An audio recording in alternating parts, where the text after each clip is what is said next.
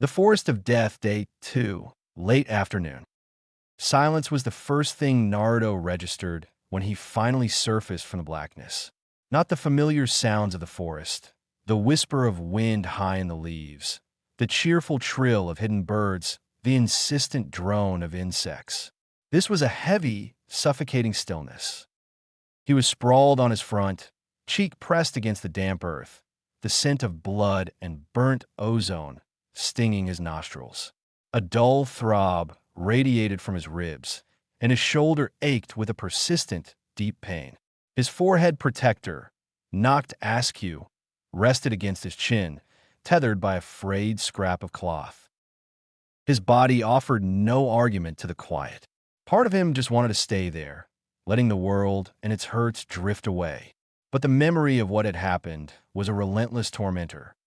Orochimaru, the chilling, almost inhuman presence of the sound trio. Sasuke, his eyes wide with a frantic energy, a raw scream tearing from his throat. Sakura, a fragile barrier between them and the enemy, her small hand white-knuckled around a kunai, the tremor in her arms betraying her forced bravery. And him? He'd been useless. Worse than useless. He'd charged in, all noise and fury, trying to project an image of courage. And they'd swatted him aside like an annoying fly. Naruto's eyes flickered open, just a sliver at first, taking in his surroundings with cautious reluctance. A short distance away, maybe 10 feet, Sakura was crouched beside Sasuke, her back to him. Her soft voice, barely audible, was a low murmur.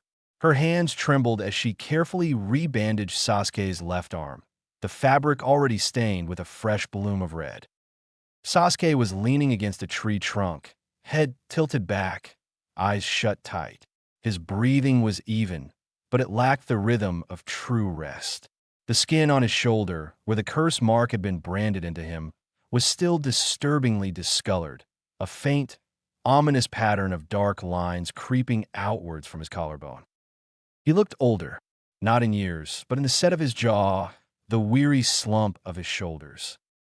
Sakura, too, seemed to carry a new weight. And Naruto? He didn't feel older. He felt like a hollowed-out shell. Pushing himself up slowly, each movement sent a jolt of pain through his cracked ribs. He bit back a groan, his eyes scanning his teammates. Neither of them looked his way. That small, seemingly insignificant fact somehow cut deeper than the physical pain. As the afternoon light began to fade, they remained mostly silent. Sakura meticulously inventoried their dwindling food supply. Sasuke's gaze remained fixed on the dense tree-line, ever watchful. Naruto simply existed. The usual stream of jokes and complaints was gone. The boastful pronouncements of his readiness to jump back into the fray remained unspoken. This time, something had shifted within him. He observed them instead. Sasuke's shoulder was held rigidly, his movements restricted. Even from a distance, Naruto could sense the erratic flicker of his chakra, like a fragile flame caught in a sudden gust of wind. Something fundamental had changed within him. And Sakura, her alertness was palpable. Exhaustion etched lines around her eyes, but beneath it was a newfound resolve. Her hands shook when she thought no one was looking, but when she handled her kunai or adjusted her pack, they were surprisingly steady. She had grown in ways he hadn't noticed before. And what about himself? Naruto watched his own hands clench into involuntary fists. What could he actually do? Shadow clones. That was always the answer. His signature move, the flashy technique he relied on. But it hadn't been enough. Not against the speed, the calculated movements, the seamless coordination of the sound team. Not against the terrifying presence of Orochimaru, who had appeared like a phantom from a nightmare, freezing even Sasuke in his tracks. Naruto hadn't saved anyone. He hadn't even managed to slow their enemies down. He was loud, yes. Stubborn, definitely. Overflowing with energy. And utterly, devastatingly ineffective. Camp that night. The small fire cast meager warmth against the growing chill of the night, a tiny defiance against the encroaching darkness. It was as small as they dared to make it. Sakura had taken the first watch, her silhouette a tense outline against the flickering flames. Sasuke lay a few feet away, seemingly asleep, though Naruto suspected he was simply feigning unconsciousness. His breathing was shallow, too perfectly even. Naruto sat hunched near a moss-covered tree, his knees drawn up to his chest. He stared into the heart of the fire, the dancing flames reflecting in his unfocused eyes, yet he saw nothing. Then his fingers twitched again, an unconscious movement that sparked a flicker of an old instinct. He slipped away from the camp, moving with a stealth he hadn't known he possessed. Not far, just beyond the immediate circle of light, into the deeper shadows where the underbrush offered a screen. He knelt in a small clearing, drawing a slow, steady breath. Shadow cloned jutsu. A soft poof was the only indication of the jutsu success. A clone stood before him, its features identical to his own, yet somehow muted. The clone looked at him, a silent question in its eyes, its head tilted slightly.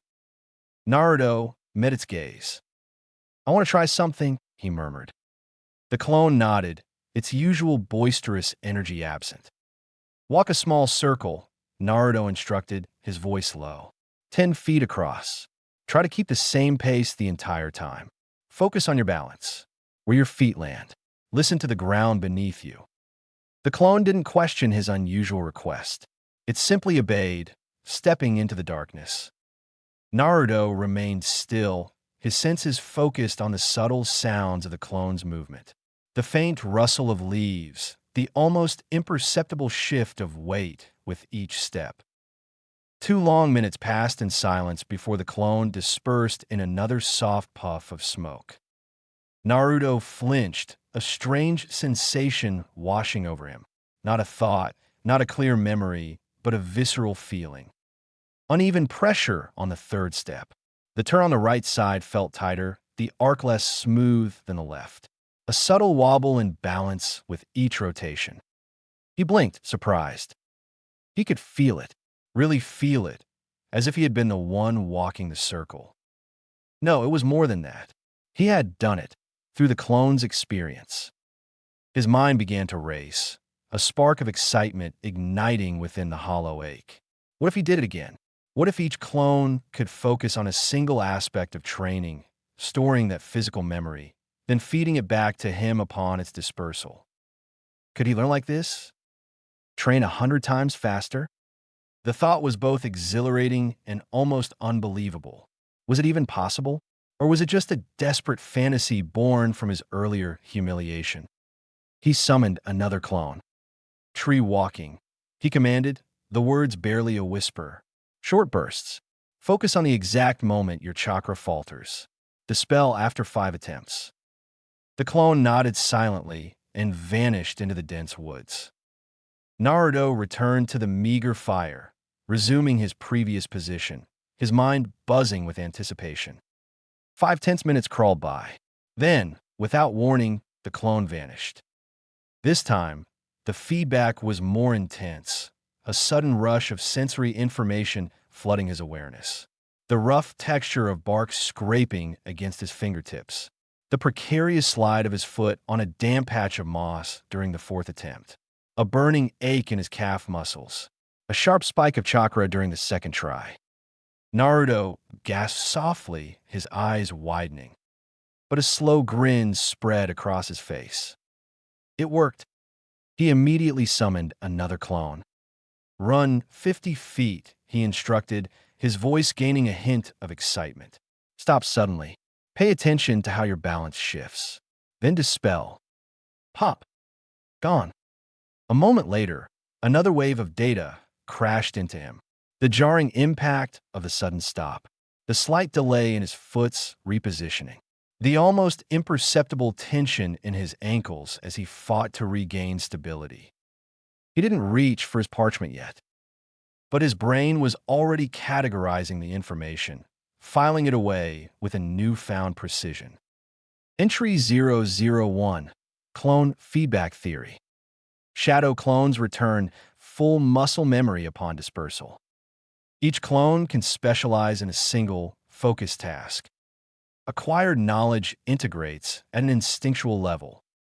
Hypothesis: distributed clone training may exponentially accelerate skill development. He scratched the notes onto a scrap of parchment with the tip of his kunai and carefully tucked it into his pouch. He summoned one last clone for the night. "Scout the area," he directed, his voice now filled with a quiet determination. "Just 30 paces in every direction. Note any route formations, changes in terrain, and any sign of recent movement." The clone nodded and melted into the darkness. Naruto exhaled slowly, a wave of exhaustion washing over him. Yet beneath it was a sharp, focused alertness. This was different. It wasn't flashy. It wasn't a dramatic, world-saving technique. But it was real. It was a tangible path forward. Dawn Day 3. The next morning, Naruto trailed quietly behind Sasuke and Sakura as they navigated the dense forest. He spoke only when directly addressed. Sasuke was a study in controlled tension, silent, his gaze constantly scanning their surroundings, his steps measured and deliberate. He didn't visibly limp, but the stiffness in his injured shoulder was still apparent in his movements. Sakura kept glancing over her shoulder, her eyes darting towards the shadows of the trees. She was watching for unseen threats, her vigilance a palpable thing. Naruto, however, was observing something else entirely. He was studying patterns, the varying distances between the ancient trees, the places where moss grew thickest, clinging to damp bark, the subtle sag of branches hinting at recent passage. He wasn't reading the forest with the practiced eye of a seasoned ninja, not yet. He was measuring it. The clone from the previous night had provided a rudimentary map of their immediate perimeter. 5 uneven patches of exposed roots, arranged in a loose, almost random grid. 3 broken branches, likely snapped by someone moving with haste. Footprints in the soft earth, old, but not entirely weathered away. Someone had used this path recently, probably another Genin team. He said nothing, but he subtly adjusted his own stride, his feet now instinctively seeking out patches of soft soil, avoiding the telltale snap of dry twigs underfoot. He was learning to move, not with the brash confidence of a hero, but with the quiet precision of a hunter. They stopped around midday to rest in a dense thicket of vines and tangled underbrush, a natural haven offering both excellent concealment and a decent field of vision. Sakura wordlessly handed out ration bars. Sasuke took his with a curt nod.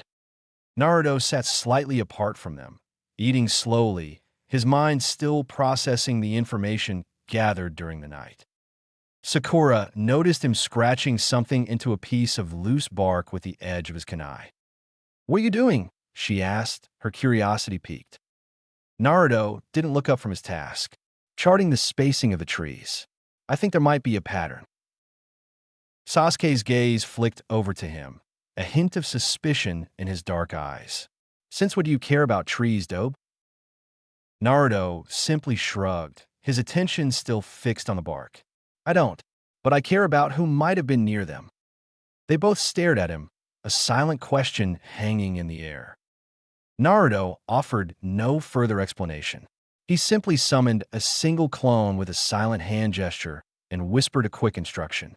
The clone nodded and vanished silently into the dense foliage. Sakura watched it go, her expression a mixture of confusion and dawning understanding. "You've been different since we woke up," she said finally, her voice hesitant. Naruto nodded once, his eyes meeting hers for a brief moment. "I decided to stop pretending." Sakura stared at him, her gaze lingering for a long moment. Naruto didn't fidget or offer his usual sheepish grin. He simply went back to his crude drawing on the bark, lines scratched into the wood, representing the faint impressions of footsteps, the varying widths of tree trunks, the subtle depths of exposed roots. I decided to stop pretending, he repeated, the words hanging in the still air like a morning mist. Pretending what, exactly? Pretending he hadn't felt a chilling dread when Orochimaru's gaze had fallen on him. Like he was a fascinating but ultimately disposable toy? Pretending that the sheer force of his untamed chakra could solve every problem? Pretending that being loud and stubborn could somehow compensate for his glaring lack of skill and knowledge? He didn't voice the rest of his thoughts. He didn't need to. Sakura's expression suggested she had more questions, but Sasuke abruptly stood, his movements sharp and decisive. "We're wasting daylight," he stated, his voice rough, carrying an unusual edge of command. No one argued. They fell in line, their unspoken thoughts and concerns held captive by the urgency of their situation. A subtle shift. Later that afternoon, as they carefully picked their way across a dry riverbed, Naruto's clones silently reappeared and just as silently dispelled. The instant it vanished, Naruto paused in his stride. He'd felt it, a faint pull, like the echo of a ghost's touch, a spectral overlay of memory, the subtle scent of damp earth and pine needles, the play of shadows in the fading light, a faint sense of underlying tension. In a single set of human tracks, lighter steps, a higher concentration of residual chakra, moving steadily towards the northeast. Team Kabuto, perhaps. He didn't speak up. Instead, he subtly veered a few steps to the left, his fingers trailing along the rough surface of the ridgeline. He nudged a small pile of loose pebbles with his boot, watching as they tumbled down the incline, rolling to the left. The terrain dipped sharply there. He made a mental note, a potential ambush point, a blind spot easily exploited. Noted. He continued deploying his clones in silent, efficient cycles. Never more than 3 at a time. Never in a place where they might be observed. Each clone had a specific, focused task.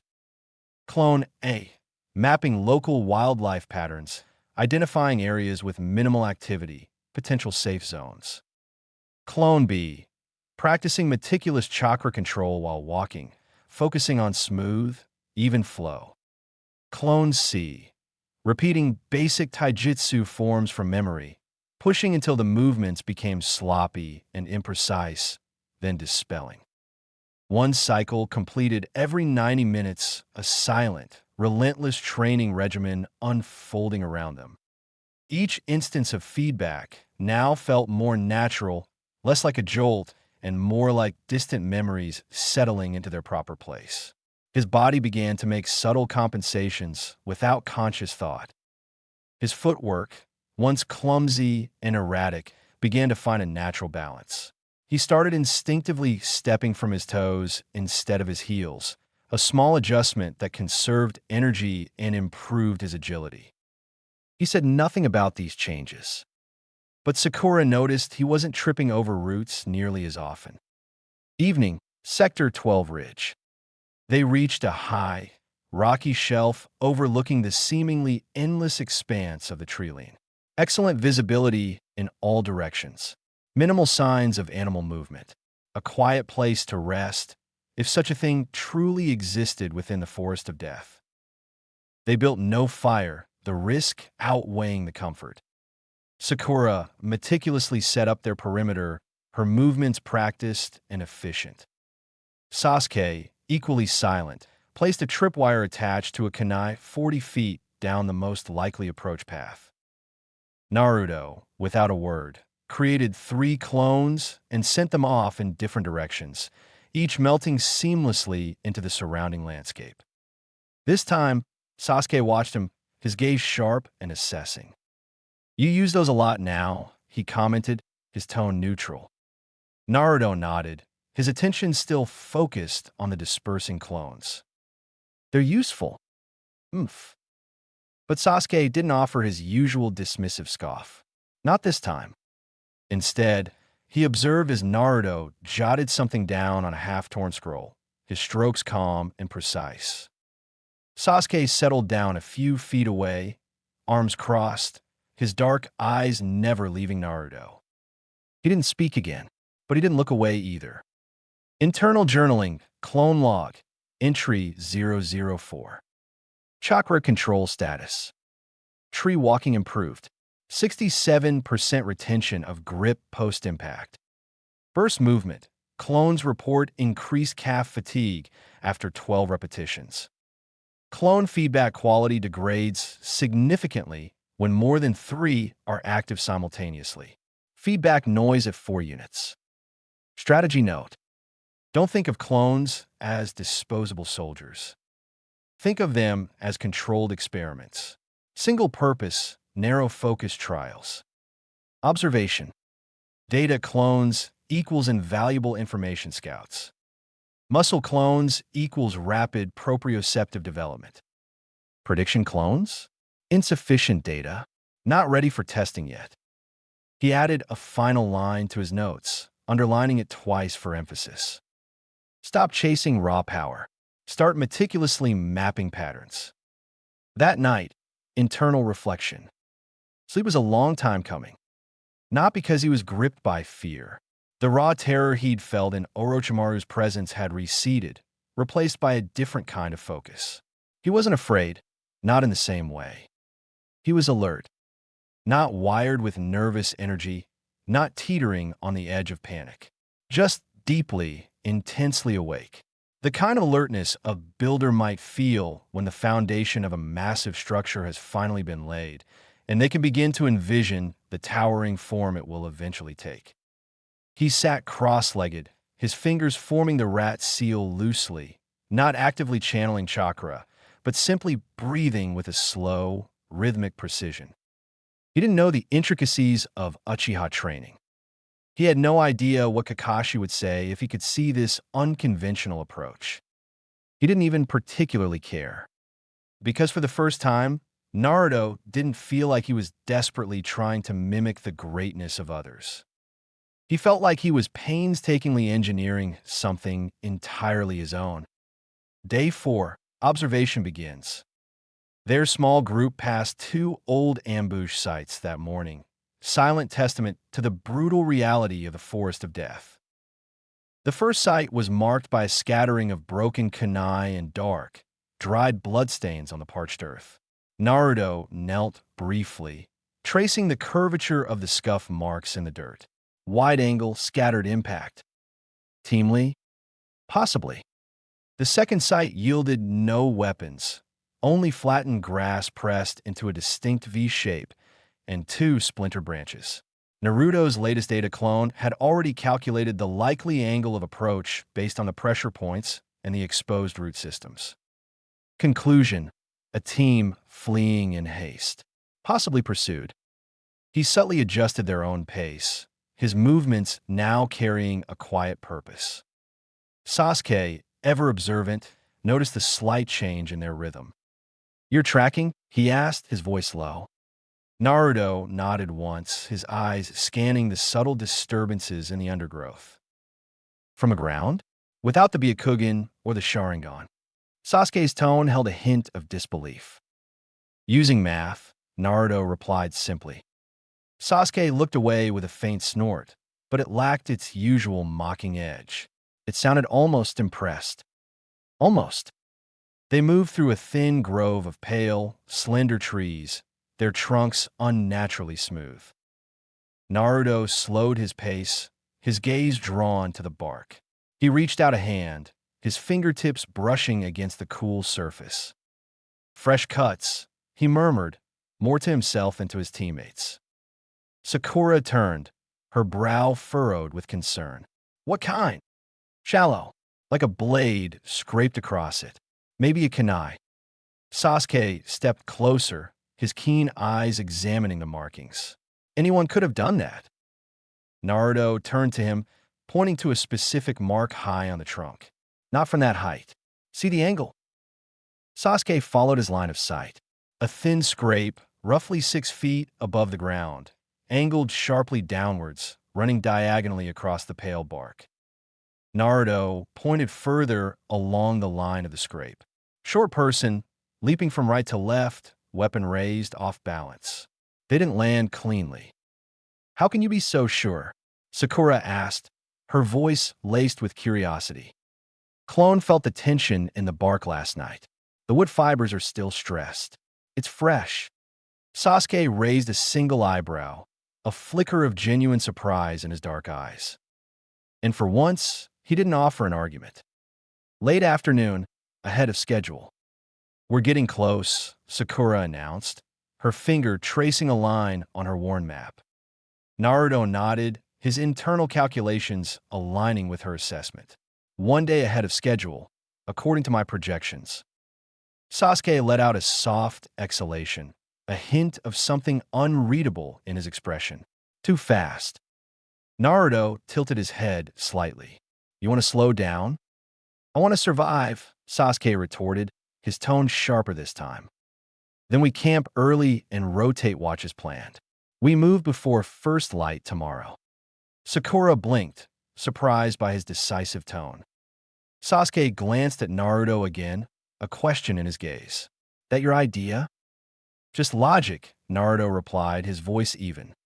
Sasuke said nothing further. But he moved to obey, his actions speaking volumes.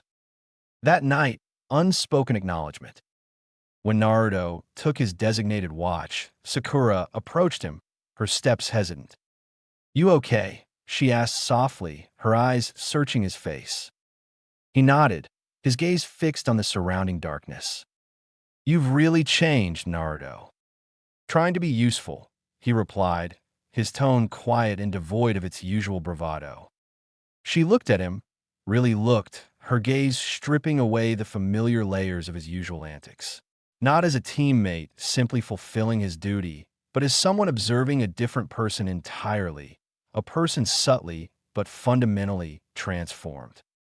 He wasn't fidgeting, wasn't bouncing on the balls of his feet. He was still, measured, controlled. You're scaring me a little, she admitted, a small tremor in her voice. A faint chuckle escaped his lips, a low, almost soundless sound. Then it's working. She managed a small, weary smile, shaking her head almost imperceptibly. And then she left him to the silence of the night. Alone, clone report night cycle. 3 clones dispersed over a 10-minute period, their accumulated data flowing back into him in a steady stream. He scribbled quickly in his journal. Entry 005. Clone 1. Detected faint residual chakra traces approximately 20 meters to the north. Signature consistent with Hyuga clan techniques. Recommended course: avoid contact. Clone 2. Tree walking maximum sustained duration increased to 27 seconds. Noted slight grip loss at the upper levels of bark. Further refinement needed. Clone 3. Practice kunai throws from elevated positions. Accuracy shows significant improvement when wrist twist occurs at approximately 60% of full torque, rather than a complete rotation. Insight: muscle memory acquisition is not a linear progression. Precise control is demonstrably more effective than brute force. New plan. Clone A. Continue high ground tracking tests, focusing on identifying less obvious signs of passage. Clone B. Begin practice of basic chakra string weaving. Potential application: creating remote snares or distractions. Clone C. Initiate testing of simple visual misdirection techniques using synchronized, identical movement paths. Goal: establish a fundamental understanding of illusion through the exploitation of pattern recognition failure, rather than reliance on chakra-intensive genjutsu. He stared at the last line for a long moment, the implications of his own words sinking in. It was the first time he'd consciously formulated a strategic approach that hadn't been directly taught to him by someone else. Not Irika-sensei, and certainly not Kakashi. This was his. He carefully folded the worn scroll, slid it into the inner pocket of his vest, and lay back against the cool, damp earth, the exhaustion finally beginning to settle in his bones. The distant stars flickered between the shifting shadows of the leaves, a silent, ancient tapestry overhead. Tomorrow, they would likely reach the central tower. Most teams would arrive battered and broken, their resolve frayed by ambushes, desperate fights, and the ever-present gnawing of fear. But Team 7? They were walking and carrying a different kind of variable, a silent shift in their dynamic, and a quiet, growing storm within their most underestimated member. Day 5, tower in sight. The trees began to thin, the oppressive closeness of the forest of death finally yielding to scattered patches of sunlight filtering through the canopy. Ahead, stark against the sky, the central tower loomed, dark, weathered by countless storms, but undeniably intact. Team 7 reached the edge of a small clearing, melting into the shadows of the remaining brush. Sasuke dropped to one knee, his sharp gaze sweeping across the open ground that separated them from the tower walls. No movement, he murmured, his voice low and assessing. But it's too exposed. Without a word, Naruto silently pressed a small, folded piece of parchment into Sasuke's hand. Sasuke unfolded it, his eyes widening slightly. It was a crude sketch of the clearing, but filled with unexpected detail. Symbols denoting the subtle shifts in wind direction, potential blind spots concealed by dips in the terrain, the telltale patterns of exposed root systems, and even notations about the likely placement of pressure-activated traps based on the tracks left by other teams. Sasuke blinked, a hint of surprise flickering across his features. "This from your clone?" Naruto nodded once, his expression serious. 3 sweeps, timed rotations, focusing on different details each time. Sakura leaned over Sasuke's shoulder, her eyes scanning the annotated sketch. "You mapped the area?" "Only the crucial parts. Enough to give us a safer path." Sasuke gave Naruto a long, thoughtful look, a flicker of something akin to respect in his dark eyes. But he said nothing, his gaze turning toward Sakura. "You cover the left flank," he instructed, his tone now carrying a different weight. "I'll take the right. Naruto, your point." Naruto's eyes narrowed in concentration. "Got it." And in that simple exchange, the team dynamic subtly shifted.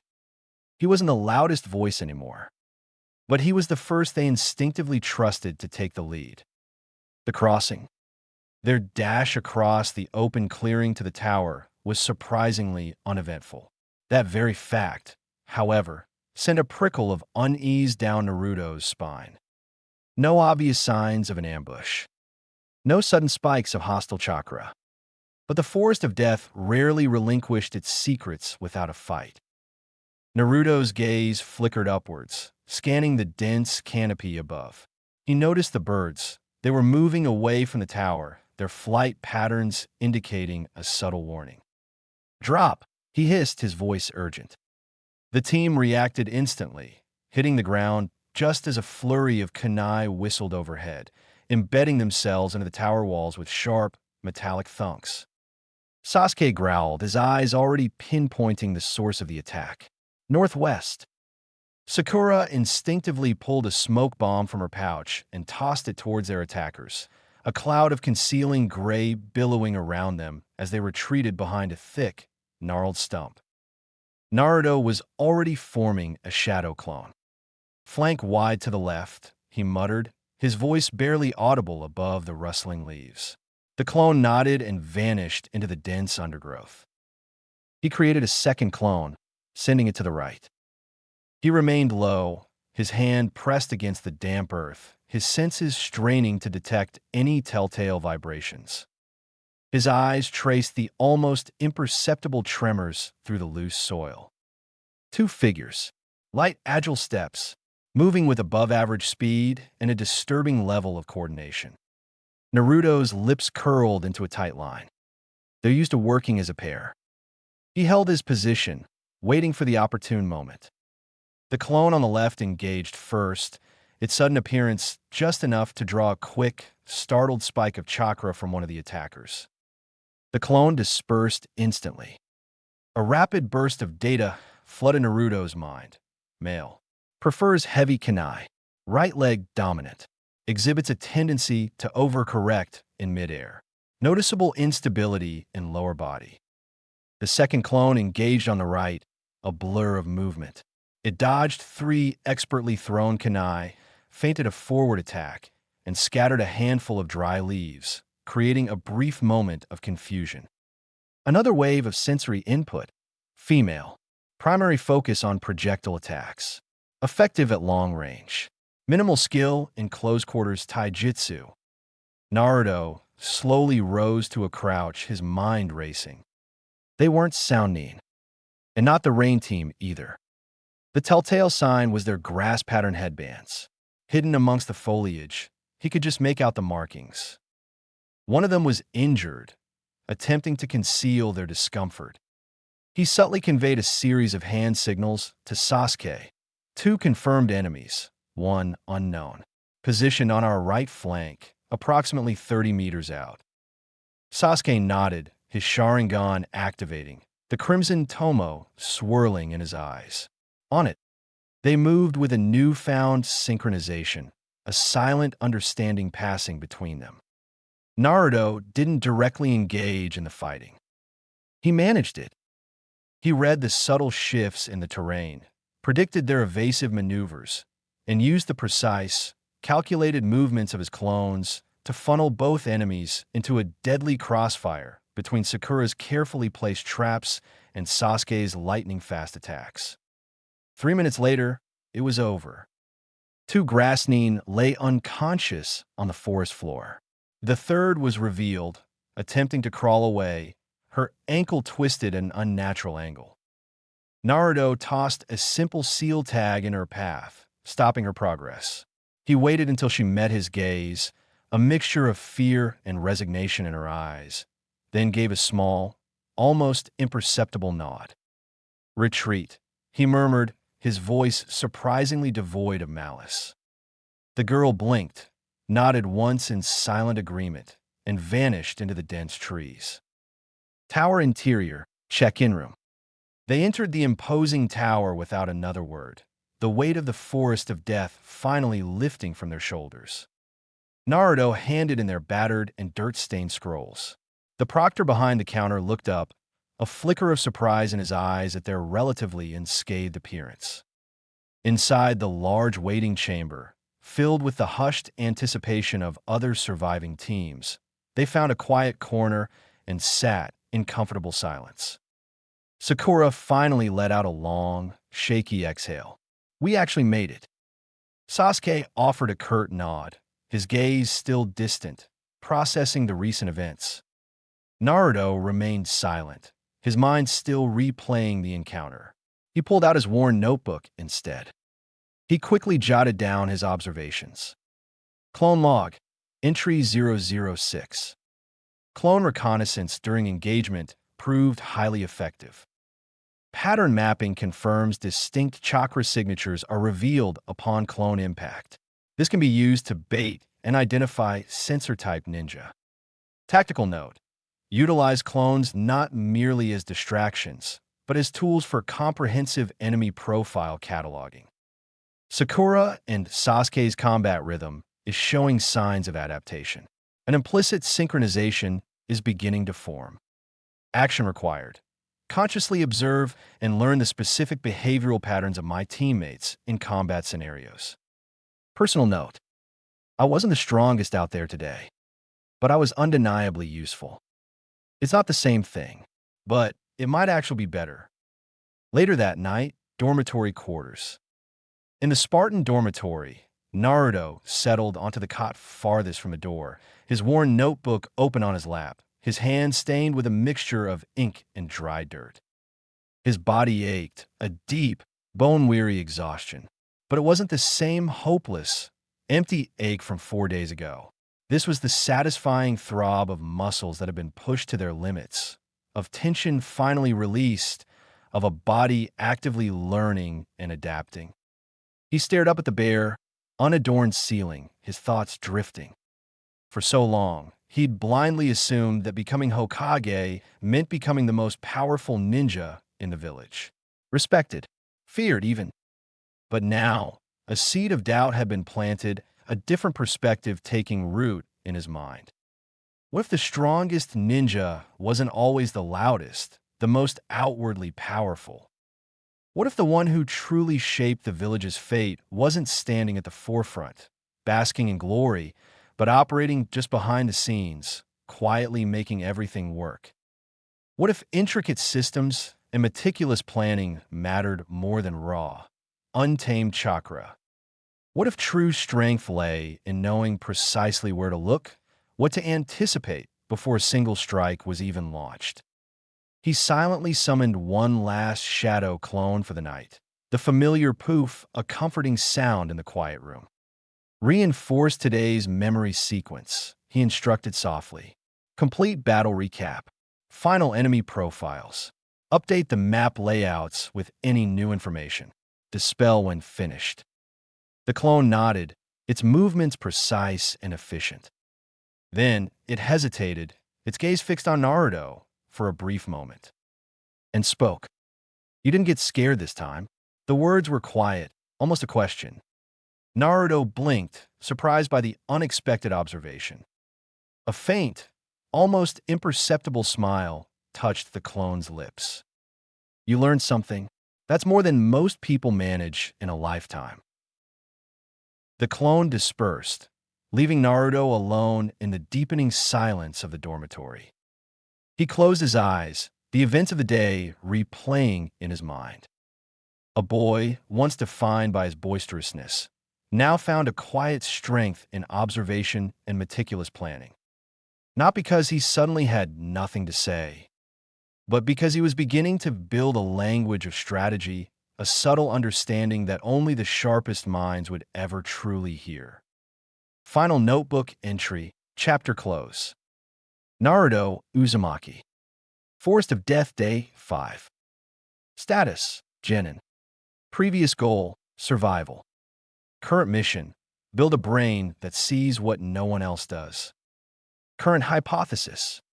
Shadow clones are not mere tools for brute force. They are powerful extensions of untapped potential, capable of accelerating learning and information gathering exponentially. Key variable in play. I may never possess the raw power of some others, but if I can become the most meticulously prepared, the most insightful observer, then perhaps I'll never truly lose again. Konoha, Central Tower Dormitories. Evening, Day 5, Post-Forest of Death. The silence in the dormitory was thick, a heavy blanket woven from the exhaustion of the day and the anticipation of the next. Naruto, however, found no solace in that stillness. His eyes, wide and alert, adjusted to the faint pre-dawn light filtering through the narrow, slatted window, casting long, distorted shadows across the sparsely furnished room. Shikamaru and Choji were still lost in the deep embrace of sleep, their rhythmic breathing a stark contrast to the buzzing energy that coursed through Naruto. He wasn't driven by the usual youthful exuberance that often kept him awake before challenge. It wasn't the thrill of competition, the nervous flutter of excitement, or the nagging weight of duty that had pulled him from sleep. No, his awakening was born from a far more fundamental need, a quiet, almost desperate urgency. Time. It was the great equalizer, the one resource granted equally to every living being. 24 hours, a seemingly infinite expanse, yet for Naruto, it felt agonizingly finite. He looked at the sleeping forms of his teammates, and a pang of, not jealousy, but perhaps a sharp awareness of difference, pierced through him. They had talent, innate abilities that seemed to blossom with little conscious effort. He, on the other hand, had only raw, untamed power and a spirit that refused to be broken. But spirit alone wasn't enough. Guts and raw chakra, the cornerstones of his past approach, felt inadequate now, like blunt instruments against a precisely crafted lock. He had witnessed the effortless grace of Sasuke, the unwavering precision of Neji, and the quiet, unsettling power of Gaara. To stand alongside them, to truly compete, he needed more. He needed an edge, a hidden advantage that could bridge the gap between his clumsy efforts and their refined skills. His gaze fell upon the ink-stained scroll resting on his lap, its surface illuminated by the faint light. It was a testament to his late-night hours, filled with his sprawling handwriting and hastily drawn diagrams. The clone training logs. They were becoming his most prized possession, a chronicle of his desperate attempts to turn his most misunderstood jutsu into his greatest asset. Today, however, the training grounds would remain untouched by his whirling forms. Today, there would be no sweat-soaked repetitions of taijutsu sequences or clumsy attempts at advanced chakra control. Today was dedicated to the quiet battlefield of the mind, to the intricate dance of theory and hypothesis. He adjusted his posture, straightening his back against the cool plaster of the wall. The scroll lay open to his latest entry, the ink still slightly raised in places where he had pressed down with particular force. Clone Hypothesis, Revision 1.3. Naruto reread the heading, a small frown creasing his brow. He had gone through countless revisions in the past few days, each one building upon the last, refining his understanding of the strange, almost symbiotic relationship he had with his shadow clones. Shadow clones disperse upon significant damage or voluntary recall. On dispersal, all sensory, emotional, muscular, and cognitive experiences are absorbed back into the original user. This was the established knowledge, the common understanding of the shadow clone jutsu. It was used for deception, for overwhelming opponents with sheer numbers, for creating diversions. It was a chaotic, brute force technique perfectly suited to his earlier, less disciplined fighting style. But what if? His pen hovered over the scroll, the tip just above the next line. New hypothesis. Clones can be treated as data packets or training simulations, returning precise insights at the end of their life cycle. The idea had first sparked in the chaotic aftermath of the Forest of Death, a flicker of insight amidst the adrenaline and exhaustion. He had felt the echoes of his clone's experiences, the sting of a snake's venom, the phantom weight of a kunai, the fleeting glimpses of the forest's hidden dangers. It had been overwhelming, disorienting, but within that chaos, he had sensed potential. He had begun to experiment, tentatively at first, sending out single clones for simple tasks, to scout ahead, to test the texture of the ground, to listen for distant sounds. Each dispersal had brought back a subtle influx of information, a sharpening of his senses, a deeper understanding of his surroundings. Then he had pushed further, sending clones to practice specific movements, to repeat taijutsu katas until they were struck down. The feedback had been more intense than a rush of muscle memory, a ghostly sensation of fatigue in limbs that hadn't actually moved. He knew the risks, the potential pitfalls of this unconventional approach. Problems. His pen underlined the first point with a firm stroke. High numbers cause feedback overload. The sensory input from multiple clones dispersing simultaneously could be overwhelming, a tidal wave of fragmented experiences that left him disoriented and nauseous. He had learned this the hard way, after a particularly ambitious experiment involving a dozen clones attempting different evasive maneuvers.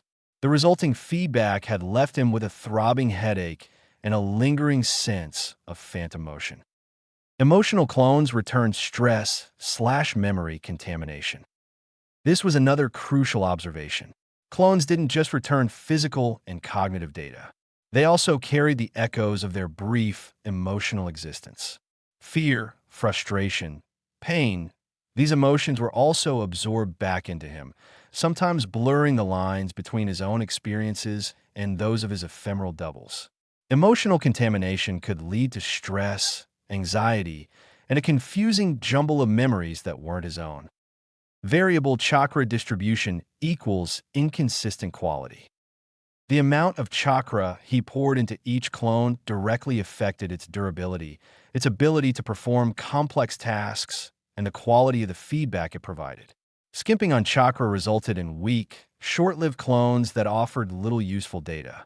Finding the right balance, the optimal chakra distribution for specific training purposes, was still a work in progress. Despite these challenges, the potential rewards were too significant to ignore. He pressed on, refining his methodology. Test plan. Limit clones to single-purpose drills. Focus. That was the key. Instead of sending out hordes of clones for general training, he would now assign each clone a specific, narrowly defined task. This would not only make the feedback more manageable, but also allow him to isolate and analyze specific aspects of his skills. Track feedback response curve with increasing numbers. He needed to understand the limits of his absorption capacity. How many clones could he deploy for a specific type of drill before the feedback became overwhelming or counterproductive? He would gradually increase the number of clones used for each exercise, carefully monitoring the intensity and clarity of the resulting information. Introduce a fail and disperse protocol to self-assess errors. His pen moved to the final point, and he underlined it with particular emphasis, tracing the lines 3 times as if to imprint the concept onto his very being. He underlined the last part 3 times. Clones wouldn't just repeat successful actions anymore. They would fail on purpose and report why. This was the crux of his new strategy, the radical departure from his previous approach. Instead of striving for perfect execution, he would now instruct his clones to push beyond their limits, to intentionally make mistakes. The dispersal of a failing clone would provide invaluable data. The precise point of failure, the sensory cues that preceded the error, the cognitive processes that led to the misstep. This fail and disperse protocol would turn his clones into living, breathing error detectors, providing him with a detailed map of his weaknesses. He closed the scroll, a newfound sense of purpose settling within him. The pre-dawn light was growing stronger now, painting the room in shades of gray and pale blue. He could hear the faint stirring of his teammates in their sleep.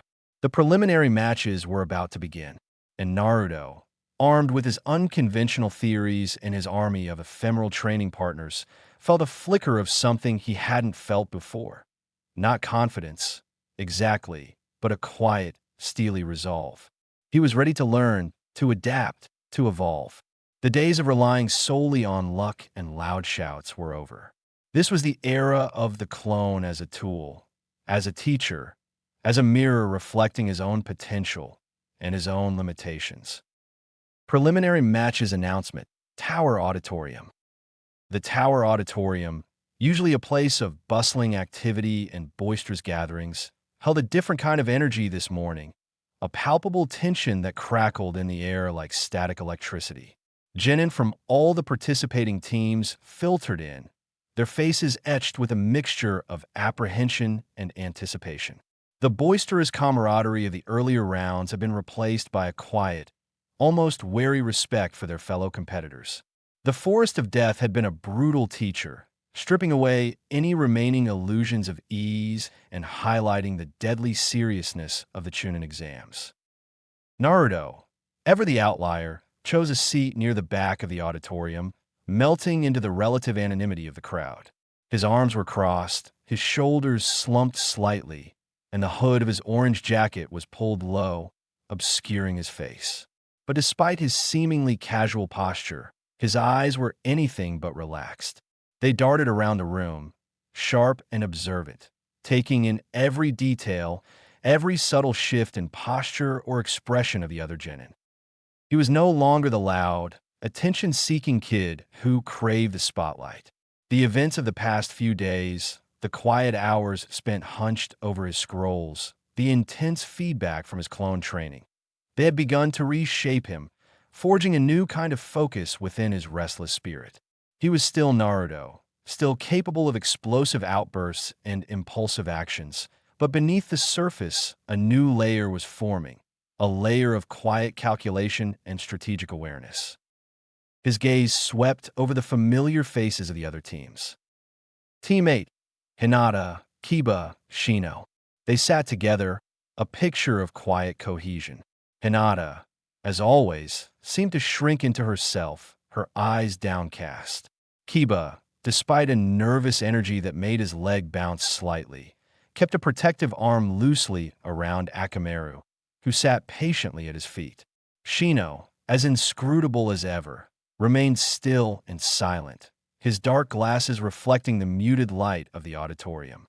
Naruto noted their subtle interactions, the unspoken communication that flowed between them, the comfortable competence that spoke of countless hours of training together.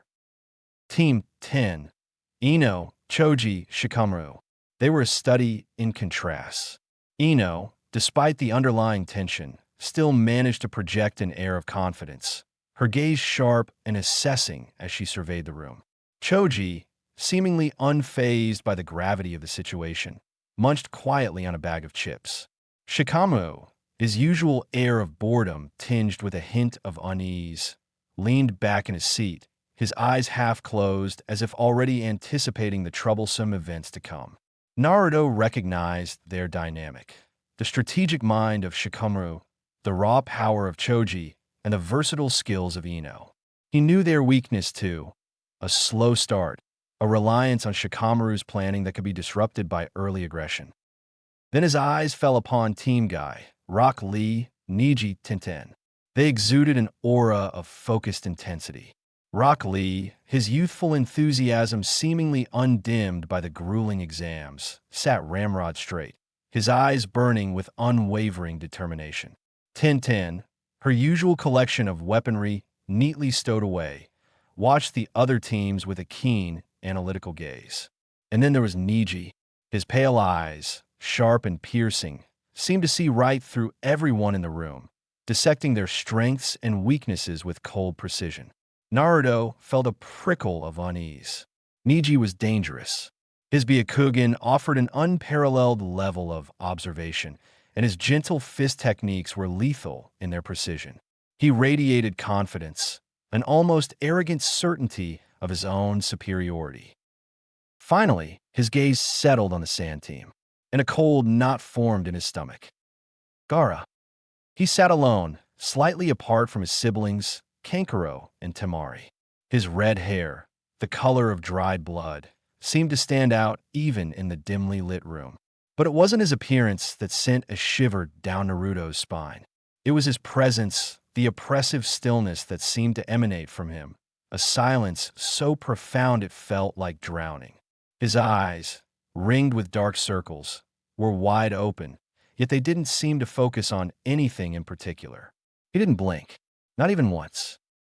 Naruto had encountered Orochimaru in the Forest of Death, had felt the overwhelming aura of pure malice and power.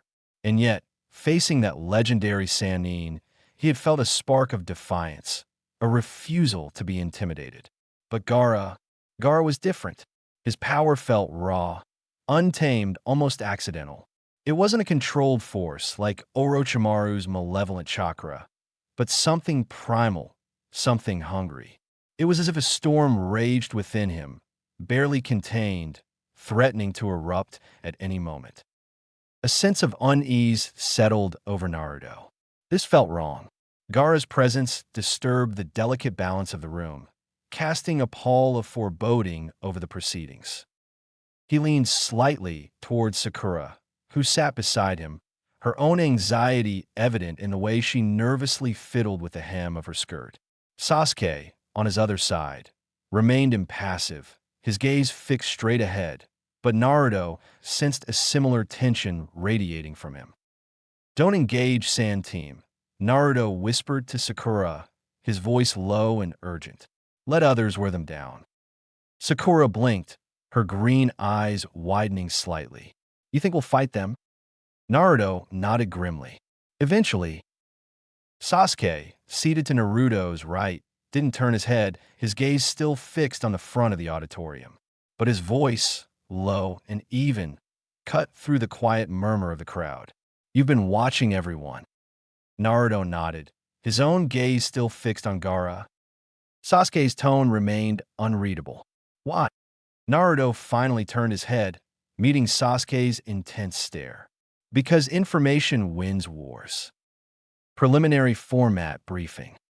The shuffling and murmuring in the auditorium gradually subsided as a figure stepped onto the small stage at the front.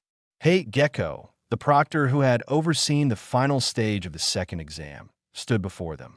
His perpetually weary expression seemed even more pronounced this morning, and a dry, hacking cough echoed through the sudden silence as he cleared his throat into his sleeve.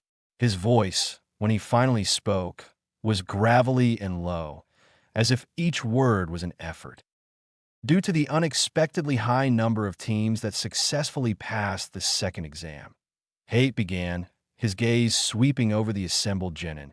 It has been decided that a preliminary round will be held before the final matches.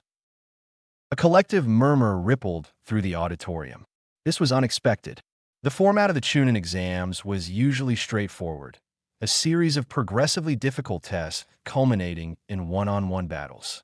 This additional round suggested that the proctors were either overwhelmed by the number of successful candidates or that they had concerns about the overall skill level of the group. Naruto, however, remained silent, his attention completely focused on Hate. He wasn't surprised. The sheer chaos of the Forest of Death had undoubtedly led to some unlikely advancements, and he suspected that this preliminary round was designed to weed out those who had relied more on luck than actual skill. These preliminary matches will be conducted on a one-on-one basis, Hate continued, his voice gaining a slight resonance. The pairings will be completely randomized. A fresh wave of whispers and nervous chatter erupted among the genin. Random pairings meant that anyone could face anyone. The carefully considered strategies, the mental matchups they had likely been contemplating, were now rendered meaningless. It all came down to chance. Naruto didn't join the chorus of anxious voices. Instead, his gaze was fixed on the large monitor that had descended from the ceiling above the stage. It flickered to life, displaying a list of the participating genin. Then, with a soft whirring sound, the names began to shuffle, blurring into an indistinguishable mass before slowing down, the first matchup gradually coming into focus. First match, Sasuke Uchiha versus Yoroi Akado. Naruto's eyes narrowed, his earlier conversation with Kakashi flashing through his mind. He knew Yoroi. He had seen him briefly during the second exam. A member of a minor village team, specializing in chakra, leeching, and close-quarters combat techniques that relied heavily on physical contact. He leaned slightly towards Kakashi, who had just rejoined Team 7, appearing beside them in his usual silent manner. The Jonin sensei's single visible "I scan the monitor," a hint of concern flickering across his face as he took in the first pairing. His shoulders not ready, Naruto whispered to Kakashi, his voice barely audible above the murmuring crowd. He'll be targeted for chakra drain. Kakashi blinked, his gaze shifting from the monitor to Naruto. You analyzed the enemy? Naruto nodded, his eyes still fixed on the screen. I mapped everyone in the room during the announcement. Movement patterns, pre-existing injuries. Yoroi was favoring his right shoulder. Resting pulse rates, even subtle twitch habits. Kakashi raised a single eyebrow, a gesture that spoke volumes. He had always known Naruto possessed a certain level of street smarts, a keen awareness of his surroundings honed by years of fending for himself. But this was different. This was a level of observation and analytical thinking he hadn't seen from the boisterous, impulsive genin before. You're really not the same kid anymore, Kakashi murmured, his voice laced with a hint of surprise, perhaps even a touch of something akin to respect. No, Naruto said flatly, his gaze never leaving the screen. I'm not. During the match. The first match began quickly, with both Sasuke and Yoroi stepping onto the designated arena floor in the center of the auditorium. The initial energy from the crowd was palpable, a wave of anticipation washing over the room as they waited to see how the first randomized battle would unfold. Naruto remained silent in his seat, his usual boisterous cheers conspicuously absent. He watched. He didn't focus on the superficial movements, the dramatic flourishes that often drew the eye. Instead, his attention was fixed on the underlying mechanics of the fight, the flow of chakra, the subtle shifts in weight, the precise angles of attack and defense. Yoroi, true to Naruto's prediction, made his move quickly. He lunged forward, closing the distance between them with surprising speed, his hands outstretched. Contact. He grabbed Sasuke's arms, his grip surprisingly strong. The air around them shimmered faintly as Yoroi began to leech Sasuke's chakra, the stolen energy flowing visibly into his own body.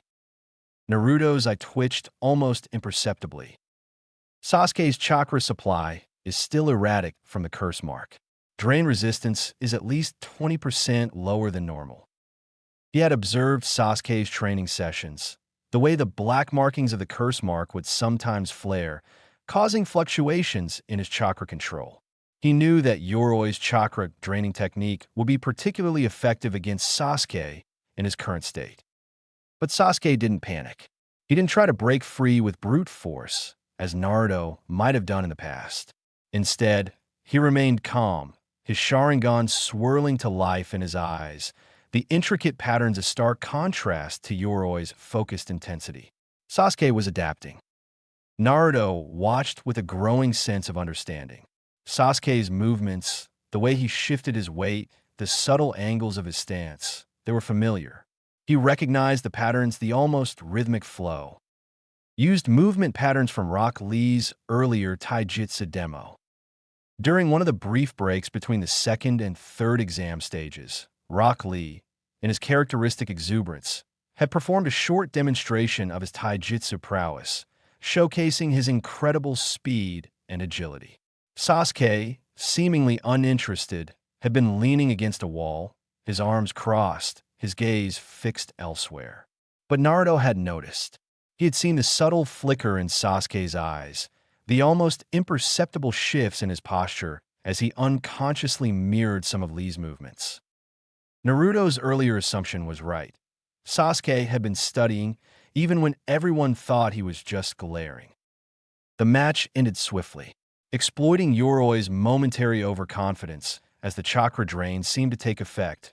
Sasuke executed a sharp, lightning-fast series of kicks, culminating in a devastating blow that knocked Yoroi unconscious.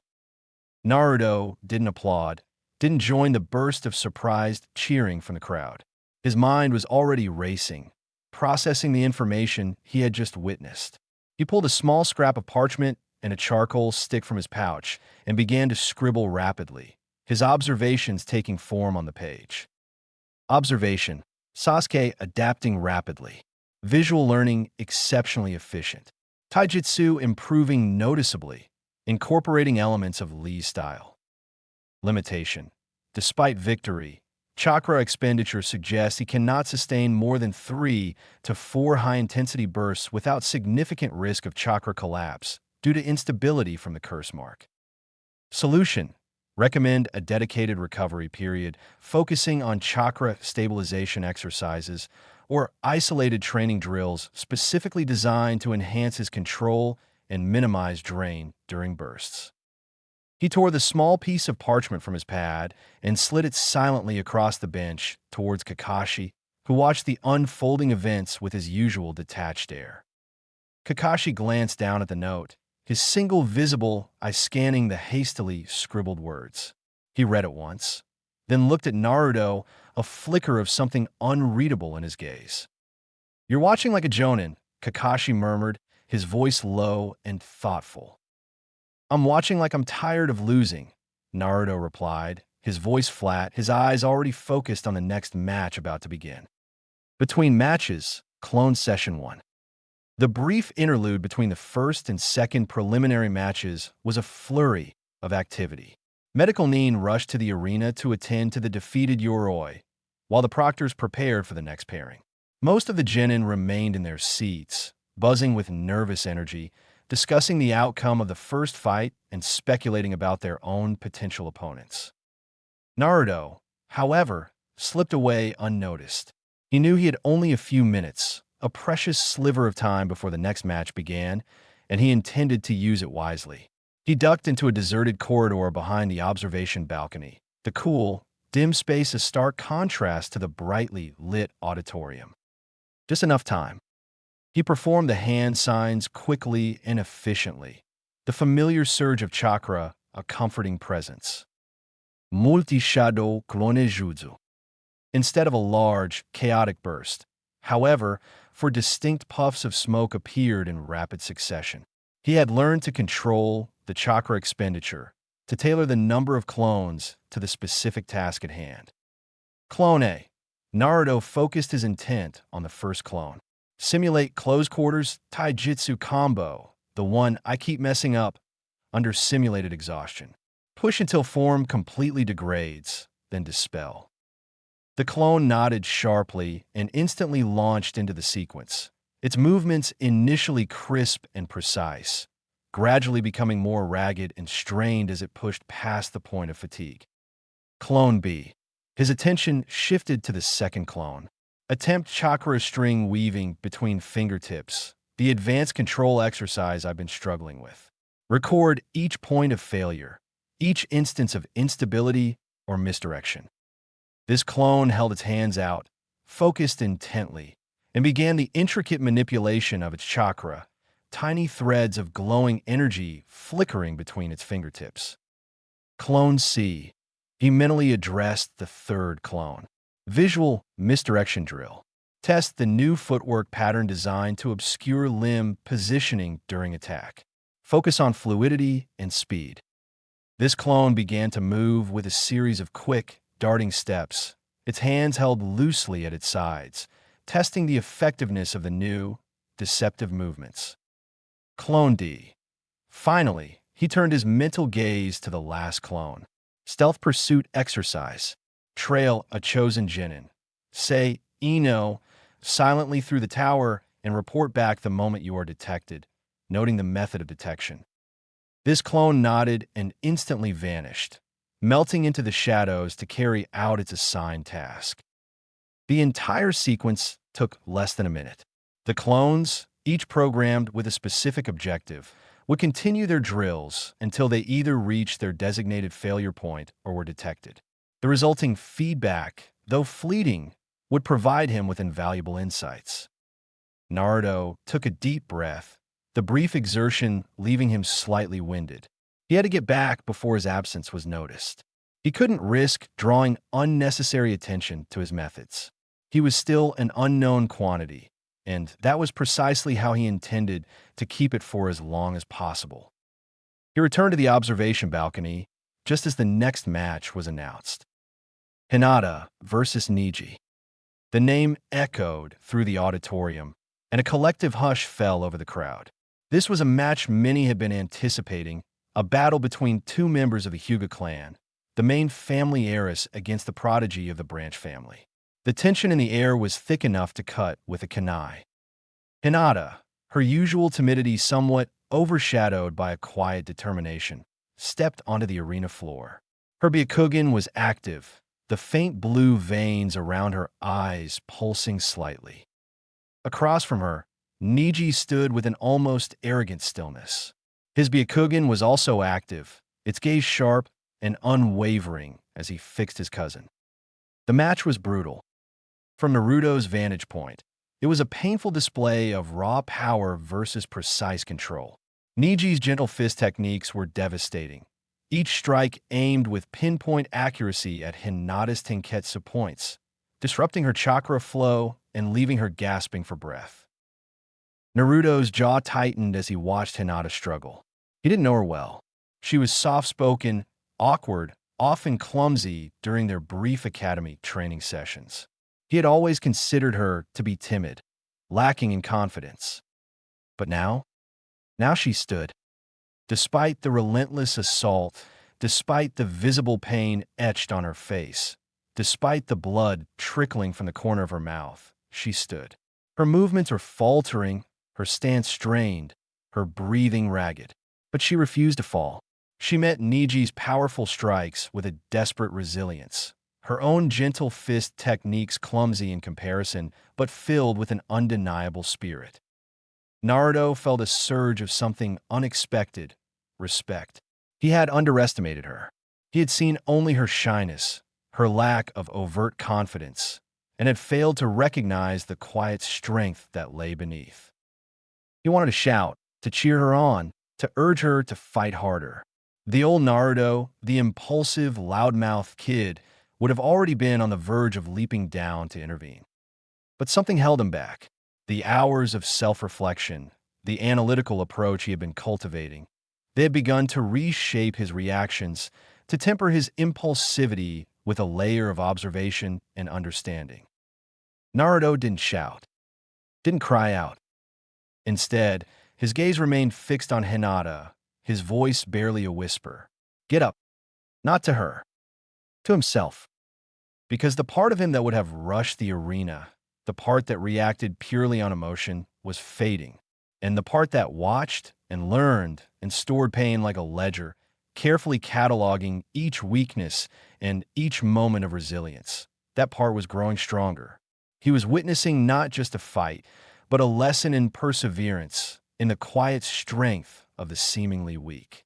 And that lesson, he knew, was one he needed to internalize.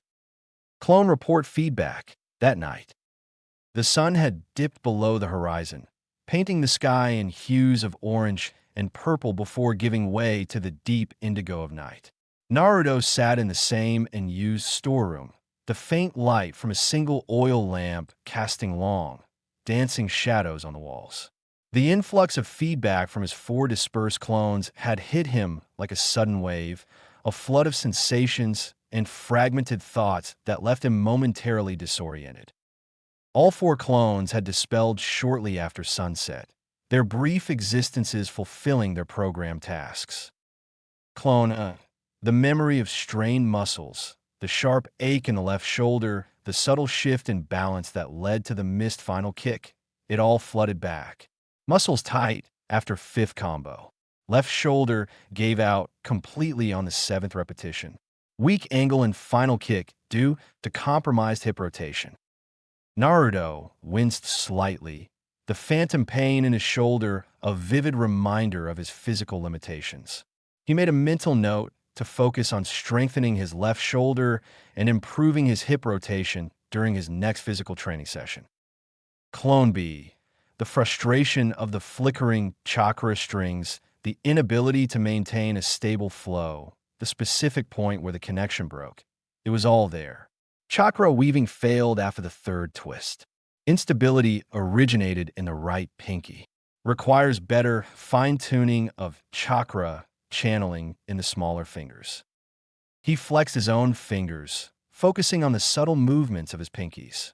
This was a matter of delicate control, something he had always struggled with. He would need to devise specific drills to isolate and strengthen his control over his smaller chakra pathways. Clone C. The success of the misdirection pattern, the moment it faltered, the subtle shift in his stance that gave him away. The data was clear. Misdirection pattern worked effectively twice, failed on the 3rd attempt. Predictability increased with speed. Opponent likely picked up on a slight hesitation before the final pivot. Naruto replayed the sequence in his mind, trying to identify the tell, the subtle cue that betrayed his movements. He needed to be more fluid, more seamless in his transitions. Clone D. The sensation of being watched, the sudden spike in awareness, the precise moment of detection. The feedback was surprisingly vivid. Detected by Kiba at approximately 40 meters. Wind shift carried a faint trace of my scent. Need to improve scent masking techniques. Naruto gasped slightly, a small, surprised grin spreading across his face. Kiba's sensory abilities, enhanced by Akamaru, were more acute than he had anticipated. This was valuable information. He would need to incorporate scent masking into his stealth training. He reached for his notebook, his hand moving quickly across the page, recording the detailed feedback from each clone. He felt a familiar sense of satisfaction, a quiet thrill of discovery. Then, he wrote his overall conclusions for the day. Clone hypothesis confirmed. Training returns not just memory and muscle feedback, but also precise pattern data, allowing for detailed analysis of strengths and weaknesses. But more importantly, clones reveal failure points with remarkable clarity. By pushing them to their limits, and instructing them to focus on specific tasks. I can pinpoint the exact moments where my technique breaks down. He paused, his pen hovering over the page as he considered the implications of his findings. This wasn't just about improving his jutsu. It was about understanding his own limitations, about knowing where he could be pushed and where he would break. And that knowledge, he realized, was power in itself. He continued writing, outlining his strategy for the days ahead. Strategy going forward. Don't waste time training what I already know or can do consistently. Focus on weaknesses. Train specifically what I can't do. Identify the skills and techniques where my form falters or my control wavers. Let the clone fail. Let it show me where I break. Embrace the feedback, even when it's uncomfortable. That is where true growth lies. He closed the notebook, a sense of focused determination hardening his gaze. He summoned 2 more clones, the familiar puffs of smoke filling the small room. "Clone A," he instructed, his voice low and firm. "Repeat the close quarters taijutsu combo under simulated stress and exhaustion. This time, focus specifically on the transition into the final kick. Add a rolling dodge recovery between the 7th and 8th repetitions. Stop at the first sign of form degradation in the final kick." "Clone B," he continued, turning his attention to the second clone. "Attempt the pinky string chakra line again. Isolate the finger tension at each joint. Focus on maintaining a stable flow through the right pinky throughout the entire sequence. Report back any inconsistencies or breaks in the chakra thread." The 2 clones saluted in unison, their movements mirroring his own, and then vanished, leaving Naruto alone once more in the quiet room. He returned to his dormitory, the weariness of the day finally catching up to him. He lay down flat on his futon, his muscles sore, but his mind strangely centered. Outside, the lights of Konoha flickered against the imposing wall of the central tower, a silent testament to the vast, complex world he was striving to navigate. Inside, Naruto Uzumaki, the boy who used to scream at shadows, who relied on impulsive action and sheer willpower, was now learning a different kind of strength, a strength born from observation, analysis, and the silent lessons of his own ephemeral ghosts. He was no longer just fighting. He was learning how to fight smarter. And in that subtle shift lay the promise of a future he had only just begun to glimpse. Konoha, Central Tower Dormitory Wing. Post-preliminaries, Day 8. The silence permeating the dormitory wing had undergone a subtle but significant transformation.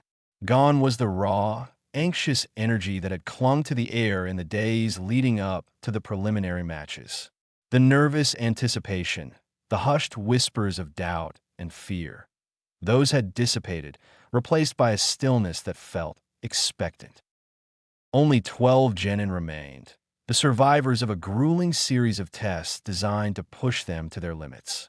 They were the chosen few, the ones who had demonstrated not just raw power, but a certain spark of potential, an adaptability that hinted at a future beyond the confines of mere genin status.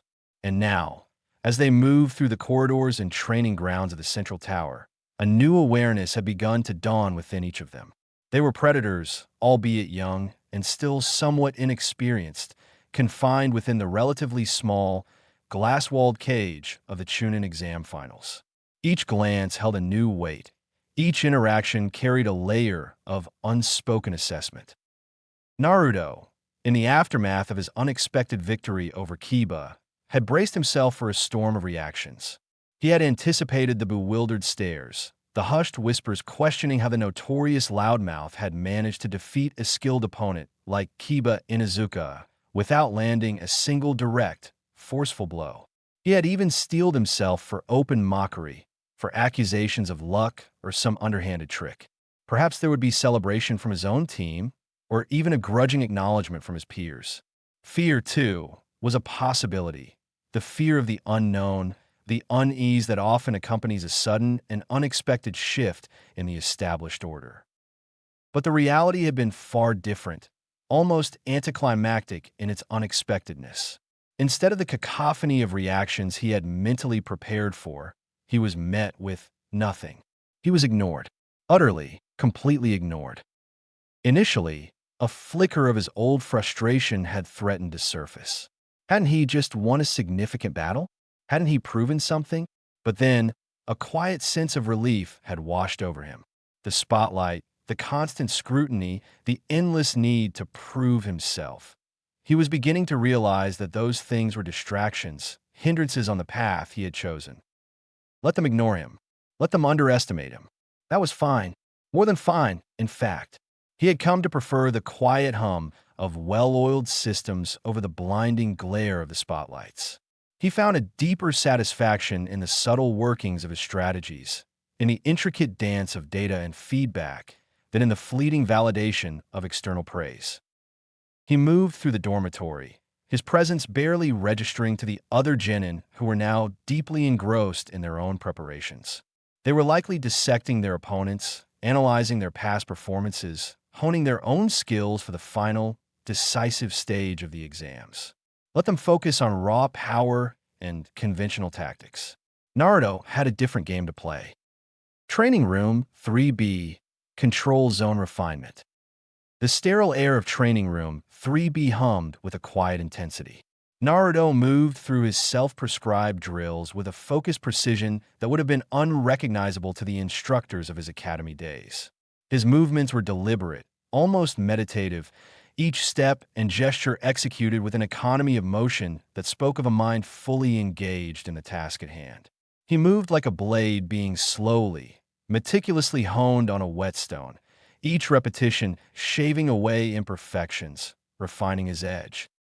He had drastically reduced the number of shadow clones he summoned for each training session, limiting himself to a maximum of 2 at any given time. This wasn't due to any inability to handle a larger number. In fact, he knew he could push himself much further in terms of sheer clone quantity. The limitation was a conscious choice, born from a growing understanding of the subtle nuances of clone feedback. If the feedback isn't crisp, he murmured to himself, his voice barely disturbing the stillness of the room, then the data isn't clean. And if the data isn't clean, the pattern can't form. He had begun to notice a subtle but significant degradation in the quality of the feedback he received when the number of simultaneously active clones rose beyond a certain threshold. The sensory and cognitive information would become muddled, the edges blurred, making it harder to isolate specific data points and identify the underlying patterns. Just like a noisy communication line could garble a crucial message, too many clones could introduce unwanted static into his feedback loop. One of the 2 clones currently active was focused entirely on monitoring Naruto's breath and the subtle surges of chakra that accompanied his movements. It held a small, intricately marked timer, recording the precise timing and intensity of each chakra burst, specifically targeting the range just below his self-identified upper control limit. He was seeking the sweet spot, the point where he could unleash significant bursts of power while maintaining complete control over his chakra flow. The second clone was meticulously repeating a series of fundamental hand seals, not at breakneck speed, as he might have done in the past, but with a slow, deliberate purpose. Its sole objective was to identify any minute finger movements that introduced even the slightest hint of inefficiency or delay into the sequence. Each subtle tremor, each fraction of a second lost, was a potential vulnerability he needed to eliminate. The air shimmered around the second clone as it reached the 50th repetition of the basic clone technique hand seals. Abruptly, it paused, its movements ceasing mid-gesture. "It's the left index knuckle," the clone reported flatly, its voice a perfect echo of Naruto's own, before dissipating in a puff of smoke. Naruto nodded slowly, his mind already processing the information. He reached for his ever-present notebook and logged the feedback, his charcoal stick scratching against the parchment. Another micro-improvement to chase, another tiny flaw to meticulously address. The path to true mastery, he was realizing, was paved not with grand leaps, but with countless small, incremental refinements. Observation: Neji Hyuga's training. That afternoon, Naruto's solitary training was interrupted by a new directive, a shift in focus prompted by the looming threat of his next opponent. Instead of refining his own techniques, he deployed a single shadow clone on a reconnaissance mission, tasked with observing a different kind of variable, Neji Hyuga. The clone was instructed to maintain a safe distance, to observe without engaging or being detected. It moved with the stealth that Naruto had been diligently cultivating, melting into the shadows and using the natural terrain as cover. Its target, the Hyuga clan's private training grounds, a secluded courtyard hidden behind high walls and guarded by the ever-watchful eyes of the clan members. From its hidden vantage point within a dense line of trees bordering the courtyard, the clone observed Neji's training with detached precision.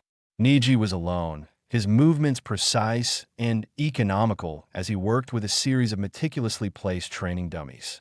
Each strike was a sharp, fluid palm thrust delivered with metronomic regularity. There was no wasted motion, no unnecessary flourish, just controlled, focused power resulting in the silent destruction of the training aids. Every movement Neji made spoke not of fiery passion or raw aggression, but of an almost cold inevitability. For Neji, a strike wasn't a choice. It was a consequence, a predetermined outcome. It was a sentence delivered with unwavering conviction, a truth made visible through the precise application of his clan's unique martial art. The clone, its eyes focused not on the visual spectacle of Neji's technique, but on the underlying temporal patterns. It meticulously measured the intervals between each impact, the duration of his pauses, the frequency of his pivots and rotations. It wasn't trying to learn how to perform the gentle fist techniques. That was a path strictly guarded by the secrets of the Hyuga clan. Instead, it was learning how Neji thought, how he structured his attacks, how he approached combat as a sequence of predetermined actions. And when the clone's chakra reserves reached their limit and it dispersed, the flood of sensory data and tactical observations rushed back into Naruto. He sat down heavily, a thoughtful frown creasing his brow as he processed the information. Internal notes, clone entry, Hyuga observation. Naruto immediately reached for his notebook, eager to solidify his initial impressions and delve deeper into the tactical implications of his clone's observations. Neji strikes equals fundamentally pattern-based, exhibits a core sequence of 12 distinct hits, repeated in predictable spiral forms around the target. Chakra bursts during attacks equals remarkably stable, consistently pulsed, and meticulously measured. Shows virtually no variance in output and absolutely no discernible excess chakra expenditure. He paused, rereading the notes, a growing sense of understanding beginning to form in his mind. What I saw: incredibly high efficiency in chakra usage and movement. Absolute, unwavering confidence in his technique and his understanding of combat. Seemingly low adaptability to unexpected deviations from established patterns. He underlined the last point with a firm stroke. That was the key, the potential chink in Neji's seemingly impenetrable armor. Observation: Neji does not react. He executes. Naruto leaned back against the cool stone wall, his charcoal stick held loosely in his hand as he considered this crucial insight. He began to write again, his strokes slower and more deliberate now, each word carefully chosen. His flaw isn't in his physical body or even in his considerable skill with the gentle fist. His flaw is in his belief, his unwavering conviction in the concept of fate, in the predetermination of all things. Neji genuinely thinks everything is decided already, that the outcome of a battle is sealed before the first blow is even struck. That's why he doesn't appear to adjust or change his tactics mid-fight. He simply follows the script he believes is already written. He tapped the notebook thoughtfully. That's the blind spot. That's the vulnerability I need to exploit. If I can introduce unexpected variables into the combat pattern, actions that fall outside his predetermined understanding of the fight, he won't be able to track them. His mind is so rigidly structured around the concept of fate that it might not be able to process genuine unpredictability. If I disrupt the script, he expects the fight to follow. He'll falter. His confidence, which is so tightly bound to his belief in predetermination, will likely waver. He exhaled slowly, the weight of his strategic considerations settling upon him. Then, with a sudden surge of understanding, he underlined his earlier notes with even greater emphasis. My clones don't follow fate. They follow feedback. That was the fundamental difference between them. Niji operated under the assumption of a fixed, unchangeable reality. Naruto, through his unique training method, was constantly adapting, constantly evolving based on the real-time data provided by his clones. He wasn't bound by the perceived limitations of fate. He was actively rewriting the rules of engagement. Interlude: a conversation with Lee.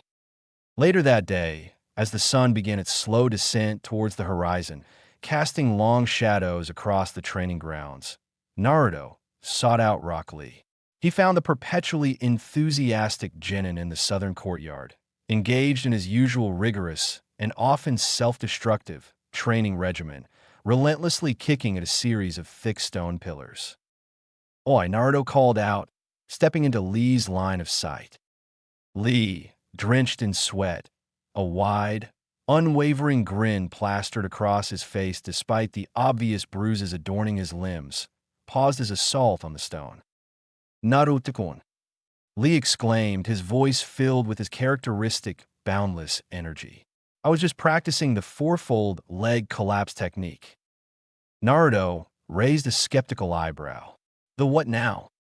Lee blinked, his earnest expression unwavering. "I kick the same leg 4 times in different angles until it collapses beneath me." "Why?" Naruto asked, genuinely bewildered. "Because that is the leg that failed to defeat Niji," Lee declared with passionate conviction. Naruto folded his arms, considering this peculiar logic.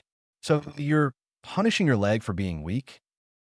"No," Lee insisted, shaking his head vehemently. "I am training it until it stops giving excuses." The sheer, unwavering determination in Lee's voice gave Naruto pause. He had to admit, despite its unconventional nature, there was a certain raw, undeniable logic to Lee's approach. "That's not bad," Naruto muttered, a hint of grudging respect in his tone. Lee leaned forward, his bright eyes fixed on Naruto. "You're changing, Naruto-kun. You fight like a strategist now. You're not so loud." "I'm trying to stop being predictable," Naruto admitted, a small, almost hesitant smile touching his lips. Lee nodded seriously, his youthful face creased with earnest contemplation. "Then I hope we fight someday, Naruto-kun, and I hope you are unpredictable enough to make me fall." It was, Naruto realized with a start, the most heartfelt threat he had ever received. It wasn't born of malice or rivalry, but from a deep respect for the challenge and a burning desire to test his own limits against an opponent who was constantly evolving.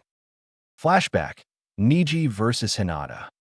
Despite his focused training and his burgeoning strategic insights, Naruto couldn't completely shake the memory of the preliminary match between Niji and Hinata. The image of Hinata, standing in the arena, her palms trembling, her chakra flickering like a fragile candle in a strong wind, was etched into his mind. He remembered Niji dismantling her, not with overt cruelty or boastful pronouncements, but with a quiet, systematic precision that was almost clinical in its efficiency. Each strike, each perfectly aimed blow, seemed to chip away at Hinata's resolve, leaving her weakened and vulnerable. And he remembered Niji's words, spoken with an absolute certainty that chilled Naruto to the bone. "You are fated to lose." Not because she was inherently weaker, though Niji certainly believed that to be true. Not simply because she hesitated, though her inherent timidity undoubtedly played a role, but because Niji had, in his mind, already decided her role in the narrative, her predetermined destiny before she had even thrown a single punch. Naruto hadn't written this particular memory down in his notes. It was something deeper, something that resonated within his bones, a visceral understanding of the fundamental conflict that lay at the heart of Niji's being. That word, fate. He hated it.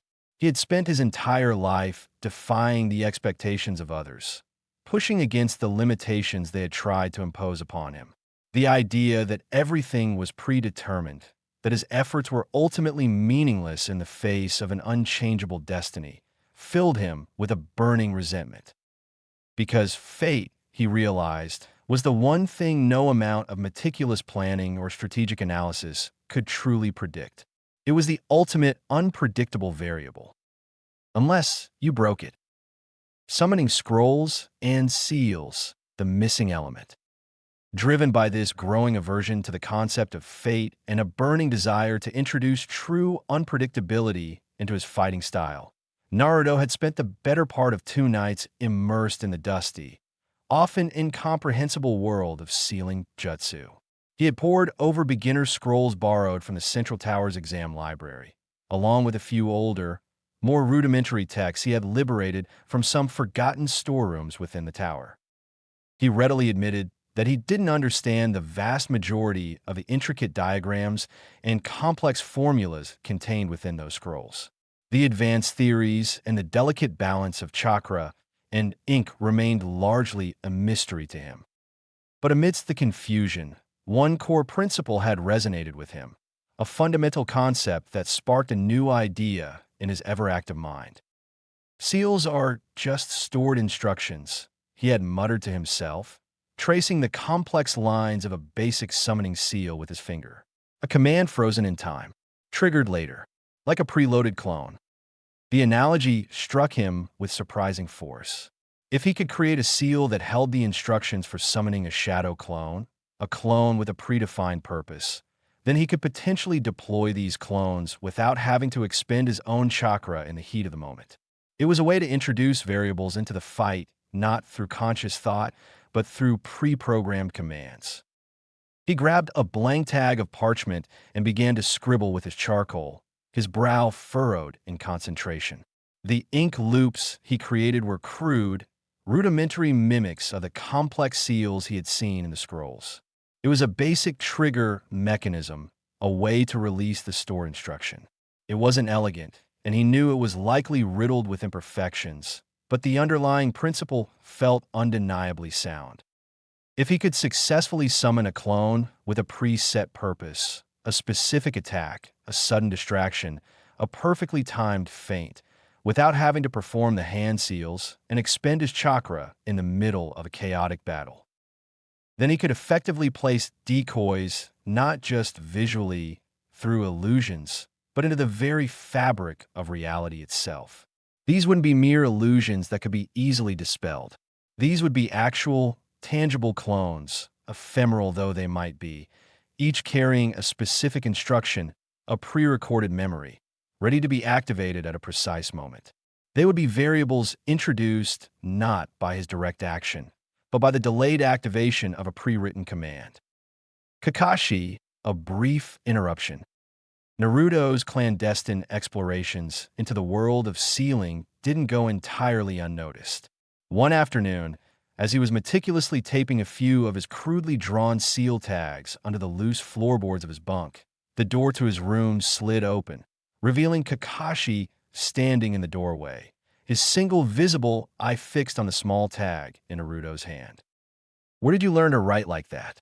Kakashi asked, his voice devoid of its usual playful tone, holding up one of the scribbled seal tags Naruto had been less careful with and had left lying on his desk. Naruto shrugged, trying to appear nonchalant despite the sudden spike of anxiety. "It's just logic, sensei. Seals are cause and effect. You draw the right lines, you get the right result. You don't even know the fundamental principles of the sealing system," Kakashi pointed out, his gaze sharp and perceptive. "So, I make my own," Naruto retorted, a hint of defiance creeping into his voice. Kakashi stared at him for a long moment, his expression unreadable behind his mask. Then, a strange look flickered across his visible eye. "You remind me of someone I once knew." Naruto tilted his head, curious despite his apprehension. Dead? Kakashi's gaze softened slightly, a hint of melancholy in his tone. Tragically genius. Naruto, despite the ominous undertones, took that as a compliment. He had a feeling the person Kakashi was referring to was no ordinary individual. The threat of complacency, clone burnout. The relentless pace of Naruto's self-imposed training, the constant summoning and dispelling of shadow clones, the relentless influx of sensory and cognitive feedback, it all took its toll. On the 10th day after the preliminaries, as he was sitting against the cool plaster wall of his dormitory, his notebook open on his lap, Naruto suddenly collapsed. It wasn't a dramatic, theatrical fall. One moment he was there, meticulously reviewing the data from his latest clone experiments. The next he was slumped against the wall, his eyes squeezed shut, a strangled gasp escaping his lips. The accumulated fatigue, the mental overlay of countless clone experiences, the subtle but persistent fragmentation of his own chakra, the sheer cognitive overload, it all hit him at once, a tidal wave of exhaustion that threatened to drown him. His vision blurred around the edges, the neat lines of his notes swimming before his eyes. He clutched his head, a low-groan rumbling in his chest. He couldn't quite feel where his own consciousness ended and the fragmented memories of his clones began. His own fingers, tracing the familiar lines of his notebook, felt strangely distant, almost alien. His body felt as if it had been inhabited by other versions of himself for far too long, the echoes of their ephemeral existences lingering within his muscles and nerves. And then, mercifully, the world went black. He slipped into unconsciousness, his body limp against the wall, the notebook falling silently from his grasp. Recovery and realization. He awoke hours later to the gentle sensation of a damp cloth being dabbed on his forehead. He blinked slowly, his eyes struggling to focus in the dim light of the room. A soft blanket had been draped over him, a small, unexpected act of care in the Spartan environment of the dormitory. Kakashi sat beside him, his masked face impassive, but his posture suggesting a quiet concern. Clone feedback stress, Kakashi stated simply, his voice low and matter-of-fact. Naruto grunted in response, his head still throbbing dully. Kakashi leaned forward slightly, his gaze direct and unwavering. Your brain's young, Naruto. It can handle a significant amount of stress, but not exponential stress. You've been pushing it too hard. Naruto didn't answer, the lingering exhaustion making it difficult to formulate a coherent thought. Kakashi continued, his voice taking on a more serious tone. You're becoming a very different kind of ninja, Naruto, maybe even a different kind of weapon. Not a weapon, Naruto croaked, his voice raspy and weak. The very idea sent a shiver of unease through him. He wasn't striving for power to become a tool for others. Kakashi nodded slowly, his single visible eye conveying a hint of understanding.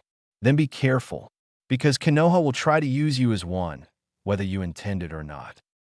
That statement finally cut through the lingering fog in Naruto's mind. He looked at his sensei, his gaze more focused now. I'm not building this for them. Then who are you building it for? Naruto? Kakashi asked, his voice gentle but probing. Naruto exhaled slowly, the answer still forming in his own mind. I don't know yet, sensei, but I want it to outlast me. He wanted to create something with enduring value, something that wouldn't simply be consumed and discarded. Meditation with clones, recovery redesign. His brief collapse served as a harsh but necessary wake-up call. Naruto recognized that his previous approach to clone training, while yielding significant results, had been unsustainable. He had been pushing his mind and body beyond their limits, flirting with a dangerous level of mental and chakra exhaustion. He needed to adapt, to refine his system once again. Upon his recovery, Naruto meticulously redesigned his clone training regimen, incorporating a new set of rules and limitations designed to prevent future burnout. Max number of active clones at any one time, reduced to 3. He realized that the increased feedback from a larger number of clones wasn't always necessary for targeted training and often led to diminishing returns and increased risk of overload. Each clone with a limited runtime, 15 minutes maximum. This forced him to be more focused and efficient in his training goals for each session, maximizing the data collected within a shorter time frame. Only one memory-intensive task per day. He would no longer attempt multiple complex simulations simultaneously, allowing his mind to process and integrate the feedback more effectively. Mandatory meditation synchronization afterward. After each clone training session, he would now dedicate time to a focused meditation, consciously working to integrate the memories and chakra energies returned by his clones, ensuring a smoother and more complete assimilation. He understood now that he couldn't simply farm skill like a greedy collector, amassing raw data without properly processing it. He needed to approach mastery with the care and patience of a gardener, cultivating his abilities through focused effort, allowing time for growth and consolidation. And so, the cycle of training and refinement began again, this time with a greater emphasis on sustainability and long-term growth. Final log of the chapter, strategy sheet for Niji. Before the final matches began, Naruto made one last entry in his training log, a meticulously crafted strategy sheet dedicated to his upcoming opponent, Niji Hyuga. Opponent, Niji Hyuga. Threat profile, Byakugan. Offers near 360 vision and the ability to see chakra points and pathways within a body. A significant advantage in terms of information gathering and targeting. Gentle Fist, a highly skilled close combat style focused on delivering precise strikes to the opponent's tenketsu, chakra points, causing internal damage and disrupting chakra flow without significant external injury. Predictable combo logic. While his technique is flawless, his attack pattern seemed to follow a rigid, almost algorithmic sequence. Linear worldview. Fate, predetermination. Possesses a deeply ingrained belief that destiny dictates all outcomes, potentially making him resistant to unexpected or illogical tactics. Tactical hypothesis. Introduce strategically timed clone variables mid-combat with non-lethal instructions designed to disrupt his sensory input and tactical calculations. Place dummy clone trigger seals on the arena floor pre-fight to create psychological decoys and introduce an element of uncertainty. Disrupt his precise rotational movements and attack sequences through carefully timed chakra feints and sudden shifts in my own positioning, focusing on misdirection rather than direct strength contests. Do not aim to win through overwhelming power or direct domination of his skill. Instead, focus on subtly eroding his confidence in his rigid system of belief by demonstrating the power of unpredictability. Objective. Ultimately, the goal is not simply to defeat Niji, but to break his unwavering confidence in the concept of predetermination and the absolute certainty of his own worldview. End scene. Naruto stood on the rooftop of the central tower again, the cool night air swirling around him. He was alone, the city lights of Konoha stretching out below like a glittering tapestry. His shadow, cast long and distorted by the distant street lamps, danced across the tiled surface of the roof. "I'm not the strongest yet," he murmured to the silent stars. "I'm not the fastest, the smartest, or the most naturally skilled." He touched the worn scroll tucked securely into the pouch at his waist, the culmination of days of relentless training and strategic planning. "But I'm the one who adapts." And beneath the vast expanse of the night sky, Naruto Uzumaki, the boy who once begged to be seen, now vanished silently into the complex, ever-evolving system he was meticulously building. One variable, one data point, one strategic insight at a time. Konoha Arena, Chunin Exam Finals, Match Day. The Konoha Arena throbbed with a palpable energy, a tangible wave of anticipation that washed over the vast stadium. Every seat in the spectator stands seemed to be filled to capacity, a vibrant tapestry woven from the colorful garments of Konoha civilians, the ornate robes of noble dignitaries, and the functional green flak jackets of Shinobi from allied nations. Bright banners bearing the symbols of the participating villages snapped crisply in the wind, adding a splash of color to the already electric atmosphere. Below, bathed in the warm glow of the midday sun, the finalists stood lined up in the center of the arena. 12 young genin, each separated by a respectful distance, their bodies radiating a mixture of nervous tension and silent resolve. Naruto, amidst the spectacle and the roar of the crowd, remained strangely detached.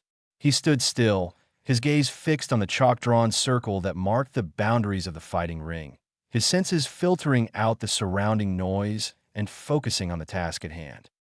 This isn't just about getting promoted to Chunin, he whispered to himself, the words barely audible above the din of the crowd. This is about proof. Proof that my way can work. The proctor for the final matches, Gunma Shiranui, stepped forward, his posture casual, his expression unreadable behind the ever-present toothpick that bobbed between his lips. He surveyed the line of finalists with a practiced eye before finally addressing the crowd, his voice amplified by a subtle chakra-enhanced projection technique. He read off the first match. First match of the Chunin exam finals. Naruto Uzumaki versus Neji Hyuga. A collective murmur rippled through the crowd, a wave of surprise and perhaps a touch of amusement. The pairing seemed almost symbolic. The unpredictable, often clumsy orphan of the fourth Hokage against the stoic, prodigiously talented heir to the Hyuga clan's branch family. Some laughter even rippled through the stands, a nervous release of tension at the seemingly lopsided matchup. In the ring, Naruto walked slowly towards the center of the arena, his steps measured and deliberate. Across from him, Neji was already standing, his posture perfectly composed, his presence as still and unwavering as a carved statue. The air between them crackled with an almost tangible energy, a feeling not unlike the tense calm that precedes a powerful thunderstorm, far more charged than a simple sparring match.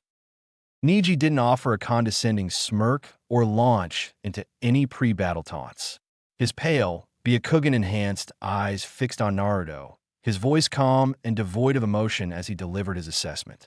You should forfeit, Naruto. Your efforts are futile. Naruto didn't offer an immediate reply. He glanced down at the simple chalk-drawn circle beneath their feet, marking the boundaries of their battlefield, then tilted his head back to look up at the vast expanse of the clear blue sky. Finally, he lowered his gaze, meeting Neji's piercing, all-seeing eyes directly. No, Naruto said, his voice firm and unwavering, a quiet confidence underlying his words. I haven't fully tested this model yet, Neji. Model? Neji asked, his brow furrowing slightly, a hint of confusion breaking through his usual composure. Naruto smiled, a small, knowing curve of his lips. You'll see soon enough. Proctor's signal. Gemar raised his hand, his toothpick momentarily still between his lips. The arena fell silent, the anticipation reaching its peak. Begin, Genma announced, his voice cutting through the stillness. Opening exchange. Neji moved first, his movements swift, sharp, and impeccably clean. His footwork was perfectly measured, each step placing him in an optimal position to strike. His initial target, Naruto's right shoulder, a precise tenketsu strike aimed to disrupt his chakra flow. But Naruto's first move was unexpected. He didn't attempt a conventional dodge, a sidestep, or a backpedal to create distance. Instead, he took a small, almost imperceptible lateral shift, a seemingly awkward movement that looked almost like a stumble. But it was just enough precisely calculated to deflect Neji's powerful strike, the force glancing harmlessly off his sleeve without pushing him outside the boundaries of the ring. Neji's pale eyes widened almost imperceptibly, a flicker of surprise registering in their depths. It was barely an adjustment, a microsecond of hesitation, but it was there. Then came the second strike, a lightning-fast follow-up aimed at Naruto's chest. This time, Naruto spun, bringing his wrist up in a seemingly clumsy block. But again, there was a subtle precision to his movement. He didn't attempt to meet Niji's force head-on. Instead, he angled his block, redirecting the force outward along an almost imperceptible vector. Poof! A single shadow clone, summoned just moments before the impact, dispelled instantly upon contact, creating a brief moment of visual disruption, a micro-delay in Niji's relentless assault. Niji hesitated again, his Byakugan scanning the dispersing smoke for the real Naruto. In that fleeting moment of uncertainty, the real Naruto appeared silently behind him, striking low with a swift kick aimed at the back of Niji's knee. Niji reacted instantly, his body twisting in midair to avoid the direct hit. But he wasn't entirely unscathed. A thin, almost invisible line of chakra thread, anchored to a concealed shuriken trap Naruto, had laid near the edge of the ring before the match even began, snagged against Niji's pant leg. The fabric tore with a sharp ripping sound, a silent testament to Naruto's pre-fight preparations. The shuriken, masked by a thin layer of what appeared to be spilled chalk dust, had been completely overlooked. He left traps? One stunned Chunin in the crowd gasped, his voice barely a whisper. Kakashi, leaning against the railing in the Jonin observation area, murmured almost to himself, a hint of amusement in his voice, before the fight even started. The Hyuga rhythm. Niji, despite the initial shock of Naruto's unconventional tactics, adapted with remarkable speed. He launched another attack, this time unleashing a rapid 8-palm barrage, his movements a blur of controlled power. He pressed Naruto into a tighter and tighter radius, systematically closing off any potential avenues of escape. But Naruto didn't fight to stay outside of Niji's established rhythm. Instead, he did something entirely unexpected.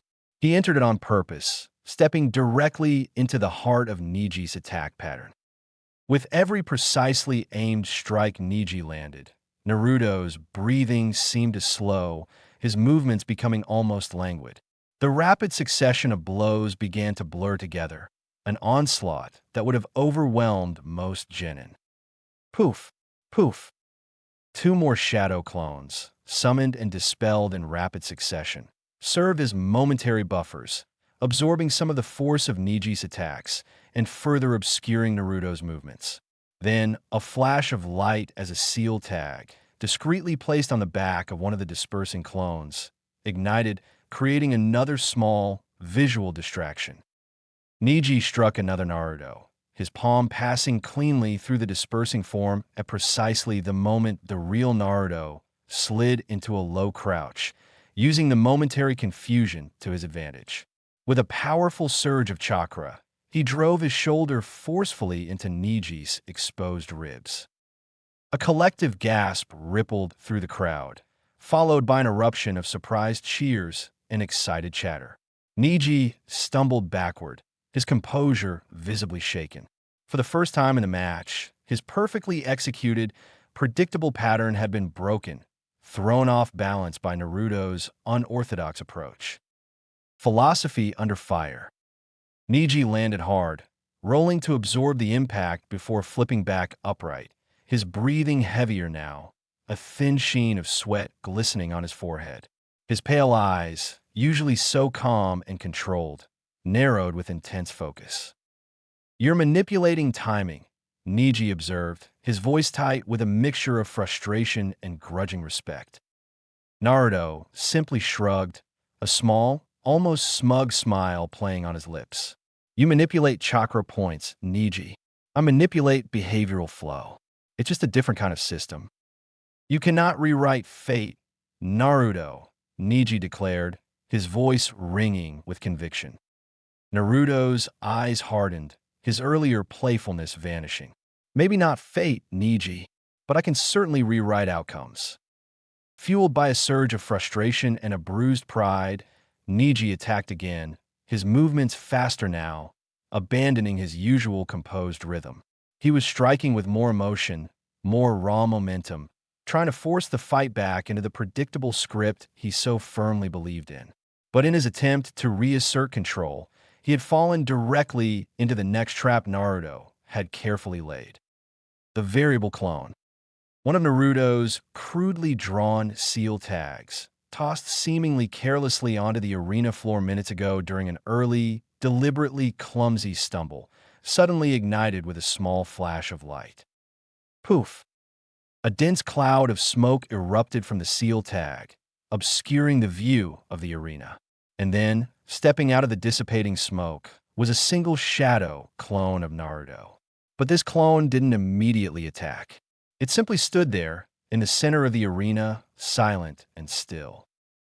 Neji faltered, his Byakugan scanning the clone with confusion. It wasn't attacking. It wasn't moving.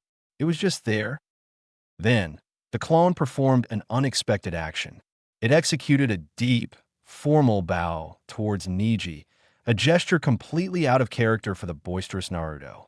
And then, just as suddenly, it took a single step backward, disappearing into the Proctor Gunma's blind spot, positioned directly behind him. In that moment of utter bewilderment, while Niji's attention was momentarily diverted by the strange behavior of the clone, the real Naruto struck.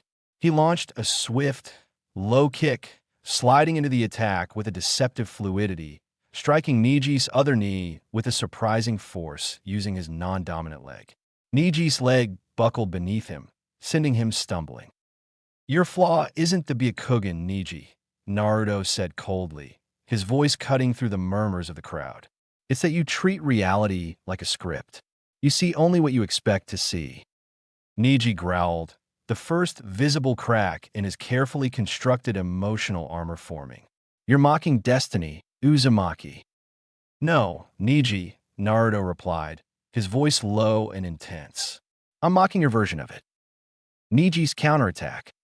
His pride wounded, his belief system shaken, and a thin trickle of blood now flowing from his lip, Neji activated the full power of the gentle fist stance, his movements becoming even more precise and focused. He launched into his signature technique, his body rotating with incredible speed. 8 trigrams, 64 palms. Naruto didn't attempt to dodge the initial onslaught. Instead, he did the unthinkable. He ran directly into the heart of Niji's attack range. As the first precise blows landed against his chest and abdomen, disrupting his own chakra flow, 2 more shadow clones exploded into existence simultaneously on either side of Neji, their sudden appearance momentarily disrupting Niji's internal chakra focus and obscuring his vision of the next few crucial Tenketsu points. Neji tried to push through the unexpected disruption, his hands moving with blinding speed. But the real Naruto had already rolled clear, disengaging just before Niji's final, most devastating strikes could land. He was bruised and winded, but still functioning. And then came the decisive moment. Another shadow clone, the one that had bowed and positioned itself behind Gunma, stepped forward. With a swift, precise movement, it placed its palm flat against the arena floor. Pre-written seal tag, clone recall feedback loop. Neji turned, his Byakugan frantically trying to track the sudden shift in Naruto's movements. But it was too late. All 3 of Naruto's active clones dispersed at once, their chakra signatures fading into the air. The impact of 3 simultaneous memory streams, each carefully engineered to contain false movement paths and misleading sensory data, slammed into Niji's consciousness, overwhelming his Byakugan with a barrage of conflicting information and cognitive contradiction. He reeled backward, clutching his head, a look of utter confusion and disbelief etched onto his face. "He's using clones to create false historical data," Shikamaru whispered from the Jonin observation area, his normally bored expression now one of genuine surprise and understanding. Kakashi, standing beside him, nodded slowly. "He's not just attacking Niji's body, Shikamaru. He's attacking his worldview." Final exchange. Neji, visibly disoriented and struggling to reconcile the conflicting information flooding his senses, launched a desperate, almost clumsy strike. Naruto, despite his own injuries and exhaustion, ducked beneath the wild swing. He was bruised, tired, his chakra reserves depleted, but his mind remained clear and focused. He didn't counter with a flashy, powerful punch. Instead, he simply stepped forward, closing the remaining distance between them, and gently tapped Niji's shoulder. "Checkmate," he said softly, his voice barely a whisper. Niji blinked, his eyes widening in disbelief as he realized his own arm had stopped mid-strike, his muscles refusing to fire. One of Naruto's earlier seemingly accidental brushes against Niji's arm during the chaotic exchange had been anything but. Using a basic, genin-level calligraphy seal trigger, he had subtly placed a pressure release seal directly onto Niji's outer bicep, creating a localized numbness that had now taken effect. It wasn't a powerful jutsu. It wasn't the intervention of fate. It was simple, elegant engineering. Genma's call. A stunned silence hung over the arena for a long moment. Then the proctor, Genma, cleared his throat. "Winner," Genma announced, his voice carrying a hint of surprise, "Naruto Uzumaki." Silence. And then the crowd erupted into a cacophony of cheers, gasps, and bewildered murmurs. Kakashi exhaled slowly, a ghost of a smile playing on his lips behind his mask. He didn't just win, did he? He effectively invalidated Niji's entire core argument. Aftermath. Niji lay on the ground, dazed and breathing heavily, his gaze fixed on the sky above. Naruto crouched down beside him, offering a hand to help him up.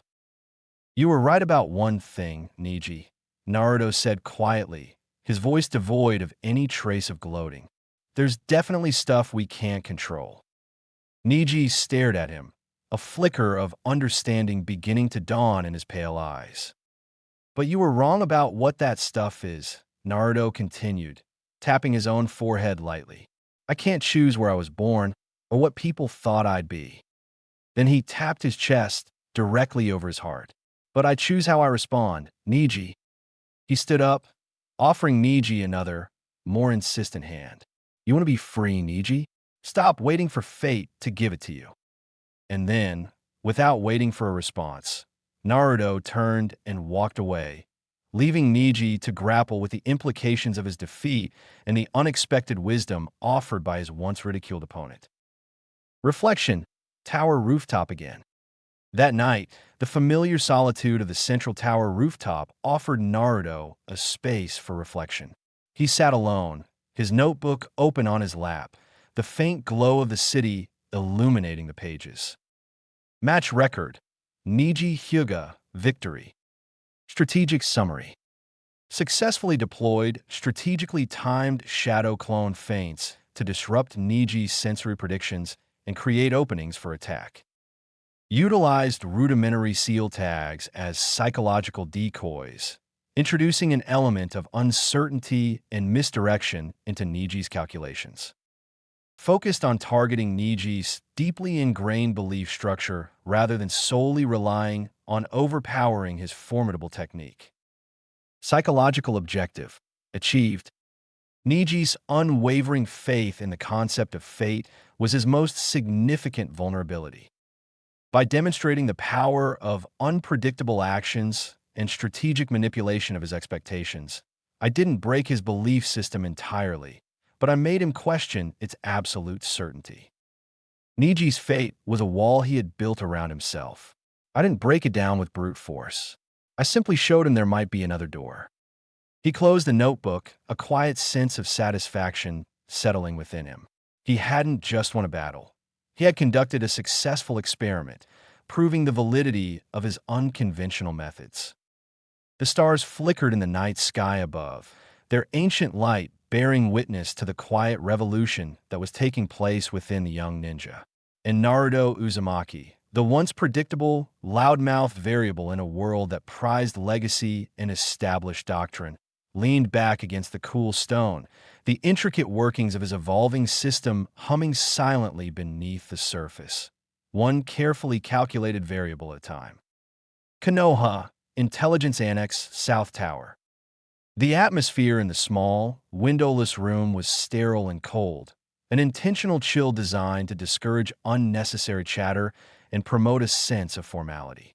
Naruto stood stiffly in the center of the room, facing three seated jonin, Kurenai Yui, Asuma Sarutobi, and a silent, imposing ANBU operative whose face was completely obscured by a featureless white mask. In the corner, leaning against the wall with his arms crossed, stood Kakashi Hitaki, his single visible eye betraying no discernible emotion.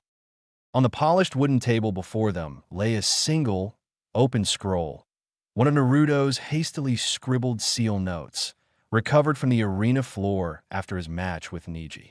The intricate, though rudimentary, ink markings seemed to hum with an unseen energy. Kurenai spoke first, her voice calm but with an underlying firmness. You improvised a delayed activation shadow clone using an unfinished, frankly primitive, seal tag? Naruto nodded once, his gaze steady. Yes, ma'am. Asuma leaned forward, steepling his fingers on the table, his expression thoughtful. Did anyone teach you this, Naruto? No, sir. The ANBU operative's voice, when it finally came, was flat and devoid of inflection, sending a slight shiver down Naruto's spine. You developed seal-triggered shadow clones with modular action instructions in approximately 8 days. Naruto didn't blink, his gaze unwavering. They're not real seals, not like the ones in the scrolls. They're just instructions, sensei. And the clones respond to them the same way I do, because, well, they are me. Kurenai tapped the open scroll with a slender finger, her brow furrowed slightly. This level of conceptual thinking, it's not typical of a genin.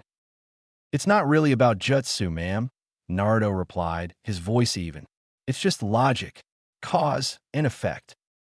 A heavy silence descended upon the room, broken only by the faint hum of the tower's ventilation system. Then Kakashi finally spoke, his voice low and carrying a subtle sense of urgency. If we don't move quickly, someone else will undoubtedly try to claim this. Naruto felt a sudden tension coil in his gut. Kurenai frowned, her eyes flicking towards Kakashi. Claim what exactly? Kakashi's voice took on a darker edge. He just inadvertently invented programmable shadow clones with modular action triggers.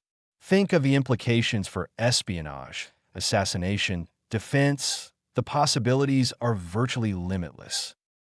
The ANBU operative turned his masked head towards Naruto, his unseen gaze feeling intensely focused. You will submit all your current seal designs and your theoretical notes for a thorough review by the village's barrier corps. Naruto hesitated, a knot of apprehension tightening in his chest. Why? Because the village needs to fully understand the scope and function of your methods, Kurenai explained, her voice softening slightly but still firm. You mean own them, Naruto countered, the words slipping out before he could fully consider their implications. The ANBU's masked face remained impassive, offering no hint of reaction. Knowledge and techniques developed during official Chunin exam activities, particularly those with significant strategic implications for the village, are generally considered the property of Konoha. Naruto swallowed the sudden heat that rose in his chest, a familiar sense of injustice bubbling to the surface. You want to take it?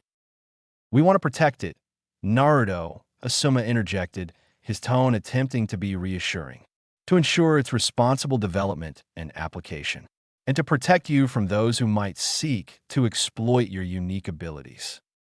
That last part didn't quite land right with Naruto. It felt like a thinly veiled justification for something else. Kakashi stepped forward, his hand resting briefly on Naruto's shoulder. If you'll excuse us, I'd like a few moments to speak with my student in private.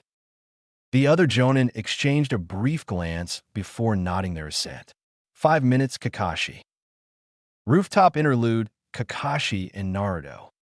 The door to the intelligence annex clicked shut behind them, leaving Naruto and Kakashi standing alone on the rooftop, the wind whipping gently around them. The sky above was a canvas of slate gray, and heavy storm clouds were beginning to mass on the eastern horizon, promising a downpour later in the day. Kakashi didn't speak immediately, seemingly content to let the silence hang in the air. Naruto, however, felt the need to break the tension. They don't like that I changed the game, do they, sensei? They don't particularly like that you changed the rules without asking for permission first, Kakashi countered, his voice dry. So now I'm a threat? Naruto asked, a hint of bitterness creeping into his tone. Kakashi tilted his head, considering his student's words. You're a variable, Naruto, and established systems rarely appreciate those. A brief pause hung between them, the wind rustling the leaves of a nearby tree. Naruto exhaled slowly. So what do I do, sensei? Kakashi finally turned, his single visible on meeting Naruto's gaze directly. You grow, Naruto. You continue to develop your abilities, your understanding. But you also document. Document? Naruto frowned, confused by the seemingly mundane advice. Keep meticulous records, Kakashi elaborated. Put everything in notebooks. Detail your thought processes, your experimental procedures, your findings. Show them your thinking, Naruto. If they understand that you're not acting rashly, that there's a logical framework behind your innovations, they'll be less inclined to try and box you in. Naruto considered this, his brow furrowed in thought. And if they still try, sensei? Kakashi didn't smile, his expression remaining serious. Then you build something so significant, so undeniably powerful, that they simply can't afford to contain it. Elsewhere, the sand watches. Far above the Konoha arena, concealed behind the tinted glass of shaded balcony overlooking the battlefield, the masked eyes of the fourth Kazekage watched the replay of Naruto's match against Neji on a small, intricately crafted scroll screen. Beside him, his loyal shinobi, Baki, stood silently, his posture ramrod straight. Did the boy surprise you, Baki? The Kazekage asked quietly, his voice betraying no emotion. He was unpredictable, Lord Kazekage, far more so than our initial reports indicated. The Kazekage's masked gaze remained fixed on the screen, where Naruto's image flickered across the scroll. Angara. Baki hesitated for a fraction of a second. Restless, my lord. The Kazekage's voice turned subtly sharper, a hint of steel entering his tone. Ensure that he remains aimed correctly, Baki. The success of our plans depends upon it. Baki bowed his head low. As you command, Lord Kazekage. The system reacts. Over the next 2 days, the wheels of Konoha's administrative and intelligence apparatus turned with quiet efficiency. Naruto's meticulously detailed training scrolls, along with the recovered seal tag, were copied and distributed among various specialized departments. His unorthodox techniques were tested by seasoned jonin, their initial skepticism gradually giving way to a grudging respect for the young genin's innovative approach. The village's barrier corps, in particular, took a keen interest in Naruto's rudimentary seal work, sending formal requests for him to submit more comprehensive documentation in order to standardize his clone mod instruction triggers for potential future applications. Naruto, following Kakashi's advice, submitted what he could, providing detailed explanations of his theoretical framework and the basic mechanics of his seal trigger clones. However, he wisely kept the true cutting edge of his innovations to himself. The subtle understanding of clone feedback thresholds, the techniques for shifting cognitive load, the intuitive grasp of temporal manipulation in combat. Those remained locked within the complex architecture of his own evolving system. He wasn't openly defiant, understanding the village's need for information and control. He was simply cautious, learning to navigate the intricate power dynamics of the shinobi world. And then, 2 days after his somewhat unsettling encounter with the intelligence Jonin, a quiet summons arrived, requesting his presence in the Hokage's office. Hokage's office, Hiruzen and Naruto. The third Hokage, Hiruzen Tsurutobi, sat behind his large, imposing desk, the familiar scent of his special blend of tea steaming gently from a ceramic cup beside him.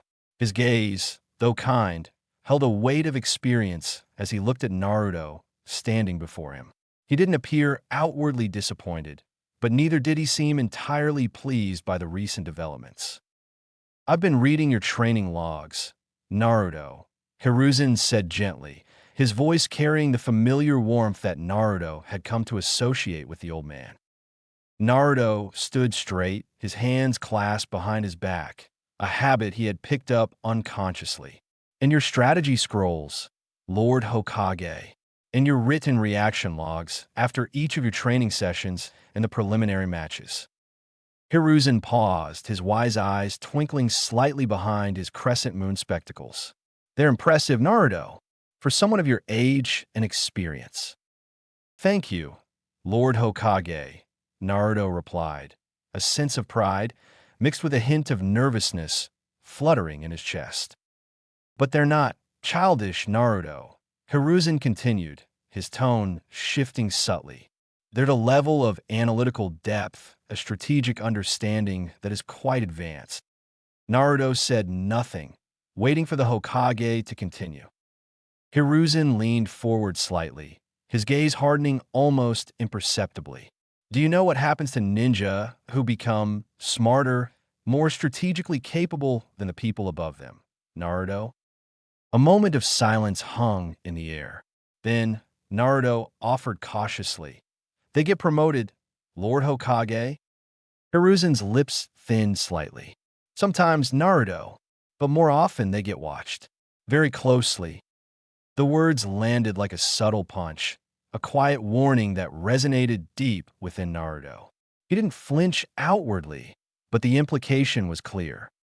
Hiruzen continued, his gaze unwavering. "You've rewritten the expected path for yourself, Naruto. You've demonstrated abilities and a way of thinking that is outside the norm. That brings curiosity, yes, but it also brings a certain level of fear. Fear of the unknown, fear of what you might become." Naruto's voice remained steady, despite the subtle pressure he felt. "I'm not doing this to be dangerous, Lord Hokage. I just want to be strong enough to protect my friends." "I know that, Naruto," Hiruzen said, his voice softening again. "But danger doesn't always stem from intentions. Sometimes it arises simply from the act of change itself, from the disruption of established norms." He reached for the teapot and poured a cup of tea, then offered it to Naruto. "Do you still aspire to become Hokage, Naruto?" Hiruzen asked, his gaze direct and searching. Naruto looked the old man in the eye, his own gaze filled with a newfound clarity. "I want to be unnecessary to the next Hokage, Lord Hokage." The unexpected answer gave Hiruzen pause. He took a slow sip of his tea, his eyes studying the young genin before him with renewed interest. "That is a unique ambition, Naruto," Hiruzen said finally. "Achieving such a goal, you'll need allies, strong allies." "I'm building them, Lord Hokage," Naruto replied, a small, confident smile touching his lips. "One variable at a time." A private talk, Shikamaru's warning. That evening, Naruto sought out Shikamaru.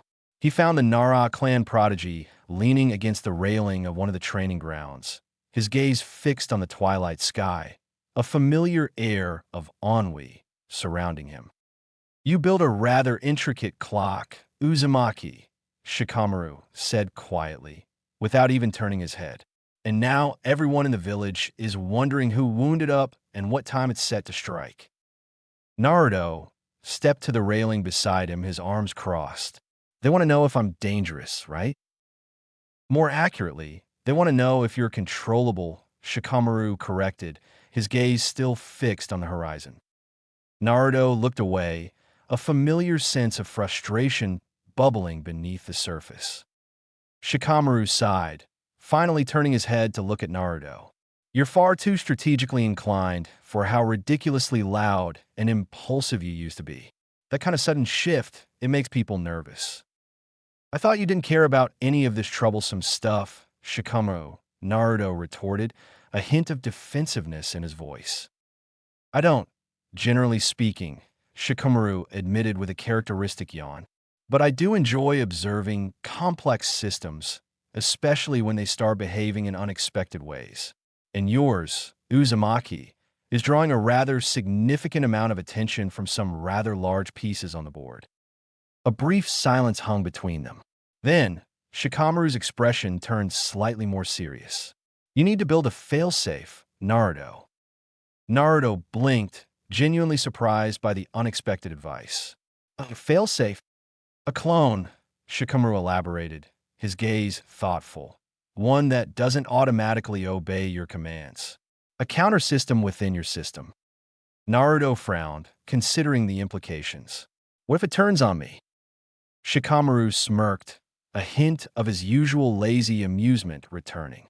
Then, troublesome as it might be, you'll undoubtedly learn something useful either way, won't you? A visit from Jiraiya. 2 days later, he arrived. Loud, absurd, utterly inappropriate. Jiraiya, the legendary Toad Sage, the self-proclaimed super pervert, and one of the Sannin, descended upon Konoha with all the subtlety of thunderclap, followed by a vaguely embarrassing afterthought. He found Naruto half-buried in a chaotic mess of advanced sealing scrolls and dense chakra theory books in his cramped dormitory room. Well, Jiraiya boomed, his voice echoing through the small space, a wide, slightly lecherous grin splitting his weathered face. Look what we have here. Looks like a tax collector in training, wouldn't you say? Naruto blinked, startled by the sudden intrusion. He squinted at the strange figure standing in his doorway, a tall man with wild white hair, distinctive red markings around his eyes, and an air of barely contained chaos. Who are you? Jiraiya threw back his head and laughed, the sound echoing through the corridor. I, my little tadpole, am your new escape route. The offer. Later, they sat on the back fence of one of the quieter training fields, a plate of still warm dango between them. Jiraiya, despite his initial boisterousness, had a surprisingly calm and insightful demeanor when he chose to employ it. He handed Naruto a small, folded slip of paper, his expression surprisingly serious. Kid, you're about to become far too valuable to be left wandering around unsupervised. So, I'm taking you with me for a while. A little training, a little protection, a little much-needed breathing room. Naruto unfolded the note, his brow furrowed in thought. It was a simple itinerary, outlining a journey far beyond the borders of the Hidden Leaf Village. But I still have more simulations to run, Sensei. More theories to test. Jiraiya tilted his head, his gaze surprisingly perceptive. Kid, sometimes the most valuable data, the most crucial insights, don't come from inside your head or scribbled in your notebook. Sometimes you gotta go out there and experience the real world. That's where the truly unpredictable variables reside. A long pause hung between them, the silence broken only by the chirping of crickets in the nearby fields. Naruto looked at the note, then back at Jiraiya, a flicker of understanding dawning in his eyes. He carefully folded the note and tucked it into his pouch. I'll go, Naruto said, his voice firm. Final entry, chapter close. Naruto made one final entry in his ever-present training log before he departed with Jiraiya. System status update, post-match. Clone memory design, stable and increasingly efficient.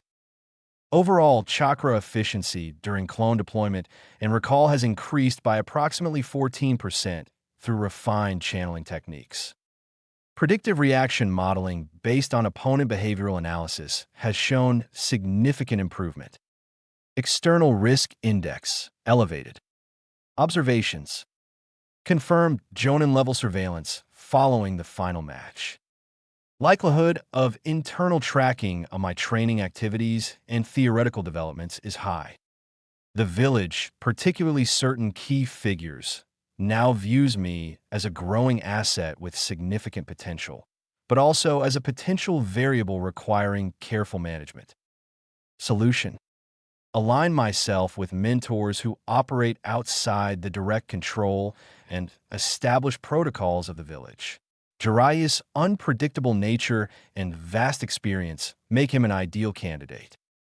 Consciously reduce the overt pace of my growth and innovation during this next phase, avoiding any further dramatic displays of unconventional abilities that might attract unwanted attention. Prioritize the development of internal fallback systems and safeguards within my clone network, ensuring a level of autonomy and protection against potential external manipulation. Next variable to analyze and integrate into the system: departure, East Gate, Dawn. The massive wooden gates of Konoha, ancient sentinels that had stood watch over the hidden leaf village for generations, groaned in protest as they were slowly cranked open, their heavy timbers protesting the early hour. A flood of soft sunlight, still pale and gentle, poured through the dense canopy of the surrounding forest, bathing the worn, stone-paved road leading eastward in a wash of ethereal gold. The village was still largely asleep, most of its inhabitants lost in the quiet embrace of slumber, unaware of the silent departure taking place at its eastern edge. But two figures moved with a deliberate quietude down the deserted road, their silhouettes long and stretched in the nascent light. Jiraiya, the legendary toad sage, his tall frame slightly hunched, a wide, almost wolfish grin playing on his lips that seemed to disguise a keen, calculating intelligence in his sharp eyes. And Naruto Uzumaki, no longer the boisterous, attention-seeking genin of just weeks past, but a young man with a determined set to his jaw, a scroll tube slung casually across his back, and several small, well-worn notebooks carefully concealed within the lining of his vest, filled with his intricate theories and observations. As they reached the outer edge of the village, Naruto paused for a fleeting moment, turning his head to cast one last glance back at the familiar rooftops and the towering Hokage rock that dominated the skyline. It wasn't a look of longing or regret, but rather one of detached observation, as if he were adding another data point to his ever-expanding mental framework. Then, with a subtle shift of his shoulders, he turned forward again, his gaze fixed on the path ahead. There were no tearful goodbyes, no dramatic farewells, no public spectacle. That was by deliberate design, a calculated decision born from his evolving understanding of the world. He had left Konoha not as a hero seeking accolades, but as a variable quietly exiting the established system, his future trajectory still unwritten. Roadwork, philosophy of power. By mid-morning, the sun had climbed higher in the sky, its rays now stronger, pushing back the lingering shadows of dawn. Jiraiya and Naruto had long since passed the familiar farmlands and rolling hills of the Fire Plains, their journey taking them eastward into more rugged terrain. Jiraiya finally called a halt, stopping on a rocky bluff that offered a sweeping view of a wide, winding river snaking its way through the landscape below. He shrugged off his large pack with a grunt, letting it fall heavily to the ground. "Before we begin your unconventional training," Jiraiya said, turning to face Naruto, his grin softening into a more thoughtful expression, "there's something fundamental you need to understand about the nature of power in this world."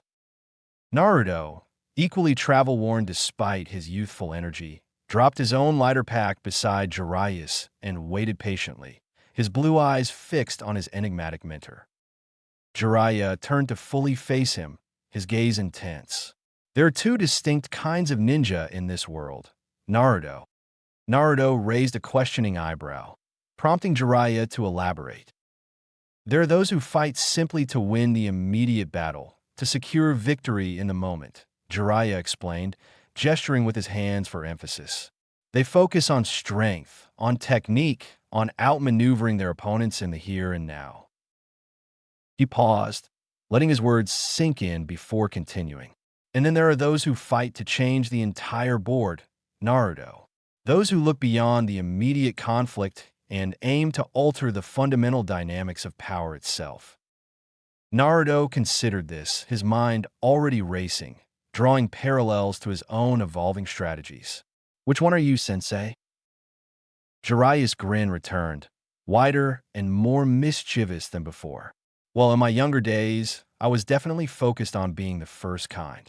But now, his gaze drifted towards the horizon, a hint of weariness and a deeper understanding in his eyes. Now, I'm trying my damnedest to become the second. Naruto nodded slowly, his thoughts aligning with Jiraiya's words. I'm not really trying to win anymore, sensei, he said quietly, his voice reflecting a newfound maturity. I'm trying to become a system, something that learns and adapts and ultimately outlives me. Jiraiya, who had been about to launch into another anecdote, actually stopped in mid-sentence, his eyes widening in genuine surprise. He stared at Naruto for a long moment, his usual playful demeanor completely gone. Then, a low whistle escaped his lips, a sound of genuine astonishment. Well, damn, kid, you really are his son, aren't you? The realization seemed to hit him with a surprising force. Training Phase 1, Summoning Contracts. The first lesson of Naruto's unconventional apprenticeship wasn't the flashy, high-impact jutsu he might have expected. There was no immediate focus on the powerful Rasengan, no deep dive into the intricacies of advanced sealing techniques, and no clandestine briefing on the art of espionage. Instead, it began with something far more fundamental, almost bureaucratic. It began with signatures.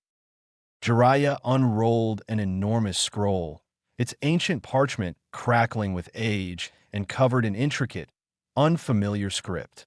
He laid it flat on the ground between them, the sheer size of it almost comical.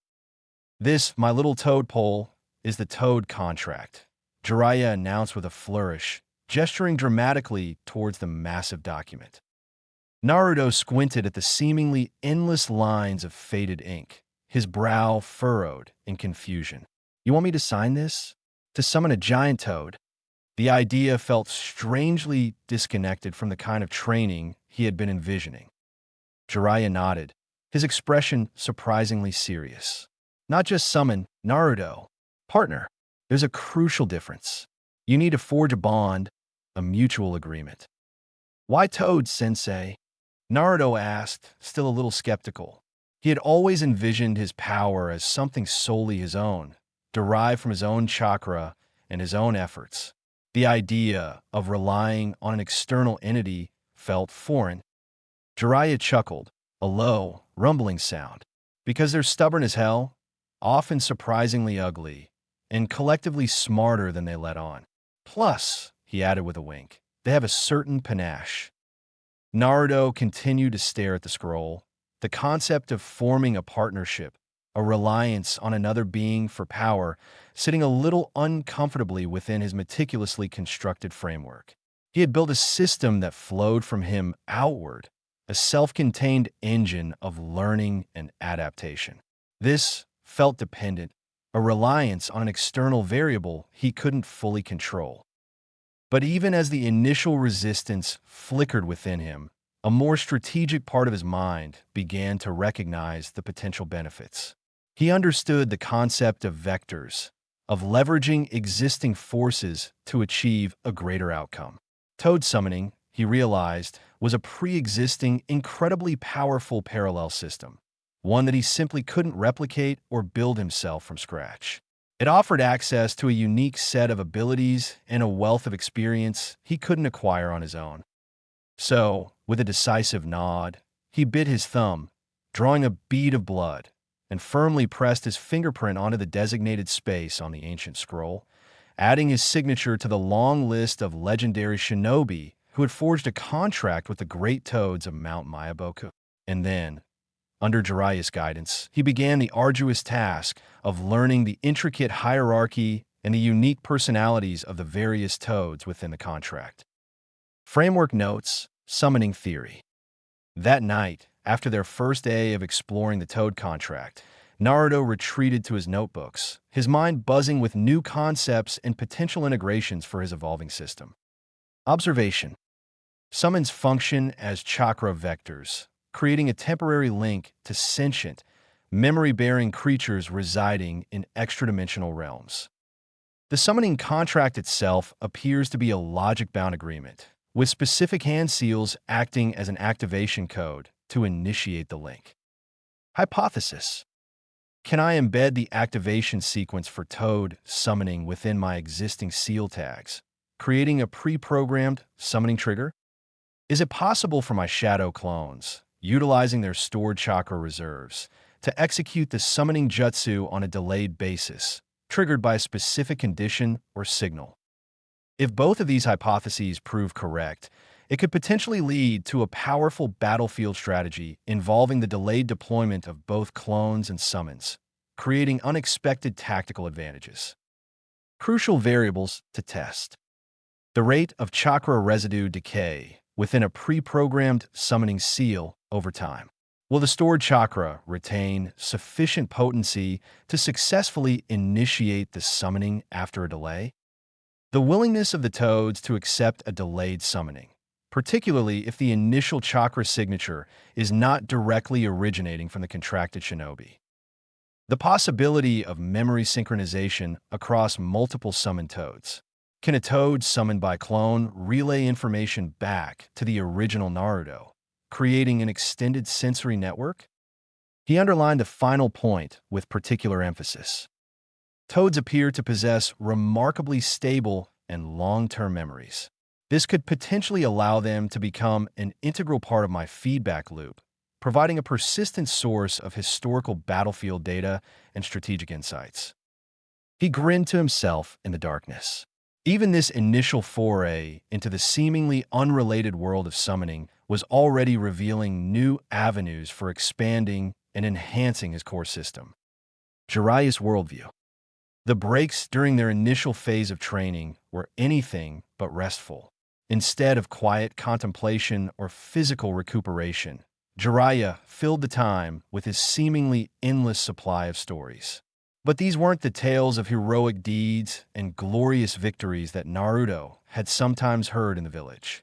Jiraiya's narratives were filled with intricate details of shadowy networks, complex webs of espionage, the fallible nature of even the most powerful Kage, and the subtle but pervasive signs of decay within the seemingly unshakable structures of the great nations. He spoke of the hidden villages within the vast Rain country, of the iron-fisted rule of Hanzo the Salamander, and of the quiet, insidious rise of civil unrest within borders that those outside the Rain village never even noticed. The world is full of shadows that don't cast jutsu. Naruto, Jiraiya said once, his gaze distant and thoughtful as he stared out at the passing landscape. Naruto, intrigued, pressed him for clarification. Jiraiya simply pointed down at the ground beneath their feet.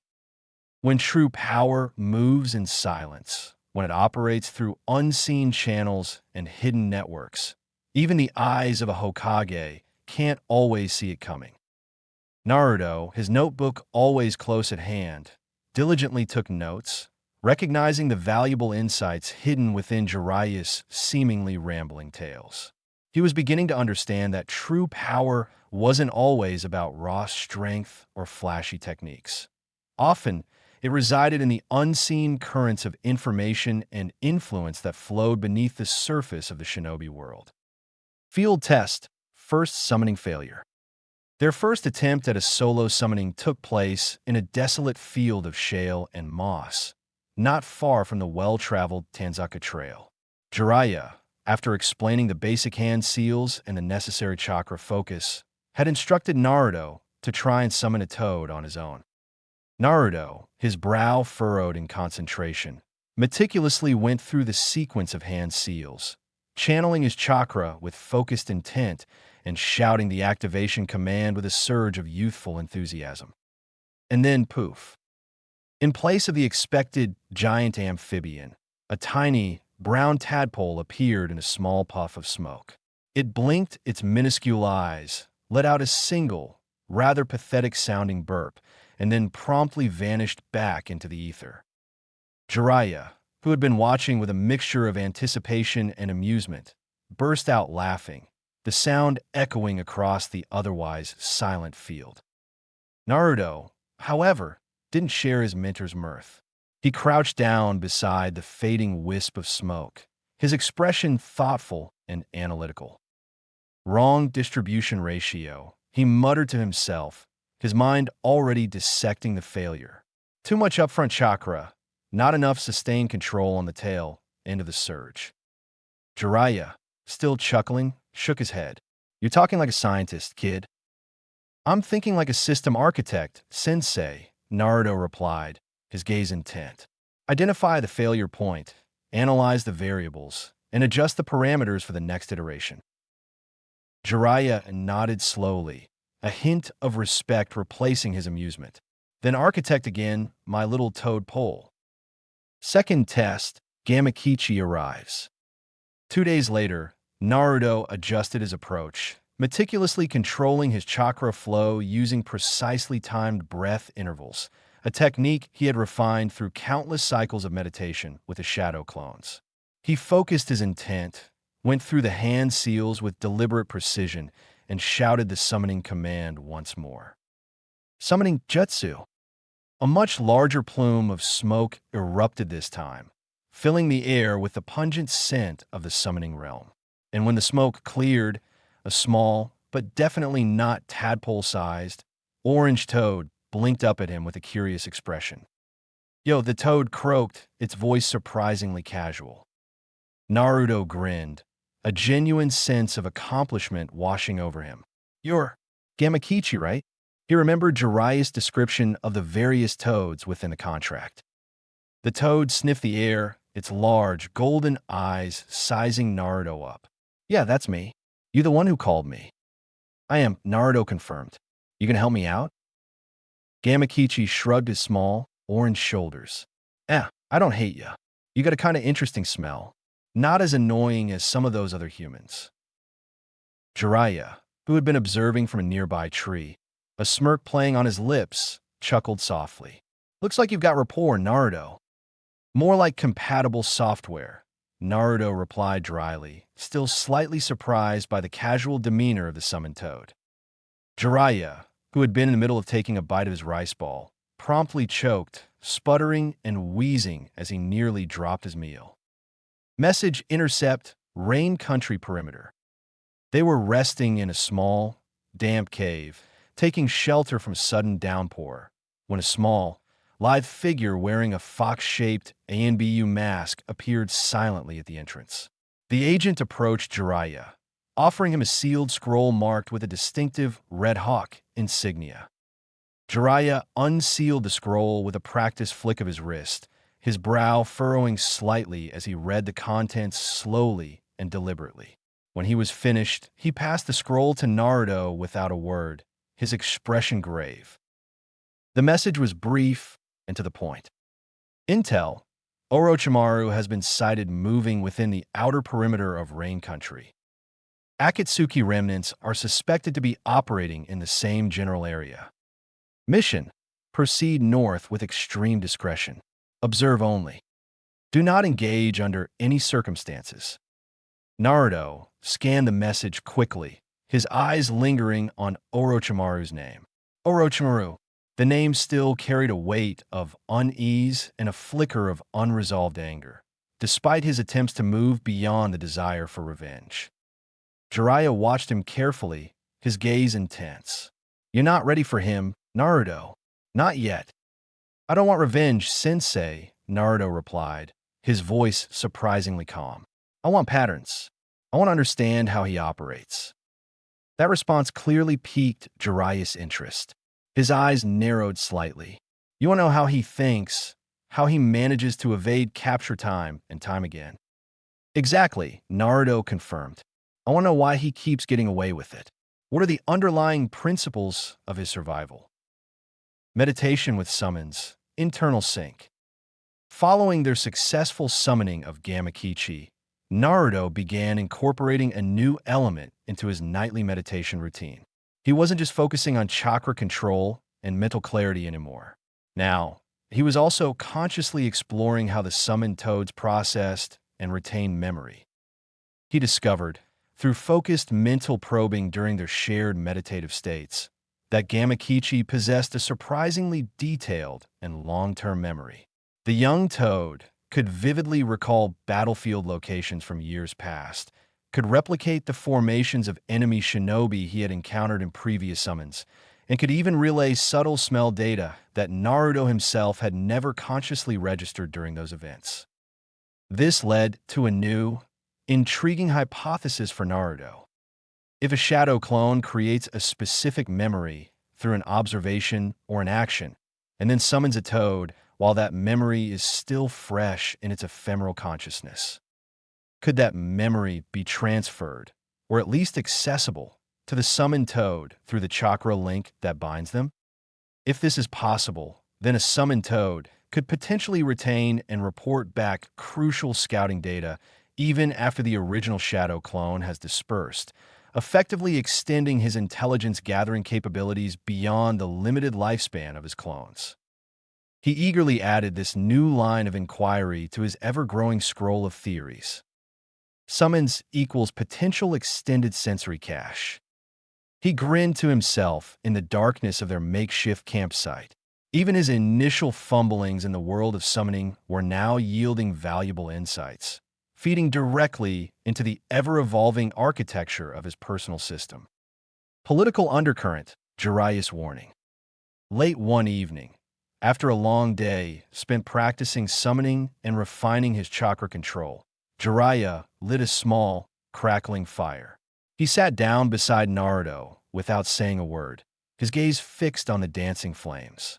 The silence stretched between them, punctuated only by the crackling of the wood and the distant sounds of the forest. Eventually, Jiraiya spoke, his voice low and serious. "You're going to be targeted, Naruto." Naruto, who had been meticulously cleaning his kunai, looked up surprised. "Targeted? By who, sensei?" Jiraiya shook his head slowly, his expression grim. "By everyone, kid. Because you're interesting. You've shown a level of innovation and strategic thinking that's rare, especially for someone your age." "Because of the shadow clones and the way I use them?" Naruto asked, his mind already racing, considering the potential threats. "Partly," Jiraiya confirmed. "But more than that, it's because you're unpredictable, and powerful nations, particularly those teetering on the edge of conflict, hate unpredictability. They want control." He paused, his gaze intense. "Danzo and his root faction will undoubtedly want to recruit you, to try and mold you into one of their instruments. Other villages, sensing your potential, might try to kidnap you, to extract your secrets and turn your abilities to their own advantage." "But I'm not a weapon, sensei," Naruto protested, the idea deeply unsettling. "They won't care what you think you are, Naruto," Jiraiya said, his voice firm. "They'll only care about what they can turn you into." Naruto looked into the flickering flames of the fire, his young face etched with a newfound seriousness. He closed his notebook with a decisive snap.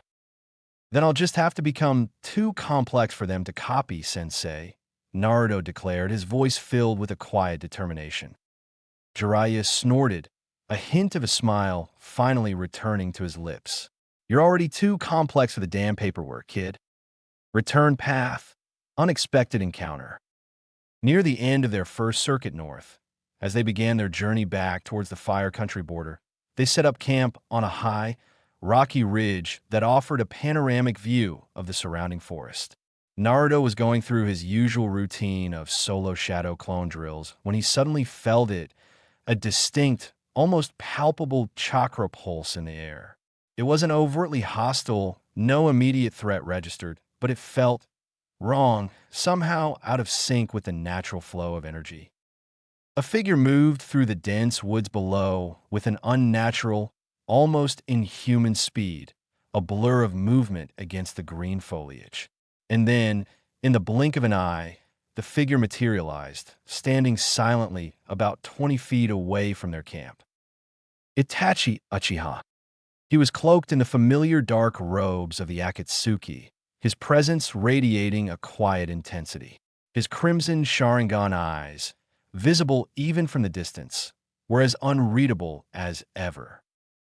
Jiraiya, ever vigilant, appeared instantly at Naruto's side, his own chakra flaring subtly. The air between them grew taut, thick with unspoken tension.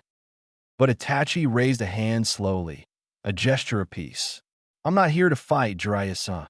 His voice, though low, carried a distinct resonance. Jiraiya narrowed his eyes, his suspicion evident. "Then talk fast, Uchiha." Itachi's gaze shifted, focusing on Naruto, his Sharingan swirling hypnotically. "You're growing differently, Naruto Uzumaki." Naruto remained still, observing the enigmatic figure with a wary intensity. "You're not like the others," Itachi continued, his voice almost a whisper. "You're becoming a method, not merely a man." Then, his attention shifted back to Jiraiya. "Keep him alive, Jiraiya-sama. The world will need him." And with a barely audible rustle of leaves, the Uchiha prodigy vanished as quickly and silently as he had appeared, leaving Jiraiya and Naruto alone once more. Jiraiya's expression was unreadable, a complex mix of surprise and contemplation. "That's the most emotion I think I've ever seen from him," he murmured, almost to himself. Naruto, ever the pragmatist, simply pulled out his notebook and wrote down, "Itachi Uchiha, anomaly acknowledged me. Note potential future interaction. Final field entry, return to Fire Country."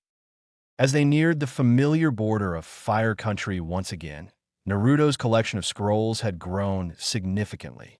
But these weren't filled with detailed instructions for powerful new jutsu. Instead, they were a comprehensive repository of his evolving frameworks. Clone summon relay theory and experimental protocols. Detailed models of chakra flow, wave dynamics. Intricate diagrams illustrating reaction efficiency under various conditions. A growing database of personality-based compatibility assessments for different types of summons. But beneath all the technical data and strategic calculations, a simple, overarching goal drove his relentless inquiry. How do I build a system of learning and adaptation that is inherently faster and more resilient than any enemy, no matter how powerful, can possibly adapt to? Even his handwriting had undergone a subtle transformation, becoming sharper, cleaner, more precise, mirroring the quiet evolution that was taking place within him. End scene, firelight and forecast. That night, as they made camp within sight of the Fire Country border, Naruto sat across from Jiraiya once more, the crackling firelight casting dancing shadows on their faces. They ate their simple meal in comfortable silence, the unspoken understanding between them growing stronger with each passing day.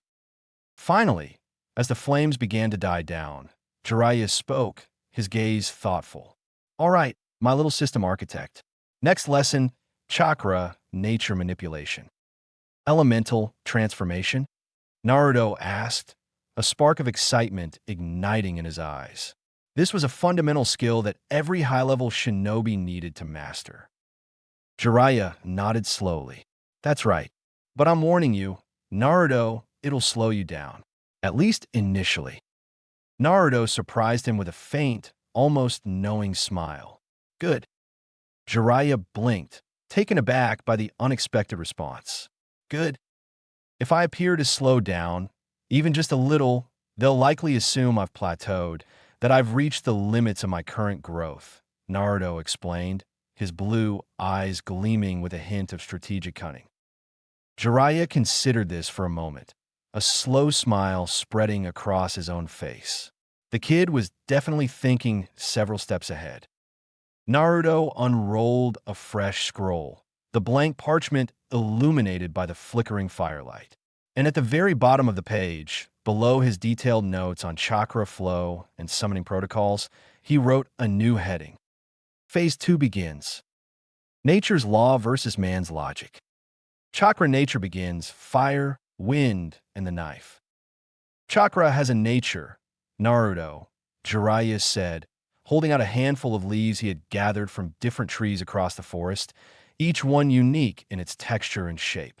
Just like people have a personality, he added, tossing a leaf to Naruto.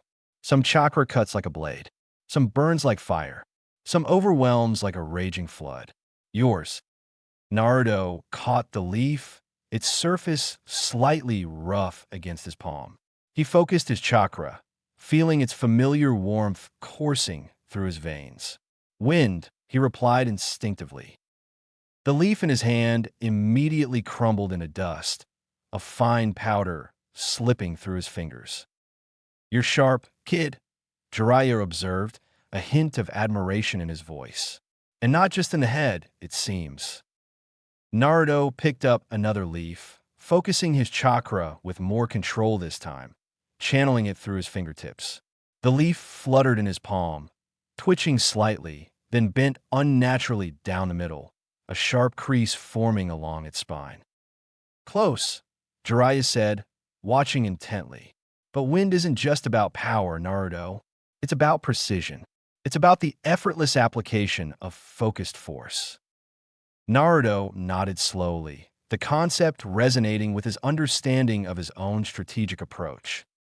Precision. Feedback. Adjust the angle, however minutely. Measure the resulting change. He picked up another leaf, this time focusing on a more controlled and sustained flow of chakra. He began meticulously cataloging his outputs, not just the raw force he could generate, but the steadiness, the consistency, the fine-tuned control he could achieve. Log entry. Nature manipulation framework. That night, Naruto's notebook filled with new observations and theoretical frameworks. Chakra nature is not merely an innate ability, but rather a specific pattern of resistance and decay that occurs when chakra interacts with a particular transmission medium, e.g., air, skin, a leaf. Wind-style test results, initial. Shadow clone chakra feedback loops tend to distort edge control, leading to instability and imprecise cuts.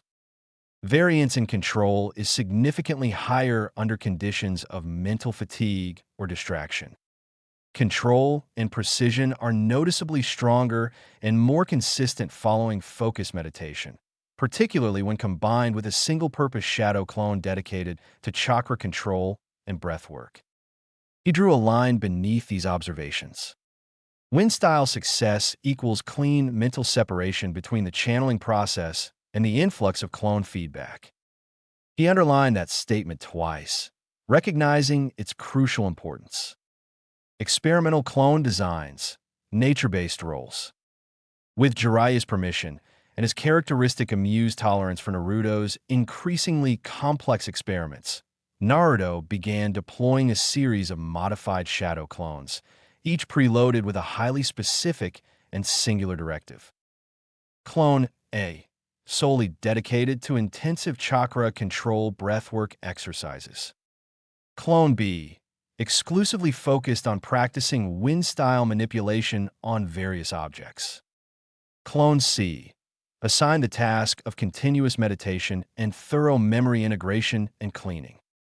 He staggered their deployments, ensuring that the feedback from each specialized clone didn't overwhelm him simultaneously. He mentally designated these clones as process clones. Rather than attempting to learn and master all aspects of wind-style manipulation in parallel within his own consciousness, he was effectively outsourcing different stages of the learning process to specialized facets of his own mind. "It's not exactly multitasking, sensei," he explained to a bemused Jiraiya. "It's more like modular cognition." Jiraiya, watching from his usual perch in a nearby tree, shook his head, a mixture of admiration and bewilderment in his eyes. "You're the first genin I've ever seen organize their own mind into specialized teams." Naruto, his focus unwavering, simply replied, "Well, sensei, I certainly won't be the last." Strain and collapse. System failure number 02. On the fifth day of this new training regimen, the carefully constructed framework unexpectedly collapsed.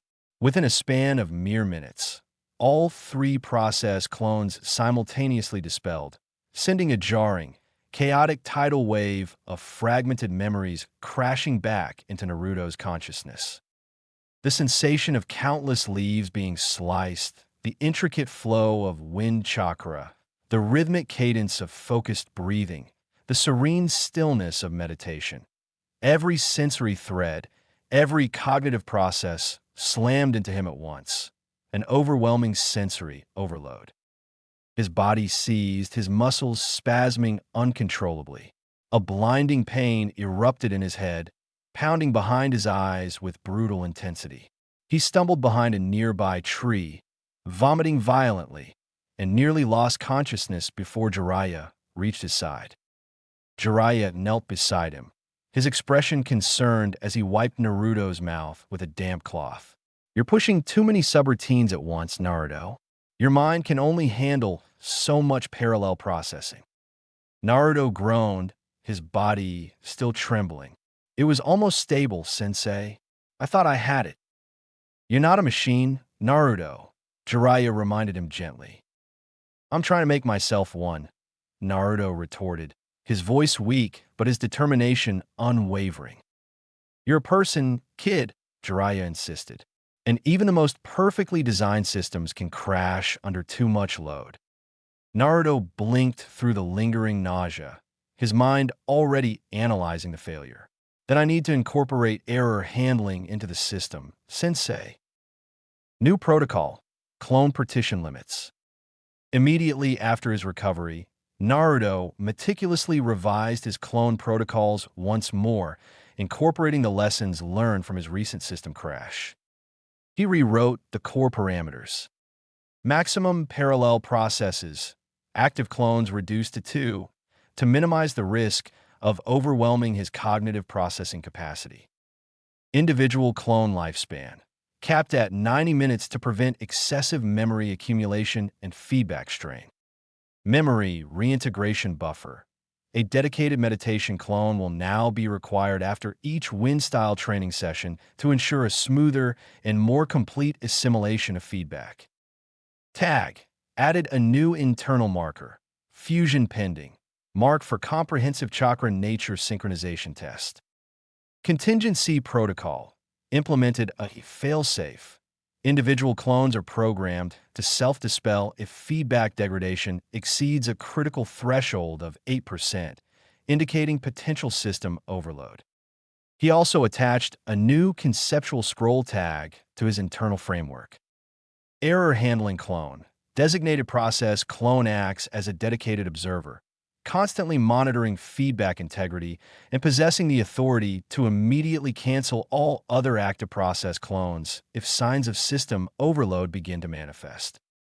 With these new safeguards in place, the system rebooted, and Naruto continued his exploration of wind-style manipulation with renewed caution and a more refined understanding of his own limitations.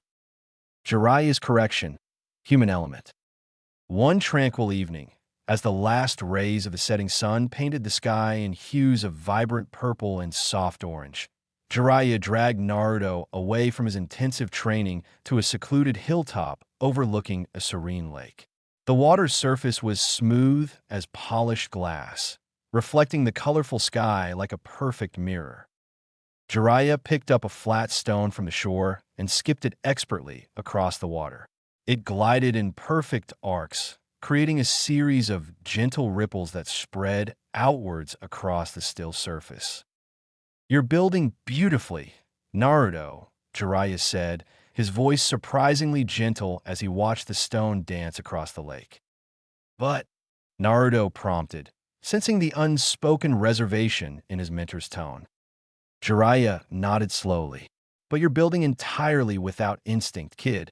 You're trying to account for every single variable, to plan for every possible contingency." Naruto frowned, not entirely understanding. "You can't account for everything in advance, Naruto," Jiraiya explained, picking up another stone. "Sometimes you just have to move before you think. You have to trust your gut, your reflexes. Like this." He suddenly whirled around and, with a flick of his wrist, tossed the second rock from his other hand. It didn't follow the predictable arc of the first stone. Instead, it curved sharply to the left, arcing behind them and striking a thick tree trunk with a soft thud. Naruto blinked, completely surprised by the sudden, unexpected action. Jiraiya grinned, his eyes twinkling. That one wasn't planned, Naruto. Not consciously, anyway, but it still hit its mark. Naruto nodded slowly, a new perspective beginning to dawn within him. So I should plan for chaos, sensei? No, Naruto, Jiraiya corrected, shaking his head. You need to learn to dance with it.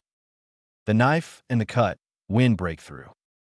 Naruto sat by the edge of the tranquil lake, the water reflecting his thoughtful expression. One hand rested lightly on a delicate leaf, the other placed gently over his heart. He breathed, but this time he didn't focus on counting his inhalations and exhalations. He didn't rely on precise numerical metrics. He breathed through feeling, through instinct, through a deeper connection to his own internal energy. He felt his chakra shift within him, not as a controlled surge of power, but as a subtle flow akin to air currents navigating through a narrow, winding canyon. He visualized the wind, its invisible force capable of both gentle caress and destructive power. With a newfound sense of intuition, he focused his will, channeling his chakra with a delicate precision he hadn't known he possessed. He brought his fingers together, and with a swift, effortless motion, he sliced the leaf. It fell apart cleanly, perfectly divided, with an almost ethereal lightness. There was no jarring surge of power, no lingering sense of chakra burnout, just a smooth, continuous flow of focused wind. He exhaled slowly, a profound sense of accomplishment washing over him. And then, a genuine smile finally touched his lips. Log entry, wind sync achieved. His notebook entry that night reflected the significance of this breakthrough. Chakra nature, wind. Activation time, reduced to 3.2 seconds. Synchronization clarity, improved to 82% with conscious integration of instinctual channeling. Shadow clone compatibility, confirmed with a 1:1 feedback buffer protocol, minimizing overload. Potential applications. Development of wind-based taijutsu techniques focused on redirection and slicing. Creation of air disruption shadow clones for enhanced evasion and misdirection. Refinement of seal tag application through precise wind chakra, shaving techniques for increased stealth. Next goal. Combine wind style manipulation with a Rasengan, blending rotational and linear force vectors. Expected outcome. Development of a directed rotational slicing sphere of wind chakra. Codename, Vector Core. He folded the note carefully, sliding it into his inner pouch, a sense of quiet triumph settling within him. System upgrade complete. Whisper of War, Akatsuki movement. That night, as they slept beneath the rustling leaves of the forest canopy, a small, tightly rolled scroll found its way to Jiraiya. It bore a black seal, indicating urgent and highly sensitive information. Jiraiya unsealed it quickly, his eyes scanning the contents with growing concern. One tail Jinchuriki vessel has shown signs of severe destabilization within Sunagakure. Gaara's emotional state has been significantly triggered. High risk of uncontrolled transformation. Akatsuki presence strongly suspected within the Suna territory. Orochimaru has mysteriously vanished from his known locations. Mission directive. Proceed to Sunagakure with utmost caution. Investigate the situation. No direct combat is authorized under any circumstances. Maintain strict surveillance only. Jiraiya folded the scroll, his lips pressed into a thin, grim line. We're moving south, Naruto. Naruto, who had been diligently practicing his newly acquired wind style, stood up immediately, his eyes filled with a sense of urgency. I'm ready, sensei. No, Naruto. Jiraiya said, his voice firm. You're valuable now, kid. Too valuable to risk in a direct confrontation. I'm not some secret weapon, sensei, Naruto retorted flatly, his pride slightly stung. You're becoming a target, Naruto, Jiraiya countered, his gaze intense. And these Akatsuki, they don't play by the rules. They're ruthless. Naruto narrowed his eyes, a determined glint in their depths. Then maybe it's time we change the rules of the game, sensei. Final integration, wind clone deployment. As they traveled south towards the land of wind, Naruto began experimenting with his first true wind-style shadow clone. Its physical form shimmered slightly, the very edges of its being unstable, slicing through the air with minute, almost invisible currents simply through its movement. It was clear this clone couldn't engage in direct physical combat. Its form was too fragile. But that wasn't its intended purpose. Perfect decoy, Naruto murmured to himself, watching as the wind clone moved with an almost ethereal lightness. An anti-trap scout. Jiraiya, observing the translucent figure, stared in amazement. You built a clone entirely out of wind, kid. Not just wind, sensei, Naruto corrected, a hint of pride in his voice. Surgical wind, precisely controlled and focused. He whistled softly, a specific frequency that only his summons could recognize. Poof! Gamakichi appeared beside him in a puff of smoke. Deploy this on your next summon return path, Gamakichi, Naruto instructed, pointing towards the shimmering wind clone. Map all scent trails, any lingering chakra tags, and any potential sound-based traps in the surrounding area. The small orange toad saluted with a surprisingly formal gesture. Jiraiya crossed his arms, his expression a mixture of concern and reluctant admiration. Are you trying to design an entire army of yourself, Naruto? Jiraiya asked, his voice laced with a touch of apprehension. Naruto's eyes narrowed, his gaze intense. No, sensei. I'm building something far more complex than that. I'm building a distributed mind. Ending scene, a glimpse into rain. They arrived at the outer border of the perpetually gloomy rain country. The sky was its usual oppressive shade of gray, a heavy, damp stillness clinging to the air. The surrounding forest was unnervingly quiet, the ground perpetually wet and silent. There were no birdsong, no buzzing insects, just a thick, pervasive fog that seemed to swallow all sound.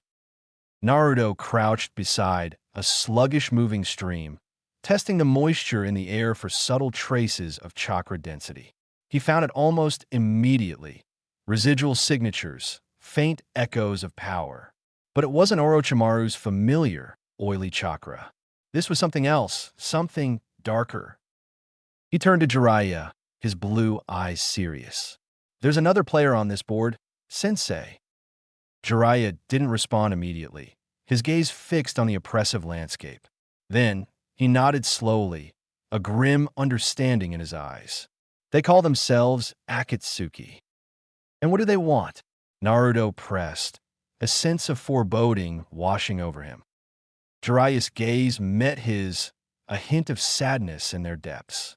You, Naruto. Naruto said nothing for a long moment. Then he picked up a waterlogged leaf from the stream bank, its surface slick and cold. He focused his newly honed wind chakra, and with a swift, precise motion, he sliced the leaf cleanly in half, the two pieces falling silently back into the murky water. Then Naruto whispered, his voice barely audible above the dripping of the rain. I'll just have to make myself too complex for them to contain. Rain Country. Entry under silence. The Rain Country border wasn't merely guarded by conventional means. It felt like it was actively watching, every shadow holding a potential observer. Naruto noticed subtle anomalies in the surrounding environment. Broken trails swept unnaturally clear of tracks, trees with leaves arranged in patterns that were too perfectly symmetrical to be natural. These weren't crude traps. They were signals, warnings subtly woven into the fabric of the landscape. Jiraiya, ever the experienced operative, crouched beside a low, muddy slope and made a silent gesture with his hand. Observation only. Naruto nodded in acknowledgement. But even as he outwardly complied, he subtly activated a single shadow clone behind his shoulder, its presence masked by the damp air and the pervasive mist.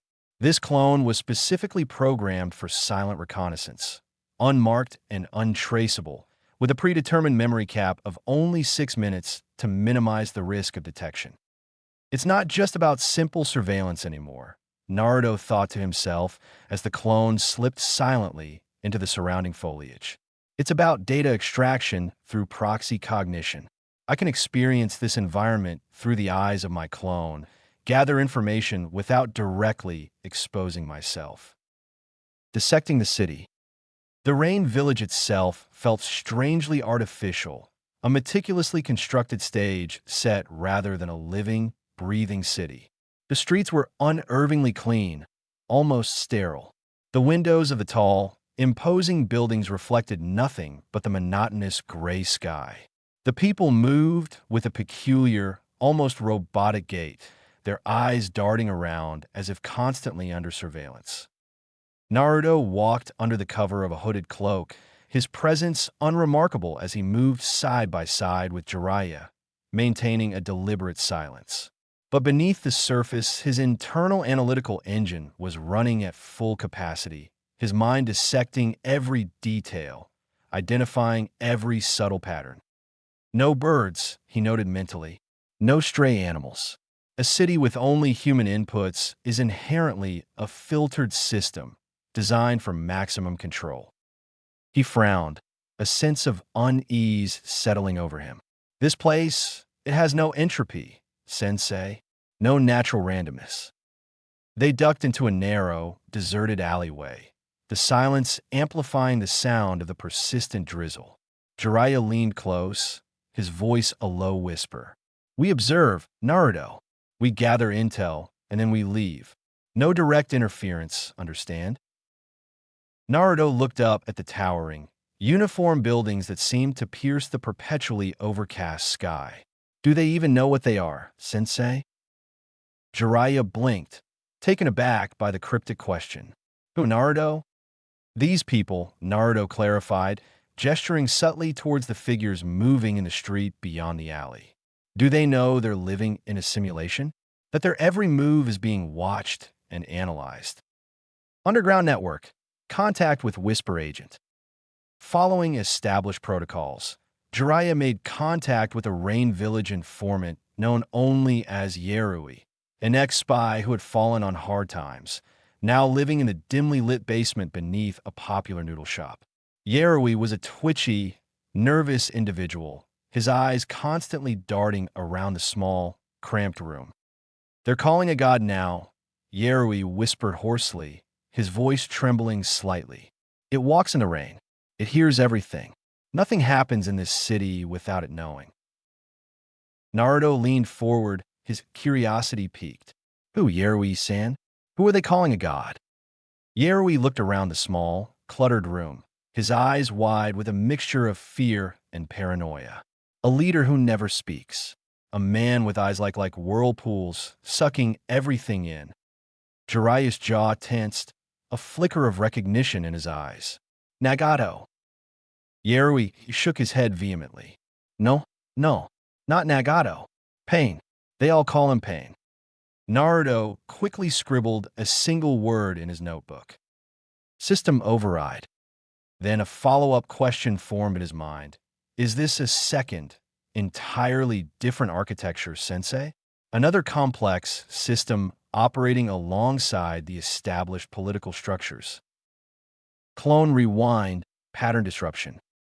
That night, utilizing the labyrinthine network of underground sewers that crisscrossed beneath the Rain Village, Naruto deployed 3 carefully programmed shadow clones, each launched at 20-minute intervals to minimize detection. Each clone was assigned a distinct, non-combative instruction. Clone 1. Focus solely on mapping the rooftops of the city, paying particular attention to any unusual patterns in the way the constant rainfall was being deflected or channeled. Clone 2. Meticulously record the blinking patterns of all visible lights on the numerous tall towers, noting any recurring intervals or synchronicity. Clone 3. Intentionally allow itself to be seen in a public area, simulate a brief moment of fear and panic, and then allow itself to be captured and dispersed, recording any observations up to the point of its demise. The memory feedback when the clones dispersed was staggering, a torrent of visual and sensory data flooding Naruto's consciousness. But with practice, he had learned to parse the information efficiently, extracting the key data points. The rainfall on the rooftops appeared to be subtly redirected in a consistent pattern around certain key buildings, suggesting the presence of invisible barriers or chakra-based deflection systems. The blinking lights on the towers were synchronized with what appeared to be the movement patterns of foot patrols at street level, indicating a coordinated surveillance network. When Clone 3 was captured, it observed 3 figures in dark, hooded cloaks. Their most striking characteristic, the complete absence of any discernible emotion in their eyes or their movements. Emotionless, efficient, operating with a rigid, almost algorithmic precision. Naruto circled a word in his notes with a sense of growing unease. Machine intelligence. Disobedience, the non-observation move. Jiraiya, trusting in Naruto's promise of non-interference, left their temporary base to check in with another hidden informant located near the outer city walls. Naruto, technically, stayed behind as instructed. But the moment Jiraiya was out of sight, Naruto initiated a carefully constructed sealed clone feedback loop. This time, the clone carried a wind-shifted field tag, its tip sharpened to an almost molecular level, capable of emitting a highly focused, almost invisible stream of disruptive chakra. It wasn't designed as a weapon, but rather as a precision signal disruptor.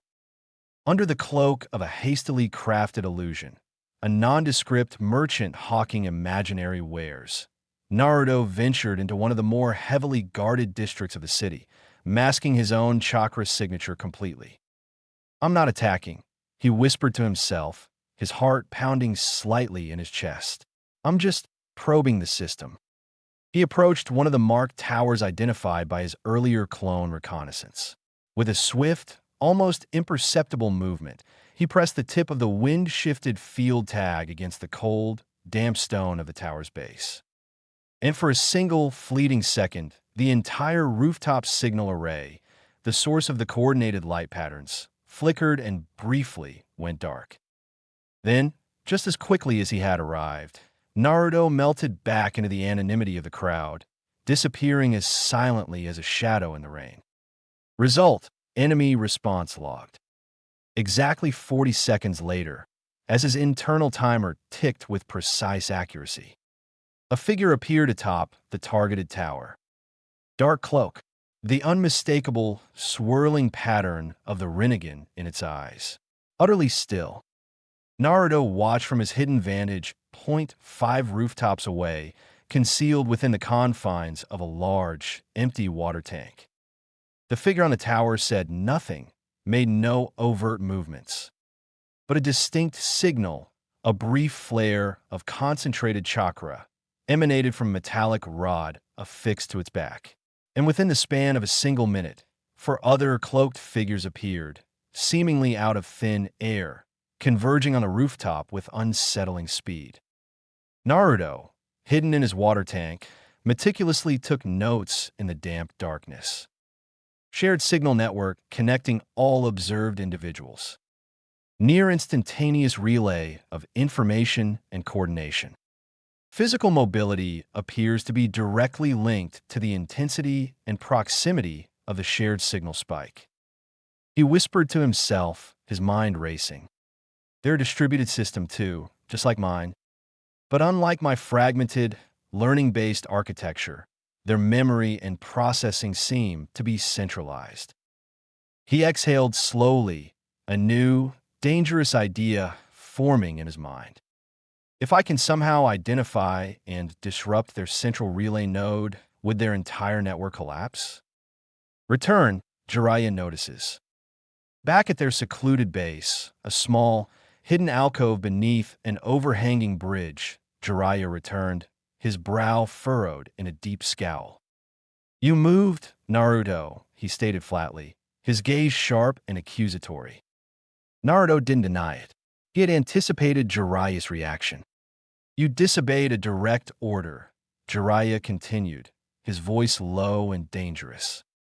"I acted within established information thresholds, sensei," Naruto replied calmly, meeting Jiraiya's intense stare. Jiraiya growled, his frustration evident. "You poked a nest of gods, kid. These Akatsuki are not to be trifled with." Naruto turned, his blue eyes filled with a quiet intensity. "But I recorded gods reacting like pre-programmed scripts, sensei." Jiraiya paused, his anger momentarily checked by Naruto's unexpected statement. Explained that Naruto. So, Naruto laid it all out for him, calmly and methodically. The clone memory feedback detailing the synchronized movements and emotionless responses. The deployment of the wind-shifted tag and the brief disruption of the rooftop signal. The arrival of the Rinnegan-wielding figure and the subsequent rapid convergence of the other Akatsuki members. The lack of any deviation from a predictable response pattern. "They're not unpredictable, sensei," Naruto concluded. "They're simply following a meticulously designed protocol." Jiraiya rubbed his face wearily, his initial anger giving way to a grudging respect for Naruto's analytical capabilities. "This isn't about your little system anymore, Naruto. You're tampering with the fundamental laws of war. You're provoking forces you don't fully understand." Naruto held Jiraiya's gaze, his own determination unwavering. "Then perhaps it's time someone wrote better ones, sensei." High-risk model, path theory draft. That night, fueled by his observations within the Rain Village, Naruto's notebook filled with a new, high-risk theoretical model. Observation.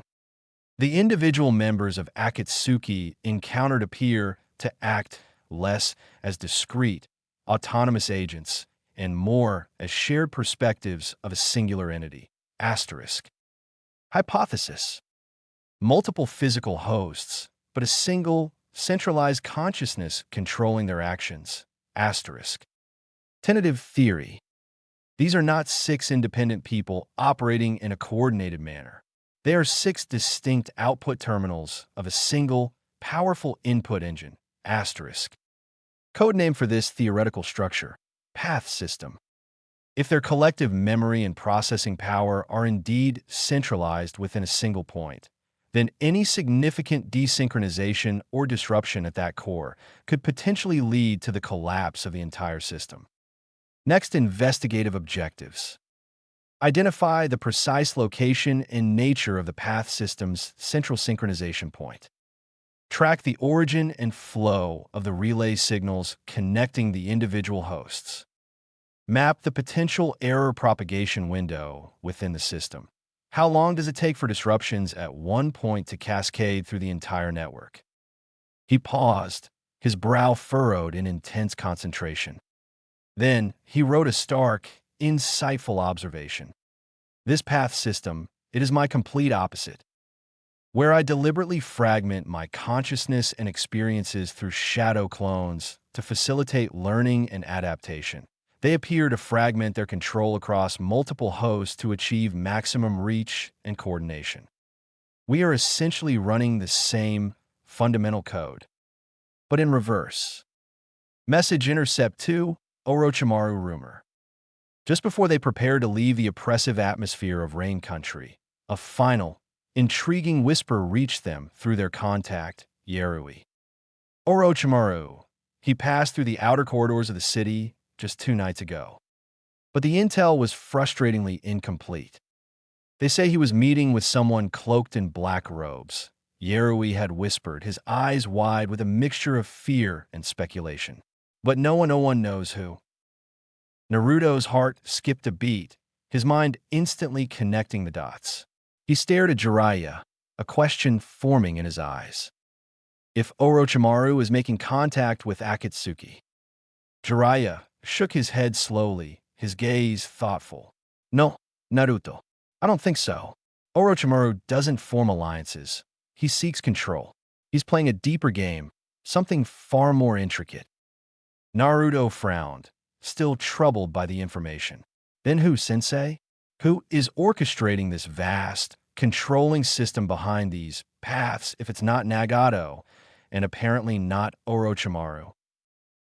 Jiraiya didn't answer, because, for the first time in a long time, the legendary Toad Sage didn't have a ready answer. He simply didn't know. Final log, transition point. Before they left the rain-soaked land behind, Naruto penned one last entry in his detailed Rain Country observation log. Forest clearing, the demo. Watch, Naruto. Jiraiya's voice, usually booming with laughter or filled with sage advice, held a note of focused intensity. He extended his right palm, his chakra flowing visibly now, a concentrated swirl of raw power gathering in his hand. The air around them seemed to hum with the building energy, distorting the leaves on the nearby trees in a shimmering ripple. And then it was there, a perfect, glowing, whirling sphere of pure chakra, the legendary Rasengan. It pulsed with an inner light, a testament to the sheer force contained within its unstable form. Without another word, Jiraiya moved with surprising speed for his size, his feet barely disturbing the forest floor. He thrust his palm forward, the Rasengan leading the way, and slammed it directly into the thick, gnarled trunk of an ancient tree. The impact was not just forceful, it was cataclysmic. The trunk seemed to detonate from within, the wood splintering and exploding outwards with a deafening crack.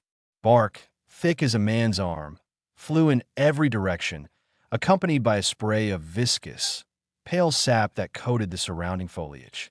The very air vibrated with the shockwave. Naruto, who had been observing with an unwavering intensity, stood his ground, his youthful face betraying no emotion. His bright blue eyes, however, were not fixed on the dramatic destruction of the tree. Instead, they were meticulously tracking the fleeting moments of the Rasengan's formation, its journey through the air, and the nature of its impact. He saw the rapid, almost frantic clockwise rotation of chakra, the incredibly high density of energy compressed into such a small space, and the telltale signs of instability flickering at the sphere's outer edges. And crucially, he noted the absence of any elemental chakra infusion. This was pure, untamed chakra, forced into a destructive form. It's not a truly refined technique, he thought, his mind already dissecting its components. It's more like a raw burst of power, a brute force inscription waiting for a more stable and controlled formula. Fracture in philosophy. See, Naruto, Jiraiya said, clapping the dust and splinters off his hands with a satisfied grin, a playful glint returning to his eyes. He then conjured another water balloon, seemingly from thin air, and tossed it to Naruto. The trick is simply to hold the shape. Two basic steps, really. First, you initiate a super fast, focused chakra rotation right in the palm of your hand. Second, you contain all that violently spinning energy within a kind of invisible shell. Naruto caught the balloon, the cool, yielding rubber a strange contrast to the destructive power he had just witnessed. He held it carefully, focusing his inner energy, and tentatively tried channeling his own chakra into the fragile container. The water inside the balloon immediately began to slosh and ripple erratically, mirroring the instability of Jiraiya's Rasengan. The surface of the balloon bulged in places, the pressure from within threatening to breach the thin membrane. And then, inevitably, with a soft, almost apologetic pop, the balloon burst, showering Naruto's face and clothes with cool water. Jiraiya, who had been watching with an amused anticipation, let out a booming laugh that echoed through the clearing. Don't worry about it, kid. You'll need to try this dozens, maybe even hundreds of times before you get the hang of it. It takes serious focus and a whole lot of precise chakra control. But Naruto wasn't laughing. A deep frown creased his brow. His blue eyes narrowed in concentration. It feels fundamentally volatile, sensei, he stated, his voice flat, devoid of humor. Of course it feels volatile, Jiraiya exclaimed, still chuckling. That's the whole point, you blockhead. It's raw, untamed power, pure destructive force. That's what makes it so darn effective when you connect. But that's a flawed design, sensei, Naruto insisted, shaking his head with a conviction beyond his years.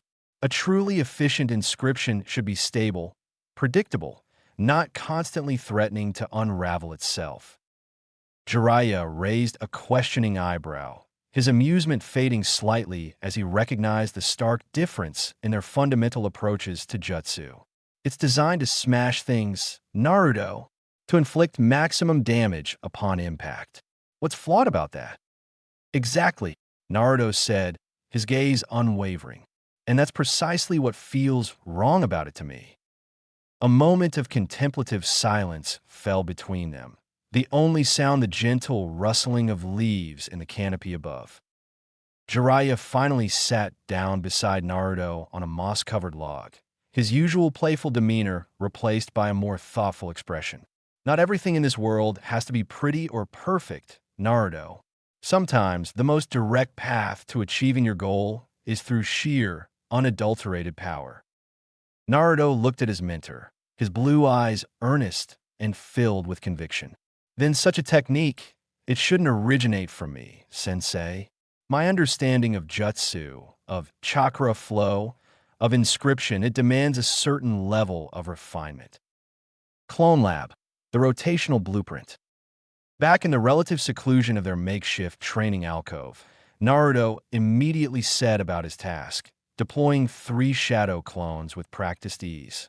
The messy failure with the water balloon had only reinforced his belief that the Rasengan, in its current, unrefined state, was fundamentally at odds with his own intrinsic understanding of chakra manipulation and seal-like precision. Each clone was assigned a highly specific and analytical focus, acting as miniature research assistants in Naruto's ongoing quest for improvement. Clone A was tasked with meticulously analyzing the precise spin velocity of the Rasengan as demonstrated by Jiraiya, pushing its own chakra to replicate the technique while diligently recording the exact rotational speed at which the outer chakra layer began to flicker and ultimately dispersed. This was about identifying the breaking point, the threshold of instability. Clone B was instructed to experiment with incorporating counter-rotating chakra layers, almost like invisible seals working against each other around the primary Rasengan core. The goal here was to see if this opposing force could somehow stabilize the volatile energy within. Clone C was directed to explore an entirely different approach, attempting to create a similar sphere of highly compressed chakra, but utilizing a linear layering technique, almost like folding chakra upon itself, rather than relying on a high-speed lateral spin. The aim was to see if a more controlled and less inherently volatile structure could be achieved.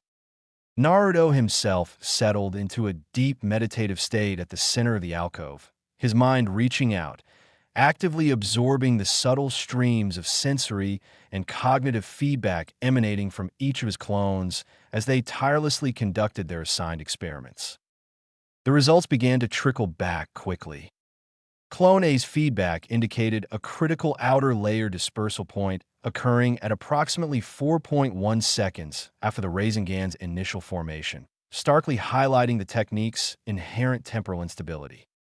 Clone B's attempts to employ counter-rotating chakra layers, while theoretically possible, proved to be incredibly unstable in practice, demanding a level of minute chakra control that even a shadow clone could only maintain for fleeting moments before the entire structure dissolved. Clone C's exploration of chakra layering yielded a dense sphere of compressed energy, but the process generated significant and uncontrolled heat distortion within the chakra itself, making the resulting construct equally difficult to manage and potentially dangerous to the user. Naruto immediately retrieved one of his ever-present scrolls and began to meticulously document the findings, his charcoal stick scratching rapidly against the parchment.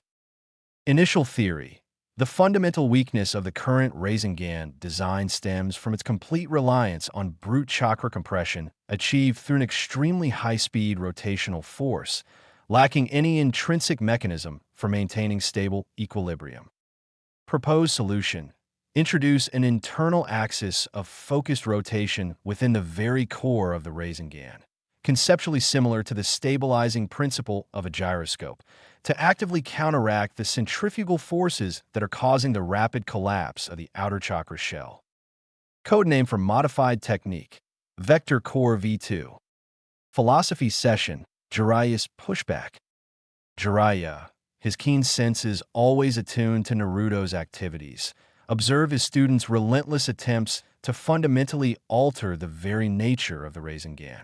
After the third consecutive try resulted in another messy explosion of a water balloon, Jiraiya finally intervened, a hint of exasperation in his voice. "Naruto," Jiraiya said, interrupting his students' intense concentration, "you're trying to fundamentally fix a technique that was deliberately built to be a raw, untamed surge of power. It's not meant to be some perfectly balanced, elegant dance of chakra. It's meant to be a fistful of pure destruction." Naruto, his brow furrowed in concentration as he meticulously sketched intricate diagrams in his notebook, responded without even looking up. "Then perhaps such an inherently flawed inscription never truly deserved to be taught, Sensei. If its sole purpose is uncontrolled devastation, what lasting value does it actually possess?" Jiraiya sighed, running a weary hand through his wild shock of white hair. "Not every single tool in a ninja's arsenal has to perfectly align with your personal ideals of harmony and refinement, Naruto. Sometimes you just need a good, solid hammer to smash through a tough obstacle, pure and simple." "But I don't want to just smash, Sensei," Naruto said quietly, his voice barely above a whisper, yet filled with an unwavering conviction. "I want to understand the fundamental structure, to grasp the underlying principles, and ultimately, to reshape it into something better." "Same end result, Naruto," Jiraiya countered, his tone softening slightly as he recognized the depth of his student's conviction. "Just a slightly different and far more complicated path to get there." Naruto shook his head gently, his gaze finally lifting to meet Jiraiya's. "Same end, Sensei, but potentially a vastly different world created by the very nature of the tools we choose to wield." Midnight test: Rasengan clone memory crash. Driven by his persistent desire to not just master the Rasengan, but to fundamentally improve upon its design, Naruto continued his experiments late into the night, long after the rhythmic snoring emanating from Jiraiya's sleeping form indicated his mentor had finally succumbed to exhaustion. Under the soft, ethereal glow of the moon filtering through the dense canopy of leaves, Naruto focused his chakra with an almost painful intensity. He carefully summoned 2 shadow clones, his control far more precise than in his earlier attempts. One clone meticulously began to form the outer shell of the Rasengan, striving for a perfect sphere of highly compressed chakra. The other clone, with an equal level of focus, began to manipulate a separate stream of chakra, creating a high-speed, spiraling vortex of wind-natured energy, attempting to thread it within the core of the forming Rasengan. Naruto himself took the central role, his breath slow and deeply controlled, acting as the stabilizing anchor for this intricate and delicate chakra manipulation. For a fleeting, glorious moment, the impossible happened. The chaotic energies within his palm aligned perfectly. A hollow sphere of pure chakra shimmered into existence, the outer shell remarkably stable. But within its confines, a swirling, high-velocity current of wind chakra spun with incredible speed, creating a miniature, self-contained gyroscope of elemental force. This was it, a Rasengan with an internal axis of wind-based stability. His vector core V2. Then, just as quickly as it had coalesced into being, the precarious equilibrium shattered. The wind chakra within the core became erratic, The outer shell fractured under the strain, and the entire construct imploded in a silent, internal burst of uncontrolled energy. A searing lance of pain shot through Naruto's skull, an immediate and violent backlash of chaotic sensory and cognitive feedback from his suddenly dispelled clones slamming into his consciousness. He gasped, his hands flying to his head, stumbling backward and collapsing to his knees on the damp earth. A thin trickle of warm blood ran from his nose, staining the ground beneath him. His ears rang with a high-pitched whine. His vision swam with dizzying patterns. But even amidst the pain and disorientated patterns, but even through the throbbing pain and the swirling dizziness, a flicker of triumph ignited within Naruto. Because this time, for that brief, glorious moment, he had truly seen it. He had felt the near-perfect alignment of chakra, the delicate balance of opposing forces. He had almost grasped the secret to refining the volatile Rasengan. Direction, he whispered, his voice hoarse and raspy, each word a small victory against the pain. Focus compression and a controlled release. A sudden insight, clear as a bell, resonated within his aching mind. It doesn't have to explode outwards in a destructive burst. It can breathe inwards, dissipating its energy with focused precision. Tactical implication notes. Despite the lingering ache in his head and the faint taste of blood in his mouth, Naruto, driven by his relentless pursuit of understanding, meticulously documented his latest breakthrough in his ever-expanding scroll of notes. Modifié de Rasengan Codename Spiral Luns. Key features. Incorporates a stable outer layer of highly compressed chakra with a nested, high-speed rotational core infused with wind nature chakra, creating an internal axis of stabilization. Design prioritizes precise, controlled penetration through resistance rather than blunt force impact and widespread destruction. Upon reaching its terminal velocity or encountering significant internal resistance, the technique emits a silent, highly focused pressure wave that collapses inward rather than exploding outwards. Potential tactical applications. Highly effective for achieving targeted penetration of armored opponents, chakra-enhanced defenses, and dense materials with minimal collateral damage. Can be utilized for subtle, internal disruption of an opponent's chakra flow upon even minimal physical contact, potentially incapacitating without causing obvious external injury. Offers the potential to precisely interfere with the delicate workings of intricate seal tags, disrupt chakra-based control threads, and even destabilize the flow of chakra within complex jutsu. Limitations. Demand a significantly higher level of focused chakra expenditure compared to the standard Rasengan, requiring precise and sustained control. Necessitates real-time sensory feedback from a concurrently active shadow clone during the initial stages of chakra injection to ensure the delicate balance and stability of the internal wind core. Due to the high chakra cost and the intricate control required, it is not a technique suitable for deployment in large-scale, mass combat scenarios. Tactical recommendation tag. Reserve utilization of this modified Rasengan for high-value target scenarios where surgical precision, controlled penetration, and minimal collateral damage are paramount. Mission interruption. Hawk Scroll from Konoha. Their quiet rhythm of intensive training in the secluded wilderness was shattered by the sudden, urgent arrival of a messenger hawk, its flight path direct and purposeful. A small piece of black tape, the unmistakable insignia of an emergency dispatch, was tightly bound around its slender leg. Jiraiya, his keen eyes immediately recognizing the markings, took the scroll with a grave expression, his brow furrowing deeply as he swiftly scanned its contents. A heavy silence descended over their small camp as he absorbed the urgent news. Naruto, sensing the shift in his mentor's usually jovial demeanor, waited patiently, his gaze fixed on Jiraiya's increasingly troubled face. The air crackled with unspoken tension. Finally, Jiraiya finished reading the terse message. Without a word, his expression grim, he passed the scroll to Naruto, The stark words, penned in hurried strokes, conveyed a dire situation. Subject: Sabaka no Gara exhibiting extreme and uncontrolled chakra instability. Threat level has escalated to critical. Border tensions with the Land of Fire have been officially confirmed. Several Fire Country Border Patrol units have been reported missing, presumed Kia. Movement of known Akatsuki operatives has been strongly detected within the territory of Sunagakure.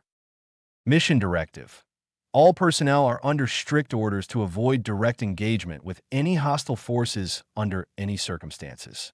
Primary objective is to maintain strict reconnaissance and prioritize personal safety.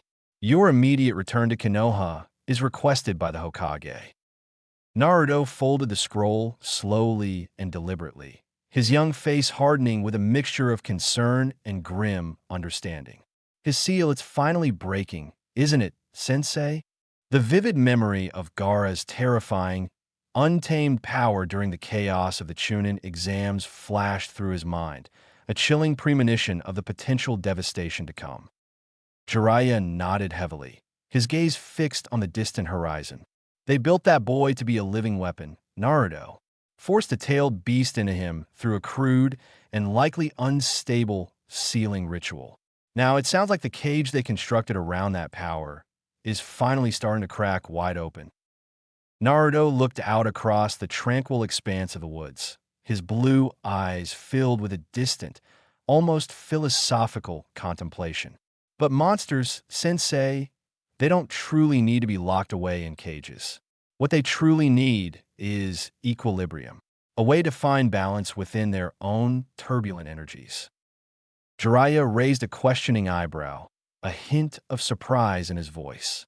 You planning on giving that to him, kid? No, sensei, Naruto replied, his voice firm, filled with a quiet resolve. But maybe I can teach him, in my own clumsy way, how to inscribe his own stabilizing seal. Last note, exit strategy.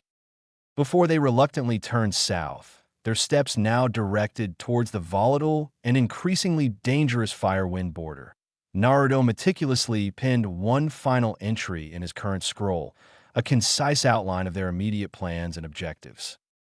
Next immediate route: deviate from our planned northward trajectory and proceed directly to the designated Firewind border observation post indicated in the Hokage's dispatch, prioritizing the establishment of visual and sensory contact with the target. Primary target of observation: closely monitor Sabaka no Gaara's fluctuating chakra emission range, his overall behavioral patterns, and any signs of direct Akatsuki interaction. Essential tools and preparations for potential intervention. Ready the deployment of 2 shadow clones preloaded with a non-lethal bind configuration of the modified Rasengan, codename Spiral Lung, for potential use in de-escalating immediate threats. Prepare 1 Wind-style chakra cloak tag, enhanced with advanced chakra masking seals, for temporary concealment and increased maneuverability within hostile territory. Secure a stable long-range Toad relay summoning contract with Gamakichi to maintain reliable communication and facilitate potential support if necessary.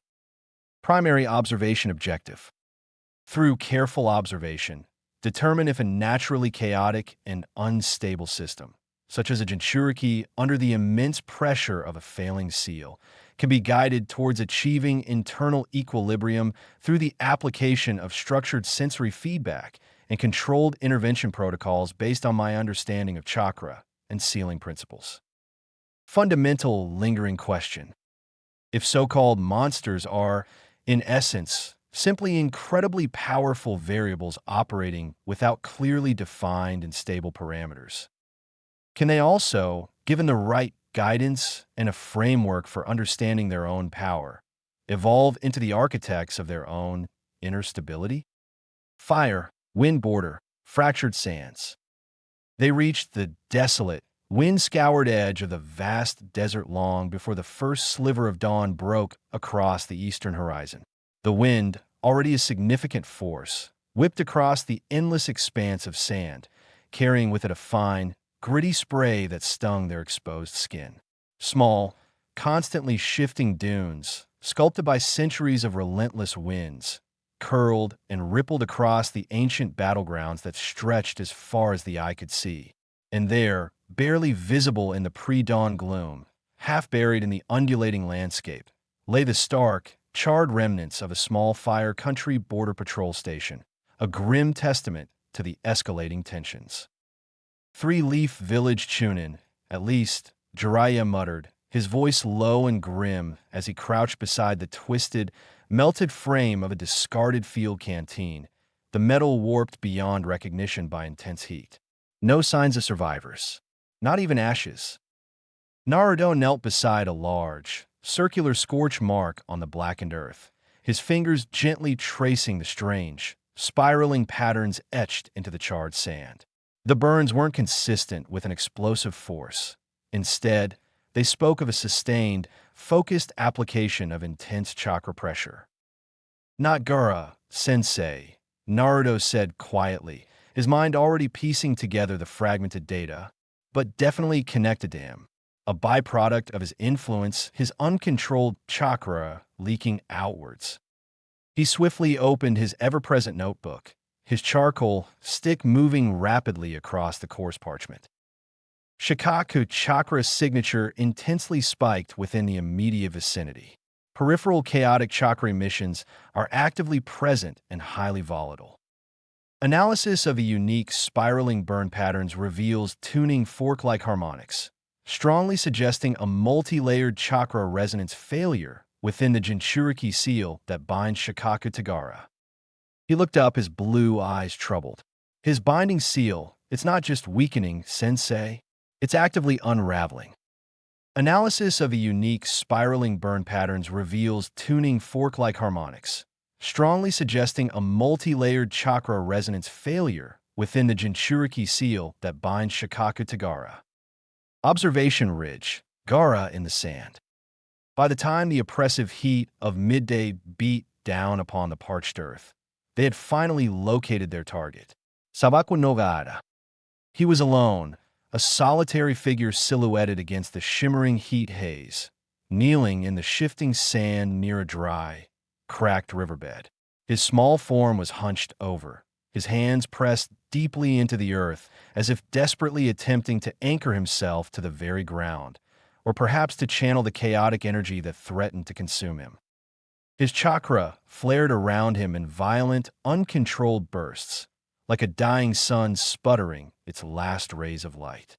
Erratic waves of raw power surged outwards one moment, only to recede into an almost chilling stillness the next, a terrifying display of a being locked in a fierce and losing battle against itself. Naruto watched him intently through the high-powered lens of his spyglass, his gaze analytical and strangely detached.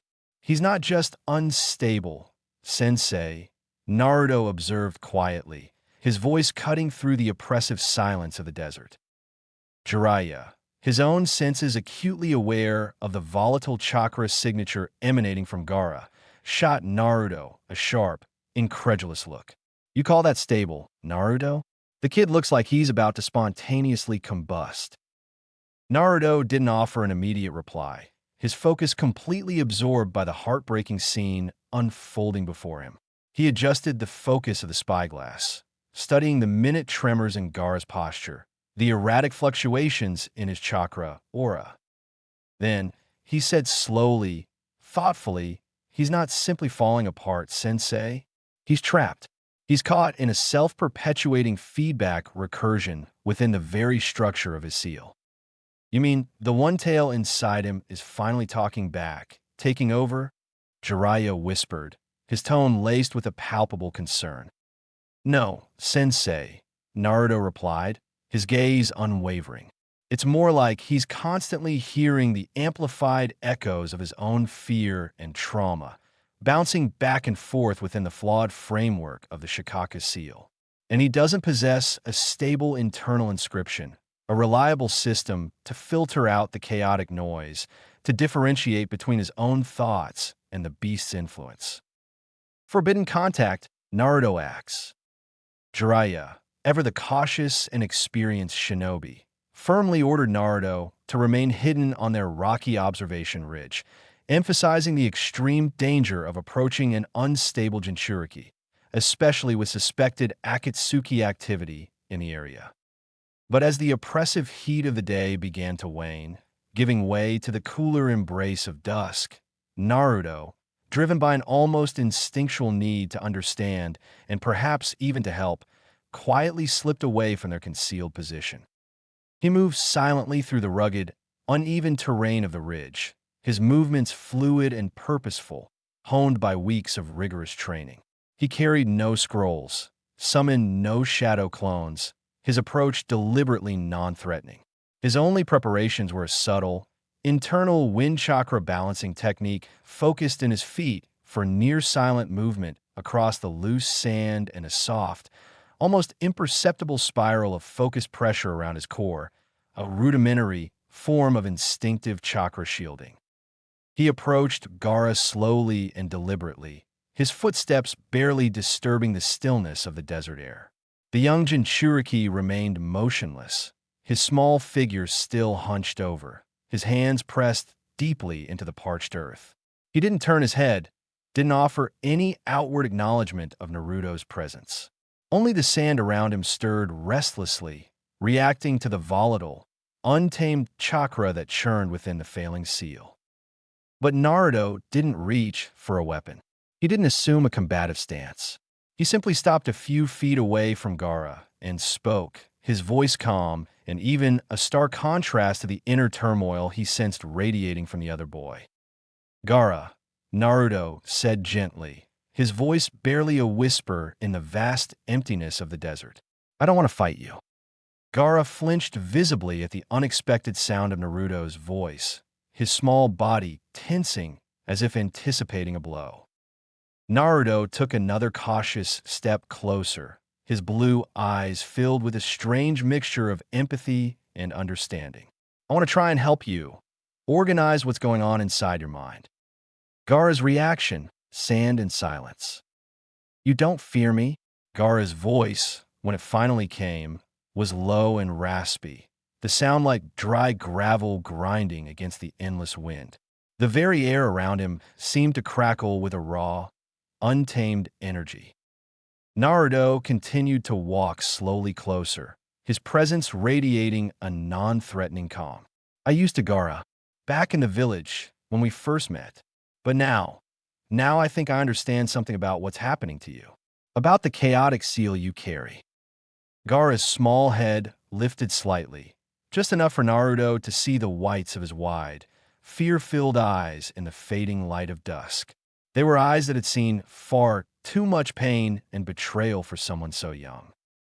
"You're not Shikaku, Gaara," Naruto said softly, his voice filled with an unexpected empathy. "You're not just the Sand Village's tool, a weapon forged from tragedy and a flawed sealing ritual. You're not even truly the heartless killer they all think you are, constantly influenced by the One Tail's chaotic chakra." "Then what am I?" Gaara whispered, his voice barely audible above the sighing of the desert wind. The question laced with a desperate, almost childlike yearning for understanding. "You're a recursive system, Gaara," Naruto explained gently, crouching down in the sand across from the boy, his gaze direct and compassionate. "A powerful engine trapped in a never-ending loop of its own instability, a flawed sealing array with no failsafe." Gaara blinked slowly, his crimson eyes narrowed in confusion, the unfamiliar terms sparking a flicker of something akin to curiosity within his tormented mind. "Your seal, it loops your deepest trauma, Gaara. You sense the chaotic chakra of the monster inside you, and you react with fear and anger.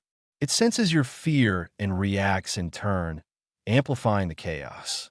You get caught in a destructive spiral, a never-ending cycle of pain and isolation." Naruto's hand instinctively went to his own stomach, a phantom ache resonating within him, a shared understanding of carrying a powerful, volatile force. "I live with something powerful inside me too, Gaara, something that used to try and control me, to dictate my actions. But I started building systems around it, ways to understand it, to manage it, to create a stable framework. Systems?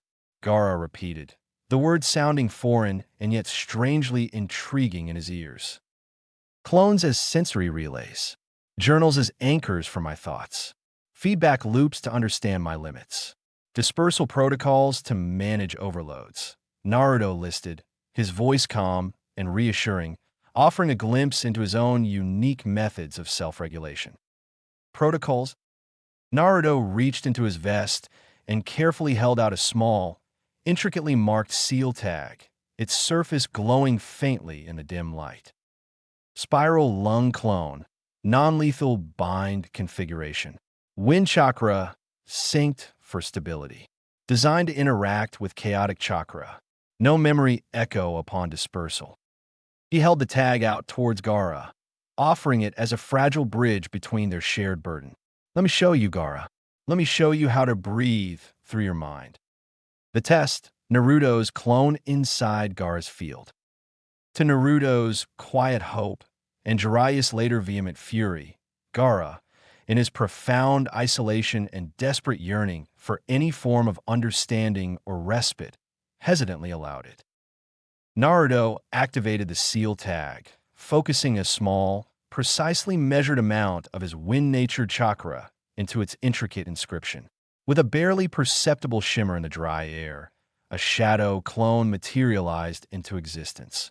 Its form subtly different from his normal clones, almost translucent, its edges shimmering with the barely contained force of wind chakra. It was a construct designed not for combat, but for interaction and subtle influence. The wind clone took a slow, deliberate step into Gaara's immediate sphere of influence, the invisible barrier of raw, untamed chakra that constantly surrounded the Jinchuriki. The sand around Gaara twitched violently, reacting instinctively to the intrusion of unfamiliar chakra so close to the unstable Shikaka seal. Erratic tendrils of sand rose menacingly, threatening to lash out and crush the unexpected intruder. But the wind clone, its instructions purely focused on observation and gentle interaction, didn't fight back. It didn't emit any aggressive chakra, offered no hostile intent. It simply knelt slowly in the shifting sand a few feet away from the silent, trembling form of Gaara. And then, something unexpected happened. Slowly, almost imperceptibly, the wind clone began to sink slightly into the loose sand, its carefully modulated wind-infused chakra subtly intermingling with the chaotic energy emanating from Gaara. The turbulent sand field around Gaara visibly stilled. The erratic fluctuations in his chakra aura smoothed out just for a moment. The terrifying pressure that constantly bore down on his mind seemed to lessen. Gaara's breath caught in his throat, a soft gasp of utter surprise escaping his lips.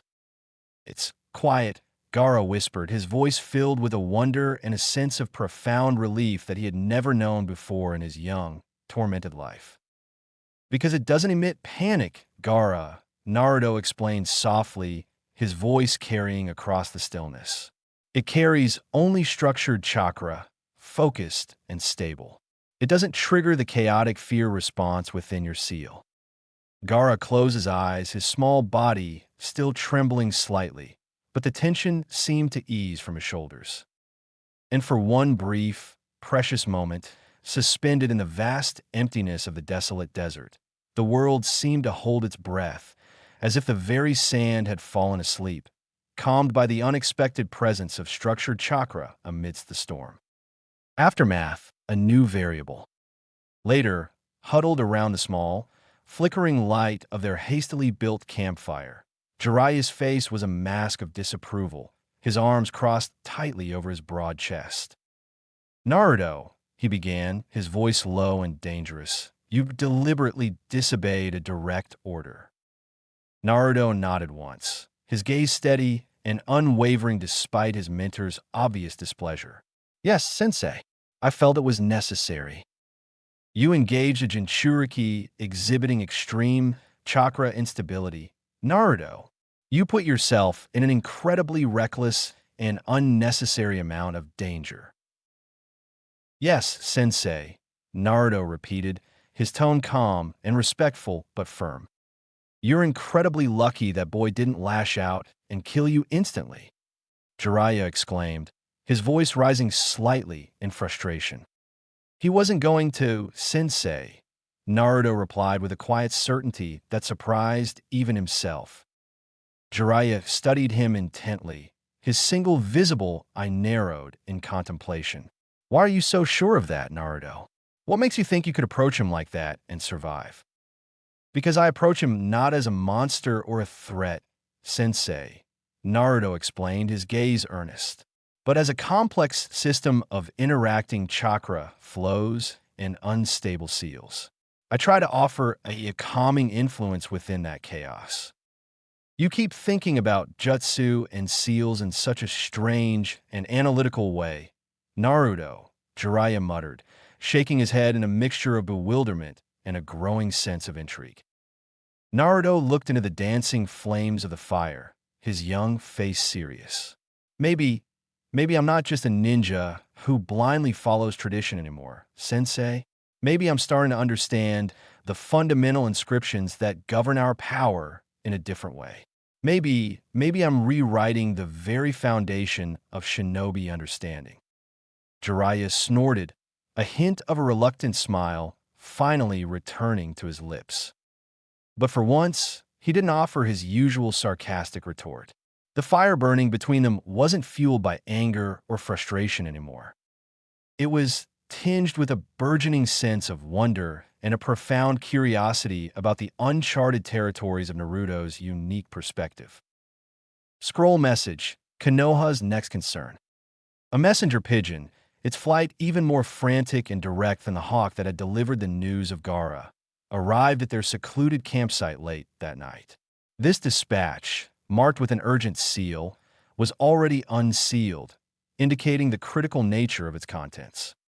Naruto, his senses sharper than ever, reached for the scroll first, his eyes widening with a fresh wave of concern as he quickly scanned the hurried script.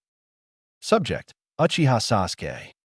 Highly concerning reports of drastically increased chakra volatility and increasingly erratic behavior have been received from our surveillance teams monitoring the Uchiha compound. Intelligence strongly suggests that Uchiha Sasuke is actively making preparations to sever his affiliation with Konohagakure and depart the village. Current mission status. Your current border reconnaissance mission is hereby suspended with immediate effect. Your immediate return to Konohagakure is requested by order of the Hokage. Report directly to his office upon arrival. Naruto stared 2D at the scroll, his thoughts racing. Sasuke, his teammate, his rival, the only other person he felt truly understood the unique burden of carrying a powerful, volatile force within himself, was teetering on the edge, poised to fall into darkness. But the message offered no explanation for his impending departure, only a recitation of the alarming symptoms. Jiraiya, reading the message over Naruto's shoulder, allowed a deep, weary sigh. It begins, Naruto, the unraveling we both feared. Naruto folded the scroll slowly and deliberately, his gaze distant, as if already seeing the events about to unfold. No, sensei, he said quietly, his voice filled with a strange mix of sadness and resolve. I don't think so. Jiraiya looked at him, surprised by his seemingly contradictory statement. What do you mean, Naruto? What's not beginning? LT's already begun, sensei, Naruto replied, his voice barely above a whisper, a sense of heavy inevitability coloring his words. Final notes, border reflection. Before they reluctantly began their journey back towards Konoha, their steps now heavy with a sense of impending crisis, Naruto made one last entry in his worn border observation log, a stark reflection of the turbulent events unfolding around them. Sabaku no Gaara exhibits a dangerously unstable self-looping of traumatic memories, amplified by a severely compromised Jinchuriki binding seal. Application of a wind-layered spiral lung shadow clone resulted in a temporary and localized calming of his chaotic chakra field, suggesting a potential avenue for future therapeutic interventions utilizing specialized wind-infused seal constructs. Uchiha Sasuke demonstrates a rapidly increasing and deeply concerning divergence in his chakra signature and behavioral patterns, indicative of a significant shift away from established Konoha norms. Driven by a desperate need for external validation of his power and a potentially dangerous exploration of forbidden sealing arts. Comparative analysis. I contain the immense and often volatile power of the QB within a complex but ultimately stable sealing matrix. Sasuke carries a similar intensity, but his internal turmoil appears to be fueled by a potent cocktail of rage, grief, and a seemingly insatiable hunger for personal power. My instinct has been to build intricate systems of understanding and control around my volatile power, seeking equilibrium through knowledge and structured protocols. Sasuke's focus appears to be solely on the acquisition of raw power itself, seemingly devoid of any broader systemic framework or concern for long-term stability. Fundamental conclusion. A singular focus on power acquisition, divorced from a stable and adaptable systemic understanding, inevitably leads to instability and the potential for catastrophic failure. He paused, his charcoal stick hovering over the coarse parchment for a long moment, his thoughts heavy with the weight of his observations. Then, with a sense of stark realization, he wrote a final, poignant observation. Uchiha Sasuke is not simply my rival, nor is he merely a target for retrieval. He is a living, breathing warning, a stark and chilling premonition of the potential consequences of unchecked power and a rejection of the foundational principles of systemic understanding. Return to Konoha, a village with too many eyes. They arrived back at the familiar, imposing gates of Kanehagakure as the last vestiges of daylight bled across the western sky, painting the towering Hokage rock in hues of fiery orange and soft lavender. The massive wooden gates, weather-worn and bearing the scars of countless conflicts, loomed wide before them. The vigilant guards, their faces etched with the fatigue of another long day, patrolling the village perimeter, stiffened noticeably when they saw Jiraiya and Naruto walking in side by side, their figures travel-stained and bearing the dust of the desert. But it was Naruto who drew their attention for longer. He could feel their gazes, lingering on him with a weight that went beyond mere curiosity. It wasn't overt malice or fear that he sensed, but rather a heavy, unspoken sense of expectation. The kind of silent anticipation that hung in the air like the drawn trigger of a complex, potentially volatile seal. They think I'll just fall back into the old system, Naruto thought to himself, his gaze sweeping over the familiar rooftops of the village, his heart strangely detached. They expect me to seamlessly step into the role they've already envisioned for me, to one day lead their established hierarchy of power as their Hokage. But Naruto's ambitions had shifted, subtly but irrevocably. He no longer desired to simply inherit their existing framework of power. His experiences outside the village, his deep dive into the intricacies of chakra and seals, had awakened a different kind of purpose within him. He wanted to understand the fundamental inscriptions that governed their world, to identify the inherent flaws within their established systems, and ultimately to debug them, one chaotic variable at a time. Reunion, Shikamaru, Sakura, Niji.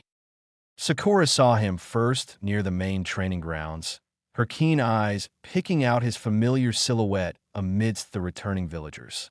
Her face, etched with weeks of worry and unspoken grief, lit up with a surge of relief as she rushed towards him, her green eyes wide and brimming with emotion.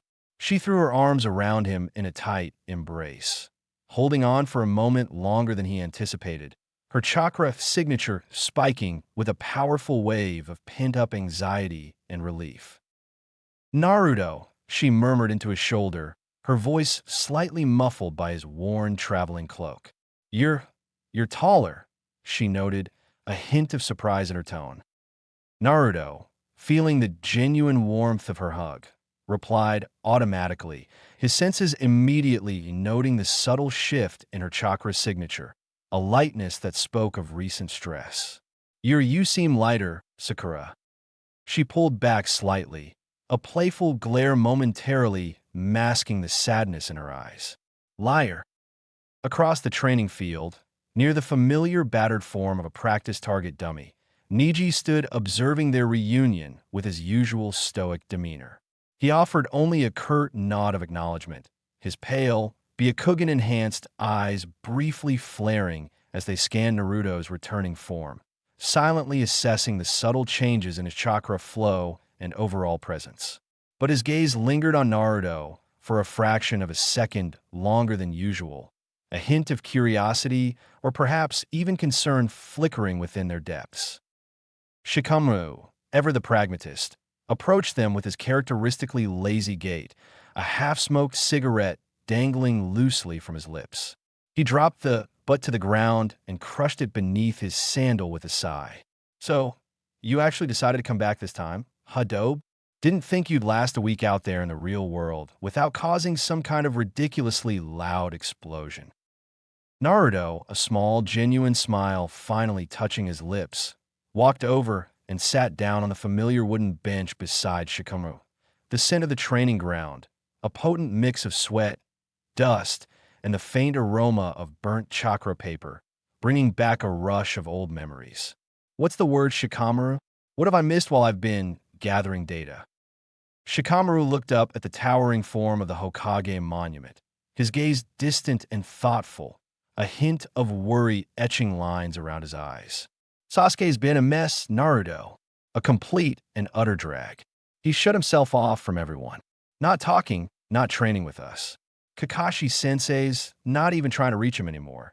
Just sighs a lot and buries himself in those ridiculously perverted books." Naruto nodded slowly, a heavy feeling settling in his chest. Did he request any specific types of missions? Anything related to, Shikamaru nodded, his expression grim. "Only solo missions. High risk, low reward stuff. The kind that usually end with a lot of unnecessary property damage and him glaring daggers at anyone who even thinks about offering help." "Target regions?" "Mostly anywhere near the border of the Land of Sound." Naruto folded his hands in his lap, his gaze hardening with a newfound sense of grim determination. So, the branch of his path is already twisting sharply towards a dangerous, forbidden sealing art. The clone infrastructure begins. By the time the moon hung high in the inky sky, casting long, skeletal shadows across the sleeping village, Naruto had surreptitiously established the first operational node of his new, clandestine infrastructure. Not hidden within the familiar embrace of some remote forest, not lurking outside the protective walls of the village, but deep beneath the bustling streets of Konoha itself, in a place long forgotten by most of its inhabitants. He had rediscovered an unused section of tunnels near the old AMBU storage vault, a network of subterranean passages abandoned and largely ignored after the Kyuubi's devastating attack years ago, deemed structurally unsound, but surprisingly well hidden from prying eyes and chakra sensors. There, in the echoing darkness, the air thick with the scent of damp earth and forgotten magic, he deployed 3 long-duration shadow clones, each meticulously infused with his chakra and programmed with a distinct and vital directive, forming a hidden network of sensory seals beneath the village. Archive Node. This clone was tasked with continuously monitoring and recording any and all changes in official mission logs and internal communications emanating from the Hokage Tower, specifically looking for patterns, keywords, and any unusual deployments or requests related to Sasuke or the Sound Village. Pulse Node.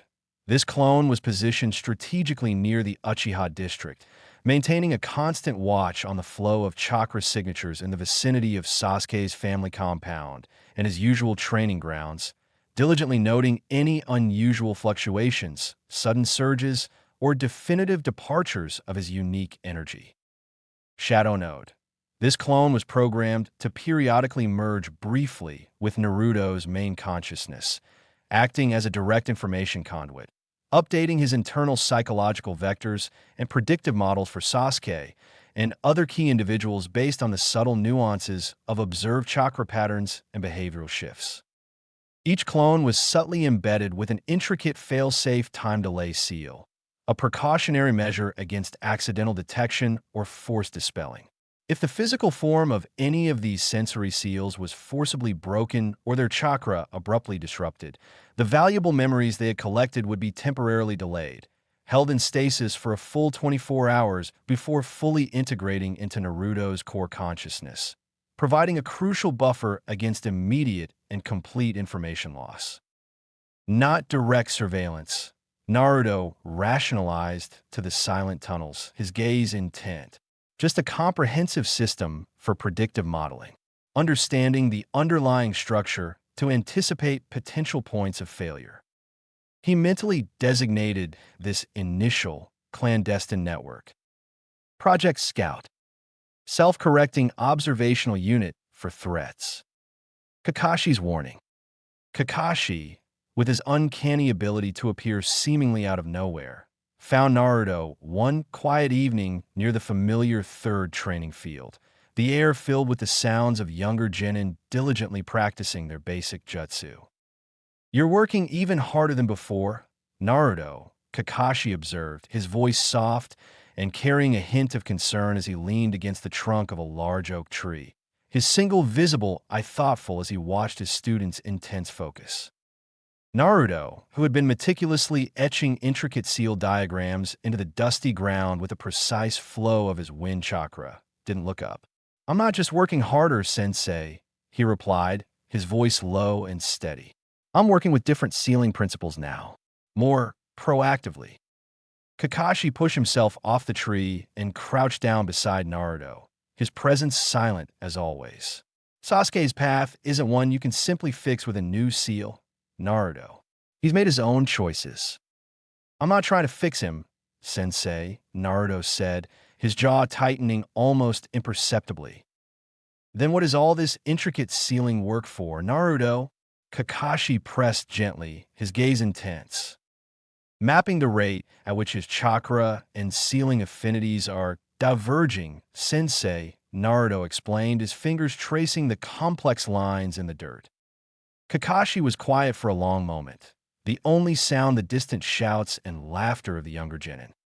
Then he asked, his voice low and serious, "What will you do, Naruto, when his chakra's signature and the seals he embraces fully diverge from everything we understand? When he crosses that point of no return?" Naruto's grip on the small stick he was using to draw the seals tightened, his knuckles turning white. "Decide if his sealing path, that corrupted branch, can still be salvaged, sensei, or if it needs to be isolated, contained, before it can cause further harm." Rasengan Reborn, the silent version. In the secluded embrace of the woods just outside the academy training grounds, bathed in the soft glow of the moonlight, Naruto tested his modified Rasengan, the spiral lung, once more. This time, he was completely alone, relying solely on his own focused chakra control, without the aid of any shadow clones to guide the flow. He formed the sphere slowly and deliberately, his concentration absolute. The inner gyroscope of wind chakra spun into existence almost instantly, a silent, furious vortex contained within the tightly compressed outer layer of pure chakra. There was no loud whine, no screaming of raw energy, just a faint, almost imperceptible hum that resonated deep within the palm of his hand. He approached a large, moss-covered boulder, its surface rough and uneven, and gently pressed the silent, contained power of the spiral lung against the cold stone. The effect was immediate and deeply unsettling. The Rasengan didn't explode outwards with a violent burst of energy. Instead, it slid through the dense rock with a smooth, almost liquid motion, the precisely focused, wind-infused chakra within silently severing the very structure of the stone at a molecular level. Naruto watched, mesmerized, as the two cleanly bisected halves of the boulder slowly and silently fell away from each other, revealing the perfect, untouched surfaces within. And a small, almost imperceptible smile touched his lips, because now he finally held a technique in his hand that didn't just destroy indiscriminately. It refined, it controlled, it offered a terrifyingly precise level of power. Sasuke, the divergence confirmed. The following morning, when Team 7 was scheduled to meet for their usual training session, Sasuke's chakra signature was conspicuously absent. Initially, Sakura and even Kakashi, clinging to a sliver of hope, assumed he was simply being his typically brooding and aloof self. But as the hours stretched into the late afternoon, and then the evening, a growing sense of unease settled over them. Several discreet inquiries were made, quiet whispers exchanged amongst the village's intelligence network. And by nightfall, the dreaded confirmation arrived. Sasuke Uchiha had indeed left Konohagakure. His apartment in the Uchiha district was empty, meticulously clean, devoid of almost all personal belongings. Even the lingering traces of his unique chakra signature had been intentionally scrubbed away. The weapon logs at the training grounds, usually filled with detailed records of his intense training sessions, had been completely wiped clean, every trace of his activity erased. The only remaining testament to his tumultuous departure was the state of their familiar training field. A deep, jagged trench, carved by an immense and uncontrolled surge of raw chakra, that brutally bisected 3 thick oak stumps and a series of old, battered target dummies, a stark and chilling reminder of the immense power that now raged unchecked within him, divorced from any established Konoha sealing principles. Naruto stood before the ravaged training ground, the air still thick with the lingering scent of displaced earth and splintered wood, the faint echo of Sasuke's powerful, uncontrolled chakra clinging to the air. He knelt beside the deep groove carved into the ground, carefully tracing its jagged edges with his fingertips, feeling the lingering residue of Sasuke's raw rage and desperate ambition. And in that moment, a cold wave of understanding washed over him. He's not just running away from Konoha's system, Sensei, Naruto murmured to the silent trees, his voice barely a whisper. He's not simply seeking power. He remained kneeling there, his gaze fixed on the raw scar in the earth. He's actively defining a new function for himself, a path that lies completely outside the established parameters of our understanding. He's severing the connection to our shared system. Sakura's tears, Naruto's decision. Sakura, her face pale and streaked with tears, found him on the Hokage monument rooftop late that night, the wind whipping through her disheveled hair as she stood silently beside him, her small frame trembling with unshed grief. Her silent sobs echoed softly in the night air. I couldn't stop him, Naruto, she whispered, her voice choked with emotion. Naruto didn't speak, his gaze fixed on the distant, flickering lights of the sleeping village. He left because he wanted more power, she continued, her voice breaking, the words laced with a raw vulnerability. Because I wasn't strong enough, wasn't enough for him. That's not the reason for his chosen path, Sakura, Naruto said gently, his voice filled with a quiet certainty. She looked up at him, her green eyes red and swollen, filled with a desperate plea for understanding. Then why, Naruto? Why did he have to go? Why did he leave us? He turned his gaze towards the vast, star-dusted expanse of the night sky, his expression somber, his voice carrying a hint of profound sadness. Because some people, Sakura, they don't truly want to be helped within the confines of an existing system. They don't want to be guided or anchored. They crave the absolute freedom, the terrifying power to inscribe their own destiny, no matter the cost. Message to Jiraiya. Activation of Spiral Lung. Naruto swiftly retrieved a messenger hawk from one of the village stables, his movements efficient and purposeful. With practiced speed, he penned a concise message on a small scroll, carefully infusing his chakra into the inscription to convey the urgency of his intent. Jiraiya-sama. Sasuke's chakra has fully diverged from Konoha's established flow. His intentions are clear. My internal sensory seal array and predictive models are stable and fully operational. The modified Rasengan, codename Spiral Lung, is combat-ready for deployment. I'm going after him, Sensei. My objective is no longer simply to recover him and force him back into Konoha's system. My objective now is akin to a containment engineer assessing and addressing a critical and potentially catastrophic system failure. Naruto. Final log. Branch split the mission to retrieve Sasuke. The Hokage's decree, delivered with the solemn weight of leadership during a time of crisis, reached Shikamaru's waiting squad with the stark finality of a death knell. Sasuke Uchiha, the enigmatic and fiercely independent survivor of the Uchiha clan massacre, Team 7's brooding powerhouse, had irrevocably defected from Konohagakure. The whispered fears that had haunted the village since his unsettling behavior during the Chunin exams had now solidified into a grim reality. Intelligence, pieced together from the frantic reports of surveillance teams and the hushed accounts of intercepted communications, painted a concerning picture. Agents known to be loyal to the treacherous Orochimaru, the serpentine Sannin, had been sighted along the shadowy reaches of the old southern pass, a desolate and rarely used route that snaked its way towards the hidden, sinister lairs of the Snake Sage. Time, the one resource they couldn't afford to squander, was of the essence. A 5-man retrieval squad, handpicked by the Hokage himself for their unique skills, unwavering loyalty, and deep personal connections to the missing Uchiha, was assembled and dispatched immediately, their mission clear, though the path ahead remained shrouded in uncertainty. Shikamaru Nara, the ever-calculating strategist, his mind a labyrinth of probabilities and tactical formations, was designated as the team leader, the weight of responsibility settling upon his young shoulders with a familiar, weary sigh. His sharp intellect would be their most potent weapon in navigating the treacherous path ahead. Naruto Uzumaki, Sasuke's closest friend and fiercest rival, carried a unique burden of responsibility.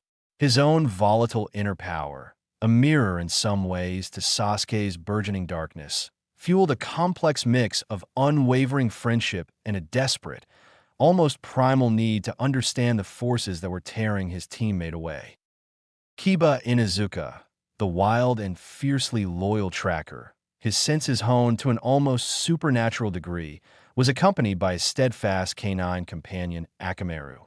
Kiba's keen nose twitched incessantly, already eager to pick up the elusive scent of his quarry, his inherent impatience a driving force in their pursuit. Neji Hyuga, the prodigy of the Hyuga clan's branch family, his pale eyes possessing the all-seeing power of the Byakugan, stood as a silent sentinel of precision and unwavering duty. His ability to perceive the subtle flows of chakra would be invaluable in detecting illusions, traps, and any attempts at concealment. Choji Akimichi, the gentle giant of their group, his immense physical strength a reassuring presence, his loyalty to his teammates as boundless as his appetite, moved with a quiet determination, a silent promise of protection radiating from his every lumbering step. Before leaving the familiar comfort of the Hokage Tower, a heavy sense of foreboding clinging to him like a shroud, Naruto took a solitary moment for a crucial, personal preparation. Beneath his worn flak vest, close to the steady beat of his anxious heart, he carefully secured a specially crafted trifold seal scroll. Its surface, normally blank, now bore intricate new symbols, markings he had painstakingly inscribed over the past few days during intense, solitary sessions of field meditation, pouring his own volatile chakra and focused intent into each precise stroke of the brush.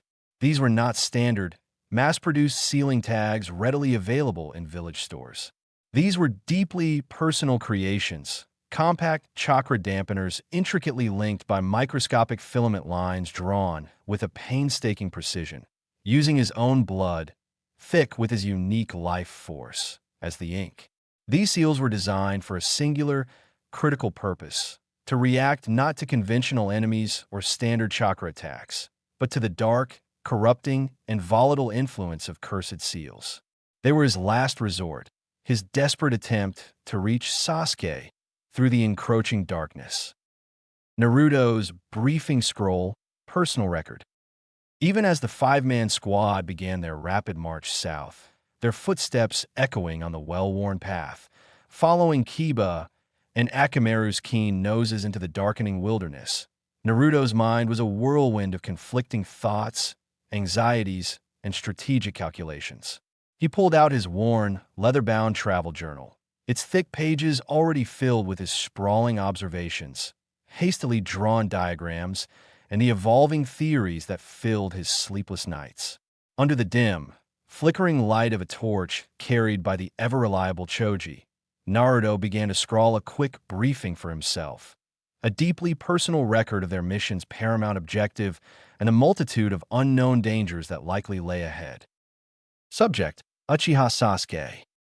Current status: strong intelligence suggests that the malevolent cursed seal of heaven, that dark and parasitic inscription forced upon him by Orochimaru, is rapidly nearing its dreaded phase 2 awakening. This critical stage signifies a catastrophic increase in the seal's corrupting influence, a potentially irreversible surge in Sasuke's raw power, and a drastic decline in his already fragile mental and emotional stability. Key observations: abnormally high and fluctuating levels of ambient chakra instability are now constantly surrounding Sasuke. His energy signature, once sharp and precise, is now erratic, fragmented, and heavily tinged with the dark, almost sentient resonance of the cursed seal's malevolent chakra. It is highly probable that Sasuke is currently attempting to forcibly fuse his innate and formidable Uchiha clan techniques, particularly his evolved Sharingan, and potentially his nascent, still untamed Mangekyo Sharingan, with the terrifyingly amplified power and inherently corrupting nature of the fully awakened Curse Seal state. This volatile combination has the potential to unleash unpredictable and devastating results, both for himself and for anyone foolish enough to stand in his path. Potential threat level: critically high. Sasuke's physical and chakra-based power is likely to be significantly augmented beyond anything they have witnessed before. His ability to rationally control his own actions and distinguish friend from foe will likely be severely compromised, if not entirely obliterated, by Orochimaru's insidious influence and the Cursed Seal's inherent madness. His emotional state will be volatile, unpredictable, and almost certainly hostile towards anyone perceived as attempting to impede his dark ascent. Planned response protocol: under no circumstances should direct destruction of Sasuke or the Cursed Seal be the primary objective. Any direct, forceful attacks against the seal in its awakened state could trigger a catastrophic and potentially uncontrollable release of its immense and corrupted power, endangering everyone in the immediate vicinity. The immediate goal is temporary containment. Utilize the specialized chakra-folding seals I have prepared, designed to disrupt and effectively dampen the chaotic flow of Cursed Seal energy within Sasuke's chakra pathways, to temporarily bind him and neutralize the immediate threat. Mission objective: do not, at this juncture, attempt to purify Sasuke of the ingrained Cursed Seal or engage in any immediate attempts at emotional redemption or reconciliation. The paramount objective for this initial encounter is to bind the raging storm that has taken hold of him, to temporarily neutralize the immediate danger until a more comprehensive and long-term solution, however improbable it may seem at this moment, can be devised and safely implemented. Ambush at the river fork. Sound 4 arrive. The first brutal contact with the enemy occurred just as the last sliver of the setting sun dipped below the horizon, casting long, eerie shadows across the already darkening forest and painting the sky in a final, fleeting spectacle of fiery orange and deep, bruised violet. Kiba, his senses always hyper-alert, suddenly stopped dead in his tracks. Akamaru, his ever-loyal canine companion, letting out a low, guttural growl at his side, his sensitive nose twitching rapidly as he picked up a distinct, unwelcome scent carried on the evening wind. "They're close," Kiba muttered, his voice low and tense, his sharp eyes scanning the rapidly darkening tree ahead, his hand instinctively reaching for a kunai at his hip. "Definitely hostile. And there are a lot of them, more than just one or two stragglers." Then, as if to punctuate his grim warning with an exclamation point of earth-shattering force, the ground beneath their very feet began to tremble violently, a low, guttural rumbling that seemed to emanate from the very depths of the forest, vibrating through their bones and sending small pebbles skittering across the path. The ancient trees ahead of them shook violently, their branches rattling like skeletal fingers in the wind, and then, with a brutal, deafening crash that ripped through the twilight stillness, Jirobo burst through the dense foliage, his colossal form a grotesque and terrifying parody of human strength. Thick, jagged plates of dark, rocky armor, pulsating with a raw, earth elemental chakra, instantly began to form over his already immense shoulders and limbs, further augmenting his formidable, monstrous bulk. The others followed in quick, unsettling succession. The unnervingly agile, spider-like Kidomaru, his multiple arms twitching with anticipation. The disturbing, conjoined twins Sakan and Yukon, their forms unnaturally and grotesquely fused. The sinister, flute-playing Taiya, a palpable aura of malevolent chakra radiating from her. And finally, bringing up the rear with an unnerving, almost supernatural stillness, Kimimaro Kagaya, his pale, sharp features angular and bone-like, his very presence, radiating an intense, chilling aura that spoke of death and the grave. The very air around them seemed to grow heavy, thick with a palpable sense of menace and the oppressive stench of dark, corrupted chakra. The oppressive atmosphere pressed down on Naruto's senses, a suffocating weight of impending conflict. Without a moment's hesitation, his mind already racing, dissecting the immediate threat and calculating their odds, Naruto swiftly reached beneath his torn flak vest and dropped one of his specially prepared seal tags into the dirt at his feet. Ripple Detection Array. The tag, upon silent contact with the forest floor, instantly activated, emitting a subtle, almost imperceptible circle of low-pressure, finely tuned chakra, specifically designed to detect the unique, chaotic fluctuations in chakra that were the telltale signature of the cursed seal's corrupting influence. It was an invisible early warning system, a silent sentinel planted in the gathering gloom, its subtle vibrations a promise of impending danger. Kidomaru, his multiple eyes, each gleaming with an unsettling intelligence, sharp and perceptive even in the fading light, spotted the almost imperceptible shimmer of chakra emanating from the seal tag in the dirt near Naruto's feet. "Oi," he muttered to his grotesque companions, his voice laced with a strange mix of morbid curiosity and open disdain. "Look at that. Someone's actually using old-world sealing techniques. Haven't seen one of those clunky things in ages. Thought everyone had moved on to something more efficient." But Naruto's hand was already moving, his chakra gathering in his palm with a focused intensity that belied the seemingly casual nature of his movements, forming the familiar, swirling sphere of his modified Rasengan, its humming a low thrum of contained power. "I'm not from the old world," Naruto said, his voice calm and steady despite the palpable tension crackling in the air, his bright blue eyes fixed with unwavering determination on the encroaching enemies, a silent promise of defiance in their depths. "I'm what comes after the curse. The splitting tactical assignments." Shikamaru, his usual air of nonchalance completely gone, his gaze sharp and his brow furrowed in intense concentration, took immediate and decisive command of the rapidly escalating situation, his quick mind already formulating a multi-pronged plan to counter the sudden ambush. He spoke rapidly, his voice low and urgent, barking out tactical assignments to his startled teammates. Divide. Now, we need to delay them, disrupt their formation, and isolate each one of them. We have to buy as much precious time as humanly possible before Sasuke fully awakens to the cursed seal's power. We can't afford to underestimate any of them. Niji, his pale eyes already revealing the activated power of his Byakugan, the intricate network of veins around his eyes pulsing visibly, turned his unwavering gaze towards the grotesque, multi-limbed form of Kidomaru, his expression grimly determined, a silent promise of precise and unwavering defense in his stance.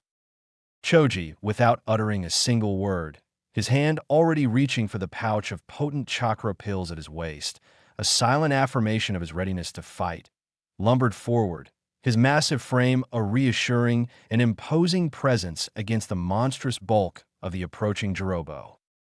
Kiba, a fierce, almost predatory grin splitting his face, his loyal canine companion Akamaru barking ferociously at his side, lunged forward in a sudden blur of motion, a whirlwind of canine fury aimed directly at the disturbing, conjoined form of the twins Sakan and Yukon, their combined presence a truly unsettling spectacle. Naruto paused for a split second, his eyes flicking briefly towards the ominously silent coffin that carried their quarry, the very air around it radiating an unsettling stillness amidst the chaotic energy of the forest. His focus then returned to the immediate threat. Taiya, a wicked, knowing smile spreading across her lips, her crimson eyes gleaming with malevolent amusement, turned her full attention towards Naruto. "What's the matter, little boy?" she taunted, raising the bone flute to her lips, her fingers already dancing across its surface, ready to unleash her terrifying and debilitating sound-based jinjutsu. Too scared of a simple flute and a few spooky illusions? "No," Naruto replied calmly, his voice devoid of any discernible fear, his gaze unwavering, his focus locked on the prize beyond the immediate skirmish. "Just my objective isn't you." With a sudden, explosive burst of speed that belied his earlier stillness, Naruto launched himself past Taiya, completely ignoring her taunts and the ominous, unsettling sound of her flute beginning to resonate in the twilight air, a single-minded determination propelling him straight towards the sealed coffin that held his former teammate. But his path was instantly blocked. Kimimaro moved to intercept, his movements unervingly graceful and swift despite the macabre and rigid nature of his bone-based abilities. A thin, almost ethereal mist of pure white bone marrow shimmered into existence around his hands with unnatural speed, rapidly solidifying into a set of razor-sharp, elongated claws, a deadly and grotesque barrier standing between Naruto and his desperate goal. "Your form is strangely beautiful," Naruto observed, his voice almost detached, his bright blue eyes taking in the eerie and unsettling elegance of Kimimaro's bone armor and lethal claws. "But seals don't care about mere appearances, do they? They react to the focused flow of chakra, to specific points of concentrated pressure." The modified Rasengan in his hand began to spin with a furious, almost frantic intensity, its humming sound no longer a steady whistle but a low, menacing hiss, like a dangerous wind being drawn through a cracked and fragile jar, threatening to shatter at any moment. He swung low, not aiming for a direct, brute force collision with Kimimaro's main body, but strategically targeting the subtle, critical juncture points where the intricate bone armor connected and articulated, seeking to exploit its inherent weaknesses. Spiral lung deployment against Kimimaro. With a swift, precise twist of his wrist, Naruto unleashed the contained fury of the spiral lung Rasengan, aiming not for a direct, bone-shattering impact on Kimimaro's torso, but strategically targeting the subtle, almost invisible pressure points where the intricate bone armor connected and articulated around his limbs and joints.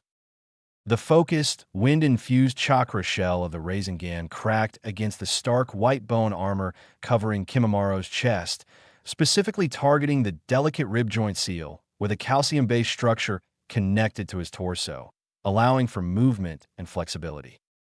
For a split second, a visible ripple of distorted chakra energy coursed through the normally perfectly aligned calcium form field. The bone structure audibly groaned and twisted inward, a sickening grinding sound echoing in the tense, magic-laden air. Kimimaro gasped, a sharp, involuntary intake of breath betraying the intense pain that shot through his unnaturally durable form. His normally stoic and emotionless expression momentarily contorted into a grimace. He stumbled backward, his normally impeccable footing faltering on the uneven forest floor, but his unnatural resilience, honed by years of twisted experimentation, allowed him to regain his balance and maintain his stance, albeit precariously. Naruto, recognizing the temporary disruption he had caused, didn't press his limited advantage, his primary and immediate goal remaining to bypass the formidable Kimimaro and reach the sealed coffin that held the still unconscious Sasuke. He executed a swift, acrobatic flip backward, landing lightly on his feet several feet away from his unnerving opponent. With lightning-fast, practiced movements, he slammed two specially prepared binding slip tags onto the rough bark of nearby trees, their surfaces instantly glowing with a network of intricate inscribed seals, pulsing with latent chakra energy. A thin, almost invisible thread of highly focused wind chakra, nearly imperceptible to the naked eye, snaked between the two tags, stretching taut as a drawn bowstring across the forest path. Wind-sealed tripwire. This wasn't a crude trap designed to inflict serious physical wounds or incapacitate his opponent. Instead, it was a subtle but strategically placed barrier, a tactical measure intended to disrupt Kimimaro's typically fluid and relentless pursuit patterns, forcing him to momentarily pause, if only for a fraction of a second, and reevaluate his intended trajectory, buying Naruto the precious seconds he desperately needed. And then, as Kimimaro's crimson eyes narrowed, his gaze piercing and intense, Naruto vanished into the dense undergrowth of the surrounding woods, his movements masked by a sudden burst of wind-enhanced speed, his singular focus remaining locked onto the ominous, coffin-like container that held his former teammate, the weight of his failure a heavy burden in his heart. The coffin opens, Sasuke rises. Naruto, propelled by a desperate surge of adrenaline and unwavering determination, burst into a small clearing, his lungs burning, his heart pounding in his chest. He arrived just as the sealed, coffin-like pod that had carried Sasuke through the treacherous journey finally cracked open with a low, grinding groan of stressed metal and fractured, failing seals, the sound echoing ominously in the silent forest. Sasuke emerged slowly, almost reluctantly, from within the broken remnants of his transport, his young silhouette framed by the shattered fragments of the container. His face was cast in deep shadow, his expression unreadable even to Naruto's keen eyes. But the oppressive, dark energy of the fully awakened cursed seal of heaven flared around him, a visible, almost suffocating miasma of corrupted, malevolent chakra. It pulsed with a thick, viscous quality, like dark, oily ink slowly spreading across the surface of a pristine, unprimed scroll, threatening to completely consume and defile the very essence of his being. Their eyes locked across the small clearing, a silent, intense connection forged in years of shared experiences, rivalry, and a bond that had once felt unbreakable. Sasuke did not utter a single word, his unnerving silence more chilling than any shouted threat or hateful denunciation.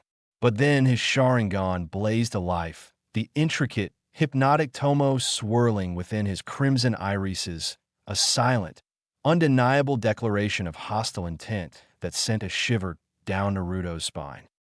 Naruto, taking a deep, steadying breath, stepped forward, his gaze unwavering, his voice surprisingly calm despite the turmoil churning within him. Sasuke, stop. You think you're changing, becoming stronger, finally gaining the power you crave. But you're not truly in control, are you? Sasuke's gaze narrowed, his Sharingan burning hotter, the intensity of his stare almost physically painful. You're becoming nothing more than someone else's vessel. Naruto, a walking, breathing seal, a container for the Nine Tails' power, without truly having written your own story. You're still clinging to the pathetic bonds of the past. Still, no verbal response from Sasuke, only the silent, burning intensity of his crimson eyes, swirling with an unsettling mix of hatred and a desperate, almost manic determination.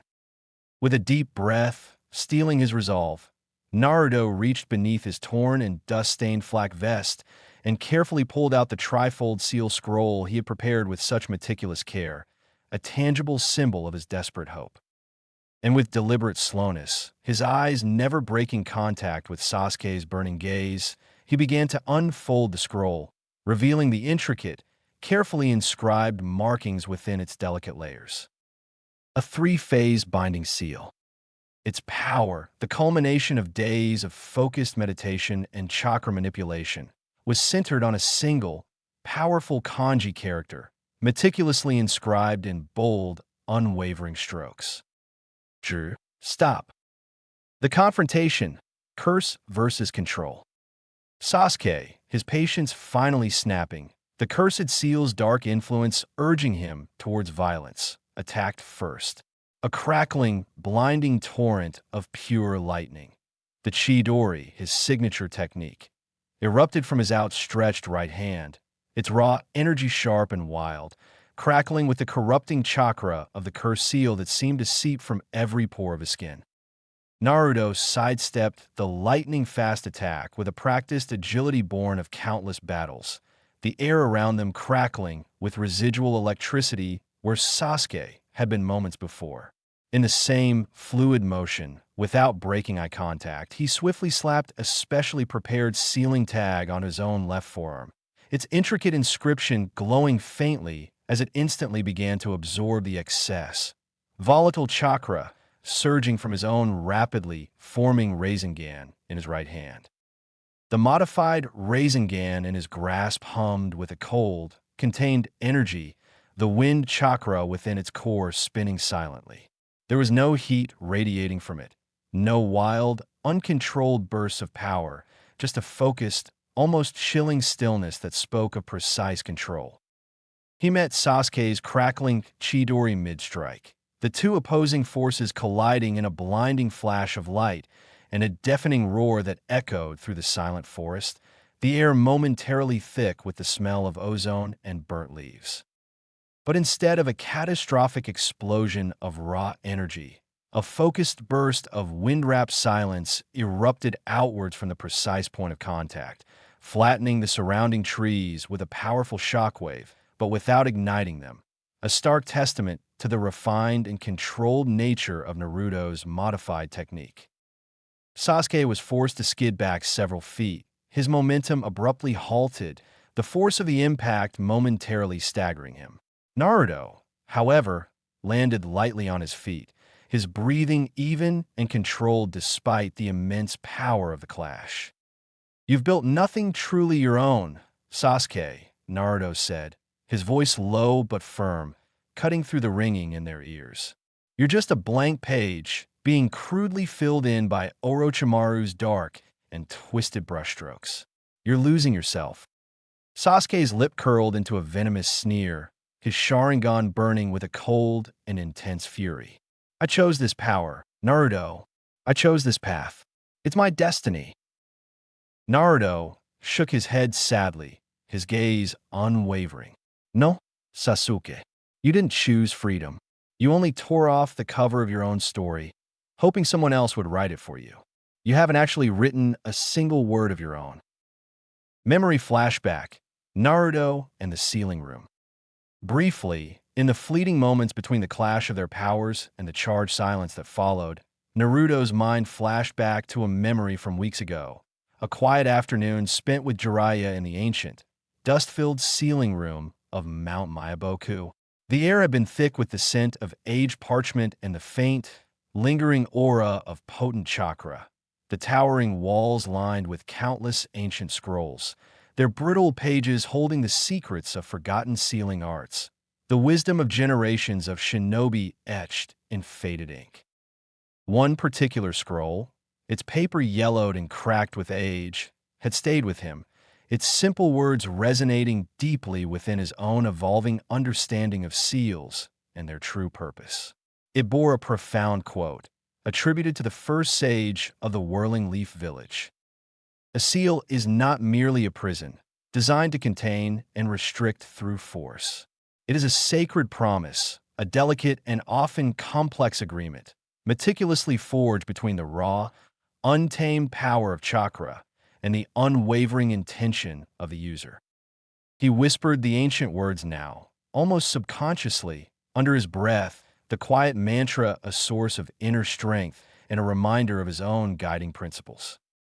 Sasuke, caught up in the burning intensity of his own rage and the swirling power of his Sharingan, didn't consciously hear the barely audible words. But he saw something subtle yet profound shift in Naruto's chakra signature. The earlier tension seemed to dissipate, replaced by a calm, focused intent that radiated outwards, an unwavering resolve that spoke of deep understanding and control. And that unnerved him more than any powerful jutsu Naruto could have unleashed. It was a level of inner peace and clarity that Sasuke, lost in his own darkness, could no longer comprehend. Final strike, the seal decision. Sasuke rose again, his body contorting and grotesquely transforming into the full, monstrous form of Cursed Seal Level 2. Dark, leathery wings, like those of a twisted demon, sprouted from his back, sharp, bony horns jutted from his forehead, and a palpable, suffocating darkness seemed to bleed from his skin like black, oily smoke, twisting his once familiar features into a terrifying, almost unrecognizable visage. Naruto stood ready, his stance firm and unyielding, his gaze locked on the monstrous figure before him. But his hands were not forming the familiar spiraling vortex of the spiral-long Rasengan. Instead, he held the unfolded trifold seal scroll spread across both palms, its intricate markings glowing with a soft, ethereal light that seemed to push back against the encroaching darkness. "Sasuke," he said, his voice clear and strong, cutting through the oppressive silence that had fallen over the clearing. "I'm not here to destroy you. That's not what I want." He took a step forward, his gaze unwavering, filled with a desperate plea. "I'm here to show you. There's still a way back from this darkness. You don't have to let this consume you." Sasuke roared a guttural, inhuman sound of pure, unadulterated rage and corrupted chakra that ripped through the forest and lunged forward, his clawed hands reaching for Naruto with deadly intent. With a final surge of chakra and unwavering determination, Naruto placed the first section of the trifold binding seal firmly on his Sasuke's chest, the intricate symbols glowing brightly against his dark, corrupted skin. As they collided with a violent, bone-jarring force, Naruto twisted his body, reaching around Sasuke's monstrous form, and pressed the second section of the binding seal onto his back, its chakra resonating with the first, attempting to create a stabilizing anchor. And finally, with a gentle but deliberate touch, his fingers trembling slightly, Naruto reached up and pressed the third and final section of the seal on his Sasuke's forehead, right between his burning crimson eyes, a point of intense chakra concentration. The seal on Sasuke's forehead flared with an intense, blinding white light, its power surging outwards, attempting to bind the chaotic, corrupted chakra within. Then, for a fleeting, hopeful moment against all odds, it held. Outcome, not victory, not loss. Both of them, their bodies battered and their chakra reserves depleted, collapsed to the ground in a tangled heap of limbs, the impact throwing up small clouds of dust and scattered leaves. Sasuke's dark, leathery wings slowly faded, retracting back into his skin as the cursed seal's terrifying intensity momentarily subsided, its glow flickering like a dying ember. Naruto's breath, which had been ragged in shallow moments before, slowly began to even out, a fragile sign of returning equilibrium. But the tenuous hold of the hastily applied binding seal didn't last long against the sheer force of Sasuke's will and the deeply ingrained power of the cursed seal. With a final, desperate, and hate-filled surge of corrupted chakra, Sasuke broke free from its restrictive power. Not completely, the seal still flickering faintly on his skin like a brand, but enough for him to push himself to his feet, his eyes burning with a cold, unyielding fury. He didn't strike Naruto down, didn't unleash another devastating attack. He simply turned his back and walked away, bloody, drained, broken, his silhouette a dark shadow against the moonlit trees, disappearing into the dense, unforgiving woods, his footsteps silent on the forest floor. Naruto, lying on the ground, his body aching in protest, his chakra reserves dangerously low, didn't follow. He simply watched his friend, his former teammate, his brother in all but blood, fade into the darkness, the weight of his failure a crushing burden in his heart. Afterward, what the scrolls said. Later, as the rest of the exhausted retrieval squad finally arrived at the scene, bearing their own share of injuries and the heavy weight of their shared failure, Naruto quietly took out the now-spent trifold seal scroll, its power completely faded, the intricate markings dull and lifeless. In the empty lines beneath the remnants of his binding intention, he began to write, his charcoal stick moving slowly and deliberately across the parchment, documenting the inconclusive outcome of their desperate and emotionally charged encounter. The return, hollow parade. The first rays of dawn, pale and hesitant, crept over the horizon, painting the sky in hues of bruised purple and soft gold. Naruto's feet felt heavy, each step a dull thud against the well-worn stone path leading into Konoha. It had been so long, too long. The air was crisp and carried the familiar scent of morning mist mingling with the faint aroma of miso soup wafting from homes where early risers were starting their day. Above, the sharp cries of messenger hawks pierced the quiet as they soared, delivering their urgent missives across the village. A flurry of dust motes danced in the nascent sunlight, kicked up by their powerful wings, creating a shimmering veil in the air. The market roads, usually bustling with life even at this early hour, were just beginning to stir. Vendors, their faces etched with the weariness of the previous day and the anticipation of the one to come, were methodically setting up their stalls. Brightly colored fabrics were unfurled. The rich scent of spices hung in the air around the ramen stand, and the rhythmic clang of a blacksmith's hammer echoed from a nearby alley. These were the sights and sounds Naruto had longed for, the familiar tapestry of his home. Yet a strange dissonance hung in the air. No one looked at him. Or rather, they looked, their eyes catching his form as he walked through the gates. A flicker of recognition, a momentary widening, perhaps a ghost of expectation. But then, their gazes would slide away, as if he were a shadow, an unwelcome intrusion into their morning routine. It was a subtle shift, almost imperceptible, but to Naruto, it felt like a physical blow. Each averted gaze was a whisper of his failure. There was no boisterous welcome, no cheering crowds lining the streets, no celebratory banners strung across the rooftops. No fanfare. He hadn't expected a hero's welcome, not after everything. But the utter lack of acknowledgement, the heavy blanket of silence that seemed to smother the village's usual vibrancy, was a stark reminder of the weight he carried. No congratulations. Not even a perfunctory "you did your best."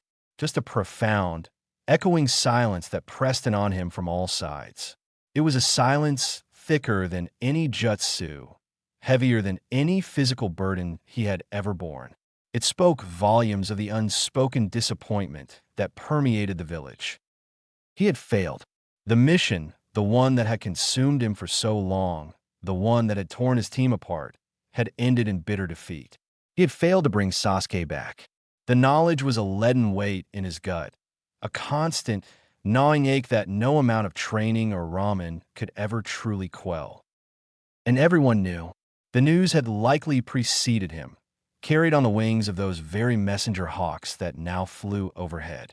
The details of the disastrous mission, the final confrontation in the Valley of the End, Sasuke's unwavering decision. It was all out in the open, a wound festering in the heart of Konoha. Naruto continued his walk, his shoulders slumped almost imperceptibly. He tried to ignore the prickling sensation of eyes on his back, the hushed whispers that he couldn't quite catch, but felt nonetheless. He focused on the familiar landmarks, the weathered faces of the Hokage Rock, the ancient trees that lined the training grounds, the vibrant red torii gates of the shrine. These were the constants, the anchors in his tumultuous life. But even they seemed to bear a somber air, as if reflecting the disappointment that clung to him like a shroud. He reached his small apartment, the silence within its walls amplifying the silence of the village. The familiar scent of dust and unwashed dishes greeted him. He didn't bother to tidy up. The mess felt appropriate, a physical manifestation of the turmoil within him. He sank onto his worn-out futon, the springs groaning in protest. The morning light now streamed through his window, illuminating the dust motes dancing in the air, each one a tiny reminder of the chaos he felt inside. He closed his eyes, trying to shut out the silence, the averted gazes, the crushing weight of his failure. But the images flashed behind his eyelids, Sasuke's cold, determined eyes, the clash of their jutsu, the final, heartbreaking moment when Sasuke turned his back and walked away. It was a scene etched into his memory, a constant loop of regret and self-recrimination.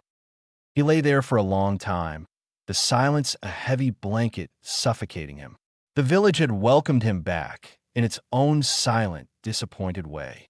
And in that silence, Naruto felt more alone than ever before. The report to Tsunade. The walk to the Hokage's office felt like traversing a vast, empty plain. Each step was deliberate, heavy with the weight of his report. He kept his gaze forward, focusing on the worn wooden planks of the hallway, trying to block out the lingering echoes of the village's cold reception. He reached the imposing double doors of Tsunade's office and took a deep breath, squaring his shoulders as best he could. Failure sat heavy on him, a physical burden that threatened to crush his resolve. He stood just inside the doorway, the vastness of the room seeming to amplify his smallness, his inadequacy. Tsunade sat behind her large, cluttered desk, the morning light illuminating the stacks of paperwork that threatened to topple over. She didn't look up immediately, her gaze fixed on a document in her hands. The silence in the room was thick, heavy with unspoken expectations and the aftermath of the disastrous mission. Finally, she raised her head. Her gaze met his, and Naruto felt a pang in his chest. There was no fury in her eyes, no sharp reprimand on her lips. Instead, he saw something else, something that struck him deeper than anger ever could. She looked older. The lines around her eyes seemed more pronounced. The usual vibrant energy that crackled around her was muted, replaced by a weariness that mirrored his own. "What happened?" she asked, her voice quiet, devoid of any accusation. It was a simple question, yet it carried the weight of the entire mission, the hopes and fears of the entire village. Naruto swallowed, his throat suddenly dry. He met her gaze, his own eyes filled with the raw, unfiltered truth of his experience. He told her everything, every grueling step of the mission, starting from the moment they left the village until the bitter end in the Valley of the End. He recounted their encounters with the Sound Ninja, their relentless pursuit, the desperate attempts to reason with Sasuke. He described the chilling aura of the curse mark, the growing darkness that had enveloped his former teammate. He spoke of the final confrontation, the clash of their powers, the overwhelming feeling of Sasuke slipping further and further away. He didn't hold back any details, the successes and the failures, his own moments of doubt, and his unwavering determination. He described the seal, Orochimaru's influence, and the final, devastating strike that had left him broken and defeated. He spoke of the agonizing choice Sasuke had made, the choice to embrace the darkness over the bonds they had forged. His voice was low and steady, devoid of any self-pity or excuses. He simply laid out the facts, the raw, unvarnished truth of what had transpired. He spoke until the silence in the room was filled only with the echoes of his words, the ghosts of the battle he had lost. When he finally finished, his voice hoarse, Tsunade didn't say anything for a long moment. She simply stared out the window, her gaze distant, as if replaying the events in her own mind. Then, with a slow, deliberate movement, she reached for a crystal decanter on her desk and poured herself a generous drink of sake, the amber liquid swirling in the glass. She took a long draught, the silence stretching taut between them. Finally, she set the glass down with a soft click and turned her gaze back to him. "You nearly died," she stated, her voice flat, devoid of emotion. It wasn't a question, but a simple acknowledgement of the brutal reality of the mission. Naruto didn't respond. There was nothing to say. He had known the risks, had pushed himself to his limits. Death had been a possibility he had faced and narrowly avoided. The fact held no surprise for him. Tsunade leaned forward, her gaze piercing, locking with his. "You didn't lose because you were weak, Naruto," she said, her voice firm now, carrying a weight of authority and conviction. "You lost because he chose the curse. He made a conscious decision to walk down a path of darkness, and no amount of strength on your part could have forced him back." "I know," Naruto said quietly, the words barely a whisper.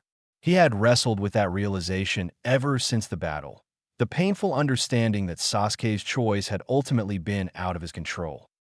"But I thought the seal," he began, a flicker of doubt still lingering in his voice. He had believed in the seal, in its power to suppress Orochimaru's influence. He had clung to that hope, even in the face of Sasuke's growing darkness. Tsunade waved a dismissive hand, cutting him off. "The seal wasn't wrong, Naruto. It did its job. But a seal can only contain, it cannot change the will of the person it's placed upon. He chose to break it, to embrace the power it offered, no matter the cost." Naruto nodded slowly, the logic of her words sinking in. Intellectually, he understood. He knew that Sasuke had made his own choice, a terrible, heartbreaking choice. But in his heart, a stubborn seed of doubt still lingered. Could he have done more? Could he have said something different? Had he failed to understand the depth of Sasuke's pain and resentment? The questions continued to swirl in his mind, a relentless storm of self-doubt. He looked at Tsunade, her gaze unwavering, filled with a hard-earned wisdom. He knew she was trying to ease his burden, to absolve him of the guilt that gnawed at him. And yet, a part of him couldn't fully accept her words. He felt responsible, a failure. The bond they had shared, the promise he had made to Sakura, he had failed to uphold them, and that failure resonated deep within his soul. Team meetings fractured trust. 2 days later, the remnants of the retrieval team gathered for the debriefing. The atmosphere in the small meeting room was thick with unspoken words and a heavy sense of defeat.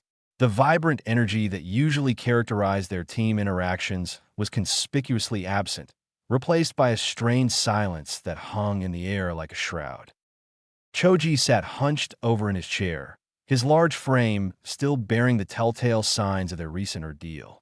Bandages were wrapped around his arms and torso, stark white against his tan skin, a visible reminder of the brutal battles they had faced. He picked nervously at a loose thread on one of the bandages, his gaze fixed on the tabletop, avoiding eye contact with the others. Niji, ever stoic, sat with his usual rigid posture, but a subtle difference was noticeable. A brace, plain and functional, encircled his right arm, a silent testament to the injuries he had sustained. Even his normally piercing Byakugan seemed subdued, his gaze occasionally drifting towards the empty space where Sasuke should have been. Shikomu, usually the picture of languid relaxation, sat leaning back in his chair, his eyes half closed as always. But the usual playful smirk that often danced on his lips was gone, replaced by a grim line. He just smoked, the cherry of his cigarette glowing like a malevolent ember in the dim light, the smoke curling upwards in silent, melancholic plumes. He didn't offer any of his usual strategic insights or witty remarks. The silence seemed to suit his mood, a reflection of the complicated thoughts swirling within him. Nobody blamed Naruto, not outwardly at least. No harsh words were spoken, no accusations hurled. But the silence itself felt like a form of blame, a heavy weight of unspoken disappointment. There were no words of comfort, no pats on the back, no acknowledgement of the immense effort he had poured into the mission. Nobody thanked him either. The absence of gratitude stung, a subtle but palpable reminder of their collective failure. The silence stretched on, punctuated only by the rhythmic puffing of Shikamaru's cigarette. Finally, Shikamaru broke the tension, his voice low and unusually subdued. "I should have planned better," he said quietly, his gaze still fixed on the ceiling. "The formation splitting up too early. It was a mistake." His words were directed at no one in particular, a self-recrimination uttered into the heavy air. "It wasn't the split," Naruto replied, his voice firm despite the tremor in his heart. He met Shikamaru's gaze, trying to convey the profound realization he had come to. It was the fact that we were trying to retrieve a soul that had already left. Sasuke, he wasn't just lost. He was gone. The room fell silent again, the weight of Naruto's words settling heavily upon them. Choji finally looked up, his eyes filled with a quiet sadness. He glanced at the empty space where Sasuke used to stand, a phantom presence lingering in their memory. "Think he'll ever come back?" he asked, his voice barely a whisper, laced with a fragile hope that seemed destined to be crushed. Naruto traced a finger over the cool, metallic edge of his canteen, his gaze distant, lost in thought. He pictured Sasuke, his face twisted in a mask of pain and determination, his eyes filled with a darkness Naruto had never seen before. The Sasuke they had known, the friend they had laughed with and fought alongside, felt like a distant memory, a ghost from a life that no longer existed. "I think," Naruto began slowly, choosing his words carefully, "the Sasuke we knew never left the valley." His statement hung in the air, a stark and painful truth that none of them could deny. The Valley of the End, the site of their first and most defining battle, had become a symbolic boundary, a place where the old Sasuke had been left behind, replaced by someone colder, someone driven by a darkness they couldn't comprehend. The silence returned, deeper and more profound than before. Each member of the team grappled with Naruto's words, the painful acceptance of their failure settling in their hearts. The fractured trust within their team, the unspoken disappointment and the lingering pain of their loss, hung heavy in the air, a reminder of the bond that had been broken and the long road to healing that lay ahead. Sealing room, a new direction. 3 days after his physical wounds had begun to heal, though the emotional ones still festered, Naruto found himself drawn back to a place he hadn't visited in a long time, the sealing chamber beneath the Hokage archives. The scent of old paper and dried ink hung heavy in the air, a familiar and strangely comforting aroma. The door to the chamber, usually guarded as a matter of routine, stood open, unguarded. It was a small detail, but it spoke volumes about his current standing, the unspoken disappointment that seemed to follow him like a shadow. He stepped inside, the silence of the chamber enveloping him like a familiar cloak. Stone walls, etched with faded ink markings of ancient seals, surrounded him. The air was still, undisturbed by the outside world. It was a place of quiet contemplation, a sanctuary where the intricate language of seals held sway. He ran his hand along the cool, rough surface of the wall, the faded symbols whispering tales of forgotten techniques and powerful bindings. He unrolled 2 fresh scrolls on the large stone table in the center of the room, the crisp paper crackling softly in the silence. He picked up his brush, the familiar weight grounding him in the present moment. For the past few days, he had been haunted by the images of the mission, the memory of Sasuke's cold eyes, the crushing weight of failure. But here, surrounded by the tools of his craft, a new purpose began to take shape. He dipped his brush into the ink, the dark liquid flowing smoothly onto the pristine surface of the scroll. His hand moved with a newfound focus, guided not by the need for destruction, but by a different kind of power, the power to mend, to hold, to protect. He began to draft, his mind clear and focused, the chaotic thoughts of the past few days momentarily silenced by the intricate patterns forming under his brush. Seal type, gentle locking array. Purpose, emotional overflow prevention. Structure, four-pillar containment with feedback tether. Notes, designed for Jinchuriki, but potentially useful for PTSD subjects or curse seal survivors. He worked steadily through the day and into the night. The only sounds the soft scratching of his brush against the paper and the occasional sigh as a particularly intricate section came together. He didn't stop for food or rest, driven by an inner compulsion to create something meaningful out of his failure. For the first time, he wasn't making something to fight.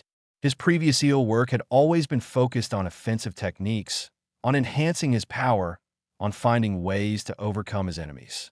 But this was different. This wasn't about destruction or defense. He was making something to hold, something to contain the overwhelming surge of emotions, the untamed power that could threaten to break a person from the inside out. He thought of Sasuke, consumed by the darkness of the curse mark, his emotions twisted and amplified. He thought of his own struggles with the Kyuubi's chakra, the constant battle to maintain control. And he knew, with a certainty that resonated deep within him, that there had to be a better way. He continued to work, his focus unwavering, pouring all his energy into the intricate design of the seal. He envisioned it not as a cage, but as a guiding structure, a framework that would allow powerful emotions to flow without causing devastation. The four pillars would represent stability, the feedback tether a gentle reminder of control. It was a seal born not of anger or frustration, but of empathy and a deep understanding of the fragility of the human spirit. As the first rays of dawn filtered through the small window of the sealing chamber, Naruto finally set down his brush, his eyes tired but his heart strangely lighter. He looked at the completed scroll, the intricate array of lines and symbols a testament to his hours of work. It was a small step, perhaps, but it felt like a new direction, a path forward that wasn't paved with conflict, but with the potential for healing. Clones in the hospital, the healing protocols. Driven by his newfound purpose, Naruto's mind raced with possibilities. The gentle locking array was just the beginning. He knew that understanding the nuances of uncontrolled chakra and emotional instability required more than just theoretical knowledge. He needed data, real-world observations. The Konoha Hospital, usually a place of healing for physical ailments, held a different kind of knowledge. The silent stories of emotional trauma and the often unseen effects of unstable chakra. It was there that Naruto decided to focus his next efforts. He formed 3 long-term shadow clones, each imbued with a specific task. Utilizing the transformation technique, he carefully disguised them as ordinary interns, blending them seamlessly into the bustling environment of the hospital. He knew that his presence, even in disguise, might cause unnecessary alarm or bias the observations. Interns, however, were largely anonymous, moving through the wards and observing patients without drawing undue attention. Each clone had a distinct purpose, a specific area of focus within the complex landscape of the hospital. Clone A. His primary objective was to study chakra outbursts in patients affected by curse marks. He was tasked with observing their energy patterns, noting the triggers that led to fluctuations, and documenting the nature and intensity of their chakra releases. Naruto hypothesized that understanding the chaotic nature of curse mark chakra could provide valuable insights into other forms of emotional and chakra instability. He wanted to see the raw, untamed power and understand its underlying mechanisms. Clone B. This clone's focus was on the sleep patterns of patients suffering from various forms of trauma. Naruto believed that sleep, or the lack thereof, could be a significant indicator of underlying emotional distress and chakra imbalance. The clone meticulously recorded the duration and quality of sleep, noting any disturbances, nightmares, or unusual chakra activity during sleep cycles. He theorized that trauma might leave an imprint on a person's chakra, manifesting even in their unconscious state. Clone C. This clone's task was more experimental. He was instructed to subtly test passive seal band tags on patients exhibiting signs of unstable chakra. These were simple, non-invasive tags designed to passively absorb and regulate minor chakra fluctuations. The clone carefully monitored the patient's reactions, noting any changes in their demeanor, energy levels, or reported feelings of stability. This was a preliminary step towards developing the chakra compression coil he had begun to conceptualize. All results, meticulously recorded and compiled, were to be relayed back to the scroll chamber beneath the Hokage archives. Naruto had established a secure communication link using coded messages embedded within seemingly ordinary hospital reports. His spiral lung technique, a method of focusing and manipulating wind chakra with incredible precision, had taught him a great deal about the nature of focused energy. Now, he wanted to apply those principles to chakra stabilization. He envisioned a wearable tag, something small and inconspicuous that could gently guide and compress unstable chakra, whispering stability rather than forcefully imposing it. He spent the following days in the quiet solitude of the sealing chamber, poring over the data relayed by his clones. The patterns were complex and varied, but slowly, insights began to emerge. The curse-marked patients exhibited erratic and explosive bursts of chakra, often triggered by stress or negative emotions. Trauma patients frequently displayed fragmented and restless chakra patterns during sleep, and the passive seal tags, while only providing minimal stabilization, showed promising signs of subtly calming agitated chakra flows. The hospital became Naruto's laboratory, his clones his silent researchers. He was no longer focused on the battlefield, but on the quiet struggles of individuals wrestling with the unseen forces within themselves. He was learning a new kind of healing, one that went beyond physical wounds and delved into the intricate connection between chakra and emotion.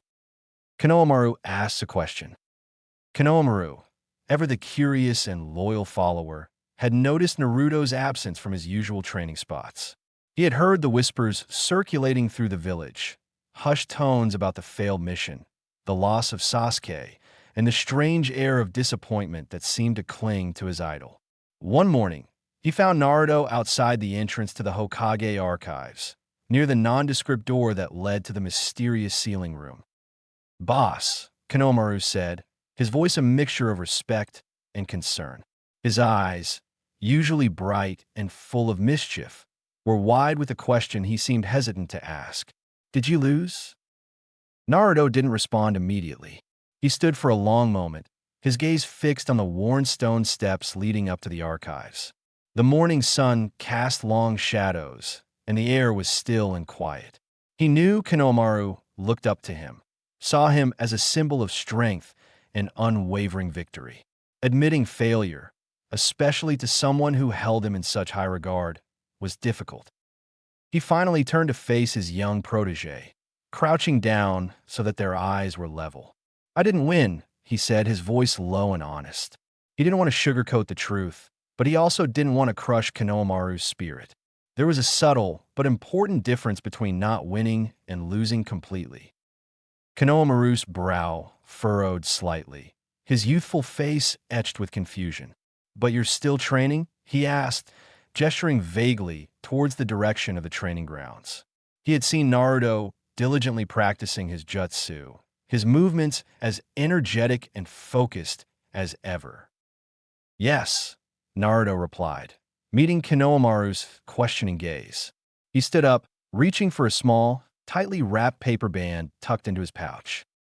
"But why?" Konohamaru persisted, his curiosity piqued.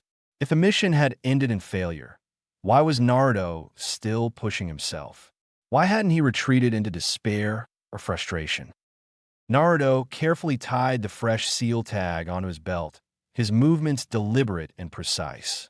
He focused on the intricate folds of the paper, the way the chakra infused the delicate material. Because if the seal doesn't hold the first time, he began, his voice carrying a quiet conviction, you don't throw it away. He looked Konohamaru directly in the eye, his gaze earnest and filled with a hard-won understanding. You redraw it. The first attempt might fail, the initial plan might crumble, but that didn't mean the effort was wasted. It meant you learned, you adapted, you went back to the drawing board with renewed determination. Konohamaru stared at him for a long moment, the weight of Naruto's words sinking in. He saw not defeat in Naruto's eyes, but a quiet resilience, a refusal to give up even in the face of overwhelming odds. He began to understand that true strength wasn't just about winning every battle, but about the courage to keep fighting, to keep learning, even after a setback. A small smile touched Konohamaru's lips. He still looked up to Naruto, not just for his power, but for his unwavering spirit.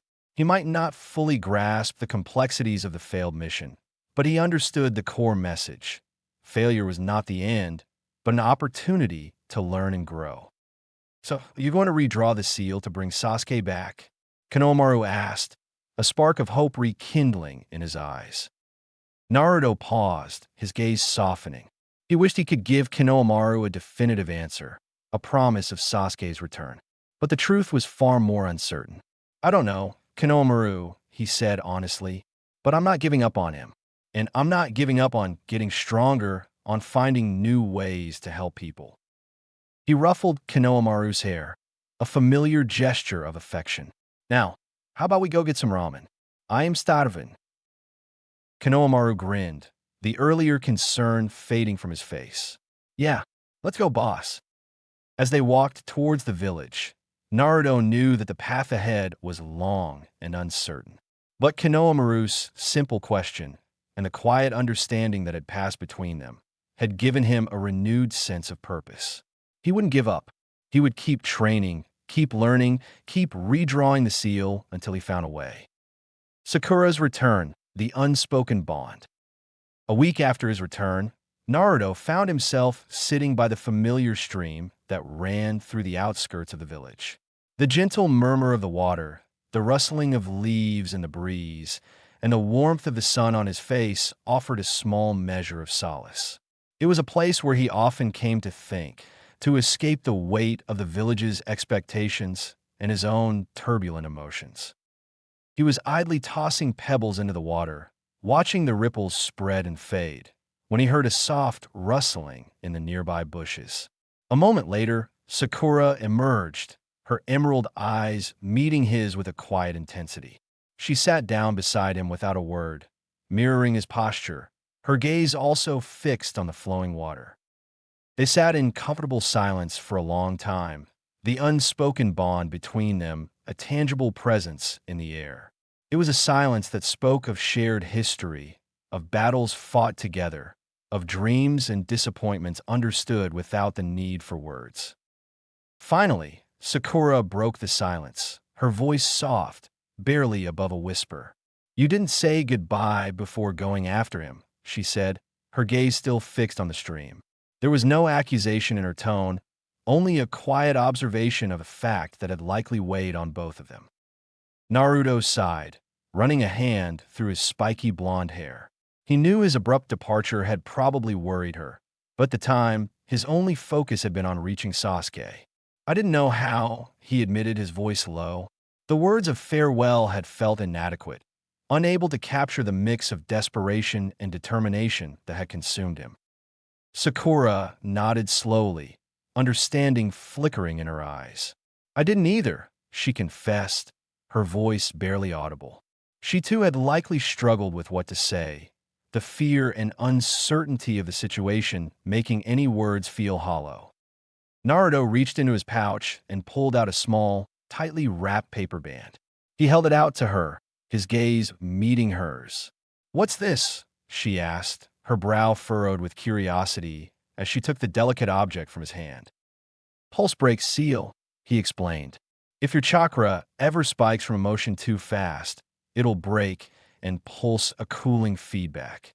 It's just a precaution. He looked away, a slight blush creeping up his cheeks. He didn't want her to think he was implying she was weak or unstable. Sakura looked at the seal band, her fingers tracing the intricate folds of the paper. "You think I'll lose control?" she asked, her voice tinged with a hint of surprise. "No," Naruto said quickly, meeting her gaze again. "I think we all do, eventually. Life, it throws a lot at you. That's why seals exist, right? To help us manage, to keep things from breaking." He gestured vaguely, trying to explain his reasoning without sounding condescending. He knew Sakura was strong, both physically and emotionally, but he also knew the immense pressure she had been under, the pain of Sasuke's betrayal, the constant demands of her medical training. She slipped the paper band onto her wrist, the simple seal resting against her skin. She looked at it for a long moment, her expression unreadable. And then, she said nothing more. The silence that followed was different from the strained quiet of their initial meeting. This silence was filled with a sense of understanding, of unspoken support. Naruto knew that Sakura was hurting just as he was. The loss of Sasuke had left a void in their team, a wound that would take time to heal. But in this quiet moment by the stream, with the sun warming their faces and the gentle murmur of the water surrounding them, they had found a connection that transcended words. The pulse break seal was more than just a precautionary measure. It was a symbol of his care for her, a tangible representation of the bond they shared. As the afternoon wore on, they continued to sit in comfortable silence, occasionally exchanging a glance or a small smile. There was no need for grand pronouncements or tearful confessions. Their shared experience, their unspoken understanding, was enough. The stream flowed on, carrying their unspoken emotions with it, washing away a small part of the pain and leaving behind a quiet sense of hope. The letter from Jiraiya. Naruto returned to his small apartment late that night, the silence of the village still hanging heavy in the air. He had spent the evening in the sealing chamber, working on new designs, trying to channel his restless energy into something productive. As he entered his dimly lit room, his gaze fell upon a scroll lying on his bed. It hadn't been there when he left. There was no stamp, no official insignia, no sign of a messenger. It was simply a scroll made of familiar, high-quality paper, tied with a simple length of twine. But Naruto recognized the texture of the paper, the way it was rolled, the distinct lack of any official markings. His heart gave a small leap of recognition. He carefully picked up the scroll, the paper feeling strangely familiar in his hands. He untied the twine and unrolled it slowly, his eyes scanning the contents. The message was short, written in clean, precise brush strokes, the ink a deep, unwavering black. It was unmistakably Jiraiya's handwriting, travel-worn and slightly faded, but undeniably his. "I'm leaving. Alone. You're not ready for what's out there yet. Stay. Build what only you can. If I don't come back, don't follow. Teach instead." Jiraiya. Naruto sat down heavily on the edge of his futon, the scroll clutched in his hand. A wave of conflicting emotions washed over him. Surprise, concern, a strange sense of understanding, and a pang of loneliness. Jiraiya was leaving again, but this time it felt different. There was a finality in his words, a sense of purpose that both reassured and worried Naruto. "You're not ready for what's out there yet." Naruto read the line again. He knew Jiraiya was referring to the larger world, the threats that lurked beyond the borders of the Hidden Leaf. He understood the legendary Sannin's assessment. He had just faced a formidable opponent in Sasuke, and the experience had left him humbled. He knew he still had much to learn, much to overcome. "Stay. Build what only you can." This line resonated deeply within him. Jiraiya had always encouraged him to forge his own path, to embrace his unique abilities. The work he had begun in the sealing chamber, the focus on healing and emotional stability through seals, perhaps this was what Jiraiya meant. Perhaps his true path lay not in chasing after Sasuke or seeking immediate revenge against the Akatsuki, but in building something new, something that only he, with his unique understanding of chakra and emotions, could create. If I don't come back, don't follow. This was the line that sent a chill down his spine. Jiraiya's missions were always dangerous, but there was an uncharacteristic somberness in this warning. It spoke of a threat far greater than anything he had faced before. A knot of fear tightened in Naruto's stomach. He couldn't imagine a world without Jiraiya, his eccentric mentor, his surrogate grandfather, the one who had always believed in him, even when he doubted himself. Teach instead. The final line struck a chord within him. He had already begun teaching Konohamaru, and he had recently started the informal SEAL classes. Perhaps Jiraiya saw a different kind of strength in him, a strength that lay not just in his fighting prowess, but in his ability to connect with and guide others. Naruto sat in silence for a long time, the scroll resting in his lap. The weight of Jiraiya's words pressed down on him. He thought of his mentor's mischievous grin, his sage advice, his unwavering support. He knew Jiraiya wouldn't leave without a good reason. He trusted his judgment, even if it pained him to think of him going alone into danger. Finally, with a sigh, Naruto picked up a fresh scroll from his desk.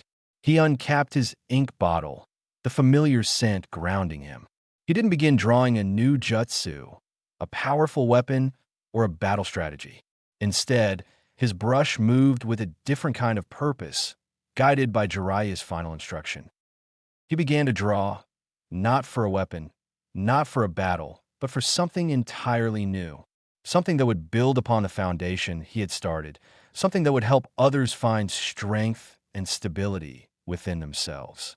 He didn't know exactly what it would become, but he knew it was the path Jiraiya wanted him to take. And for now, that was enough. Final notes, the doctrine begins. The idea had been gestating in his mind for weeks, a collection of scattered thoughts and observations slowly coalescing into a cohesive whole. Jiraiya's letter had provided the final push, the confirmation that this was the path he needed to pursue. He sat at his desk, surrounded by scrolls and ink, and began to formally outline his vision. Name: the Foundation Scrolls. Purpose: sealing as a healing discipline. This was the core principle, the guiding philosophy behind his work. Seals weren't just for fighting or containing. They could be tools for inner healing, for managing the complex interplay of chakra and emotions. First pillar: stabilization through breath-linked tags. This referred to the flow tags he had been experimenting with, the simple seals designed to harmonize with the user's natural breathing rhythm, providing a gentle and consistent anchor for their chakra flow. Second pillar: memory buffering via clone thread journals. This was a more ambitious concept, stemming from his experiences with shadow clones. He envisioned a system where clones could record and process overwhelming emotional experiences, effectively buffering the impact on the original individual psyche. It was still in the theoretical stage, but the potential was immense. Third pillar: seal calligraphy classes for high-risk shinobi. This directly addressed Jiraiya's instruction to teach. He envisioned offering specialized classes for shinobi who were prone to emotional outbursts or chakra instability, providing them with the tools and knowledge to manage their inner turmoil through the art of seal creation.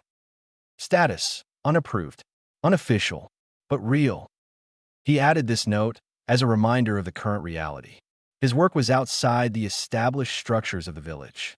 It wasn't sanctioned by the Hokage or the council. But it was happening, it was growing, and it was making a difference, however small. That was what mattered. He tapped the final corner of the scroll with his thumb, a sense of quiet satisfaction settling over him. He had taken his failure, his pain, and Jiraiya's parting words, and forged them into something new, something with the potential to truly help people. He looked down at the ink-covered surface, the words forming a testament to his evolving understanding of the ninja arts. And then he whispered a thought that had been growing in his heart, a personal mantra for this new direction. Bonds are not chains. They're paper rings. Weak alone, but drawn right, they hold even gods. Quiet classroom, the first lesson. The small and used classroom in the academy annex felt surprisingly full, despite the meager number of occupants. It wasn't the size of the room, but the weight of unspoken anxieties and hesitant hopes that filled the space. It started with 5 students, all volunteers, drawn by word-of-mouth whispers and a shared sense of being different. None were prodigies. No Hyugas with their all-seeing eyes, no Uchiha with their potent Sharingan, no heirs to prestigious clans. These are the overlooked, the ones who struggled, the ones whose chakra sometimes felt like a wild, untamed beast threatening to break free. 2 had failed the academy final twice, their dreams of becoming full-fledged ninja hanging precariously by a thread. 1 had dropped out altogether, unable to cope with the pressures and the unpredictable nature of his own chakra. The other 2 were orphan genin, recently returned from missions bearing not just physical scars, but also the invisible wounds of chakra injuries and unstable flow cycles that left them feeling perpetually off balance. Naruto stood before them, a simple scroll unfurled on the dusty table in front of him, a well-used brush held loosely in his hand. He looked at their faces, a mixture of apprehension and curiosity reflected in their eyes. He remembered feeling that same uncertainty, that same yearning for control. "This is not a jutsu class," he began, his voice calm and steady, devoid of the usual boisterousness. "You won't learn how to fight with these seals. I'm not going to teach you any flashy new techniques to impress your sensei."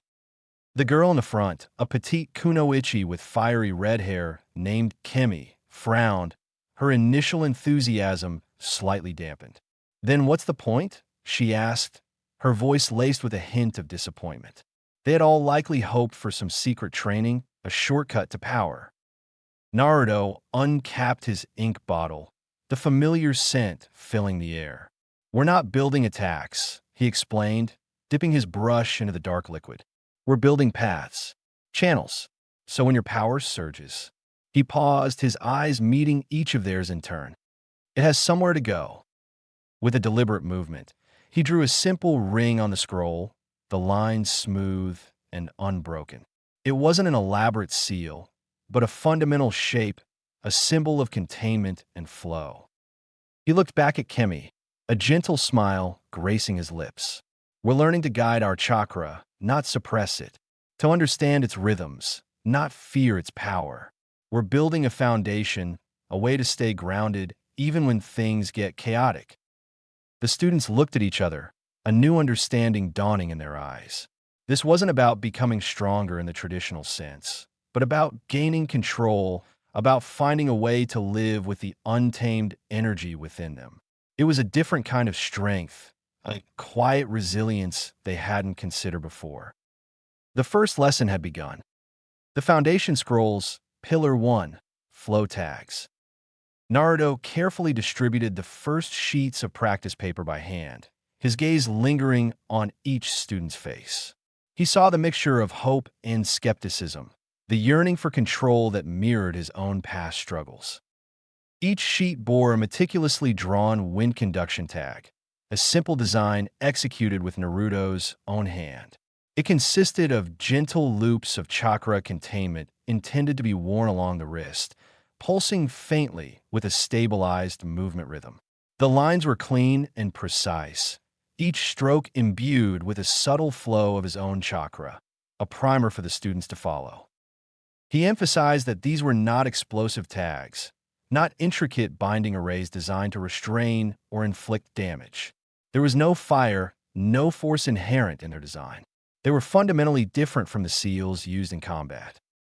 "These are filters," Naruto explained, pointing to the delicate network of lines on the paper. "Think of them as a way to smooth out the rough edges of your chakra flow. They won't make you stronger, but they will help you maintain a more consistent and controlled output." Kemi, ever inquisitive, raised her hand again. "What happens if I get scared and my chakra spikes? Will it explode or something?"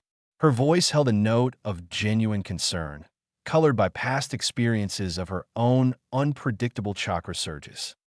Naruto pointed to the innermost loop of the design. This part will open and release the excess chakra slowly, gradually. Think of it like steam escaping through a carefully regulated vent instead of a sudden, dangerous burst. He wanted them to understand that these seals were designed to be responsive and safe, not restrictive or volatile. The boy next to her, a quiet genin named Takashi who often struggled with maintaining focus during training, raised his hand hesitantly. "Won't that make me weaker?" he asked, his voice barely above a whisper. He had always been told that suppressing his power was a sign of weakness. Naruto smiled reassuringly. "No, Takeshi. It makes you clearer. When your chakra is flowing smoothly and predictably, you'll have better control over your techniques, better focus in combat, and a greater awareness of your own energy. It's not about diminishing your power, but about harnessing it more effectively." He then demonstrated how to trace the tag with their own chakra, emphasizing the importance of focusing on their breath. "Your breath is the foundation of your chakra control," he reminded them. "Link your breathing to the flow of your chakra as you trace the lines. Feel the energy move with your inhale and exhale." The students diligently set to work, their brows furrowed in concentration as they carefully followed Naruto's instructions. The room filled with the soft scratching of their charcoal pencils against the practice paper, punctuated by Naruto's gentle guidance and encouragement. It was a quiet, focused atmosphere, a stark contrast to the usual boisterous energy of a ninja training session. They weren't learning to fight, but to understand themselves, to build a connection with the energy that flowed within them. This was the first step on the path of the Foundation Scrolls, the initial exploration of the first pillar, stabilization through breath-link tags. MBU watches. After the third class, as the students were packing up their scrolls and practice papers, Naruto noticed them. Two figures perched silently on the far rooftop of the academy annex, their forms partially obscured by the shadows of the late afternoon sun. One was easily identifiable by the distinctive boar mask, a common designation within the AMBU ranks. The other figure, standing slightly behind and to the side, was more enigmatic. They stood with their arms folded across their chest, their posture relaxed yet alert, their presence radiating a silent intensity that Naruto recognized. It was the kind of quiet observation that spoke of experience and a sharp attention to detail. They didn't interrupt the class, didn't make any overt movements or gestures. They simply watched, their gazes fixed on the small group of students and their unusual instructor. They were like silent sentinels, assessing the situation, gathering information. Naruto understood the implications of their presence. Teaching unapproved seal work, especially to genin who were still in the early stages of their training, was a delicate matter. While it wasn't technically forbidden, the rules regarding seal creation were surprisingly open, allowing for innovation. It certainly raised eyebrows within the established hierarchy of the village. Anything that deviated from the norm, especially something involving the unpredictable nature of chakra, was bound to attract the attention of ANBU, the Hokage's eyes and ears. He didn't feel threatened by their observation. He knew he wasn't doing anything malicious or subversive. His intentions were pure, driven by a genuine desire to help those who struggled with their inner power. But he also understood the need for transparency, the importance of addressing any potential concerns before they escalated. As he collected the students' practice sheets, Naruto deliberately left one of his own scrolls open on the edge of the table, positioned so that the watching ANBU operatives would have a clear view of the contents. On it, he had written a simple, straightforward message in clear, legible script. "If this threatens the village, tell me where it's written." He knew they would see it. ANBU operatives were trained to observe, to analyze, to pick up on even the smallest details. He didn't expect an immediate response, perhaps not even any direct interaction. But he wanted them to know his intentions, to understand that he wasn't operating in secret or with any hidden agenda. He was simply trying to find a new way to help his fellow shinobi. As the sun began to dip below the horizon, casting long shadows across the training grounds, the two Yenbu figures remained on the rooftop, silent and watchful. They didn't acknowledge his message, didn't offer any indication of their thoughts or intentions. But Naruto knew they had seen it. And for now, that was all that mattered.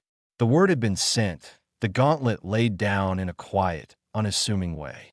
The foundation scrolls were underway, and even the silent watchers of ANBU couldn't deny their existence. And word, he knew, would begin to spread. Iruka intervenes. That evening, as Naruto was reviewing the students' practice seals in the quiet of his apartment, there was a gentle knock on his door.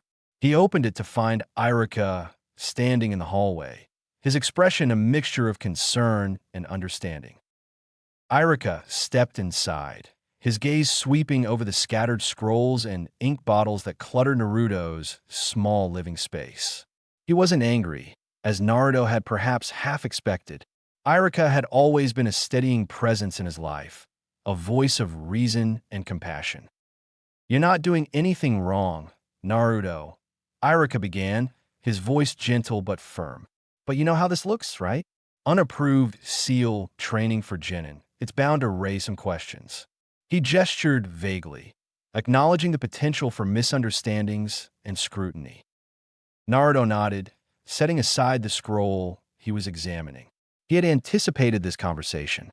"I'm not trying to build an army, Iruka-sensei," he explained, meeting Iruka's gaze. "I'm trying to build drainage systems." Iruka blinked, his usual composed demeanor momentarily faltering. "Excuse me," he asked, a hint of amusement flickering in his eyes. He wasn't quite sure he had heard Naruto correctly. Naruto picked up the scroll containing his initial notes on the Foundation scrolls, tapping it lightly with his finger. Everyone in the ninja world talks about chakra as power, as a weapon. But no one really teaches us how to hold it, how to manage it when it gets overwhelming, how to let it move without shaking us apart. He tried to articulate the core philosophy behind his work. Iruka rubbed his temples, a thoughtful expression on his face. He had never quite considered chakra in that way before. "You sound more like a monk than a ninja, Naruto," he observed, a slight smile playing on his lips. Naruto grinned, a spark of his usual playful energy returning. "Maybe we need both, Iruka-sensei. Maybe true strength isn't just about offense, but about inner peace and stability too."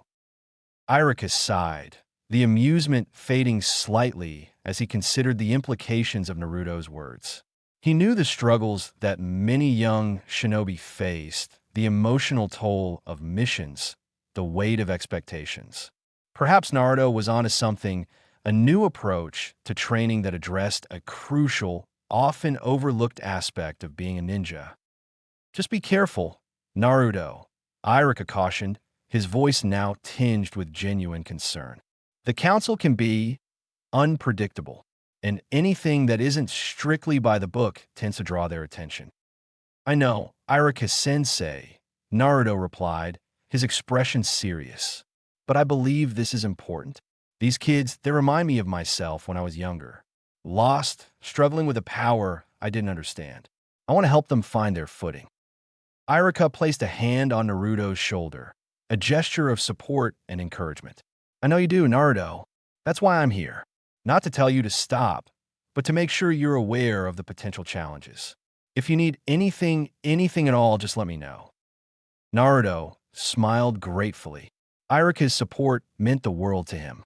He knew that his former academy teacher might not fully understand the intricacies of his seal work, but he trusted Naruto's intentions and believed in his ability to make a positive difference. As Iruka turned to leave, he paused at the doorway.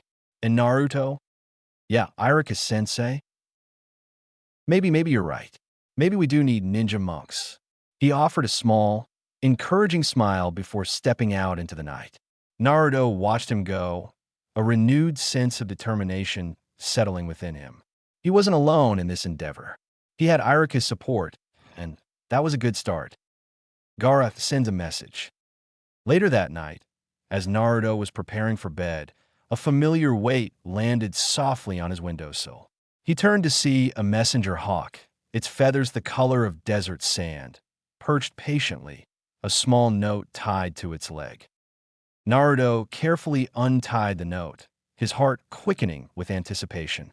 The paper bore the unmistakable red sand crest of Sunagakure, a symbol he had come to recognize and respect. He unrolled the tightly folded parchment, his eyes scanning the short, precise strokes of calligraphy. We have unstable cases. Sand requests your seal pattern. G. Naruto stared at the note for a long time, a wave of surprise and a quiet sense of vindication washing over him. Gaara, the Kazekage of Sunagakure. He had heard about Naruto's work, and he was asking for his help. He thought back to their shared history, the initial animosity, the eventual understanding and mutual respect that had grown between them. They were both Jinchuriki, both burdened with immense power and the constant struggle for control. If anyone could understand the need for seals that focused on inner stability, it was Gaara. He pulled out a new scroll, the smooth surface feeling cool beneath his fingertips.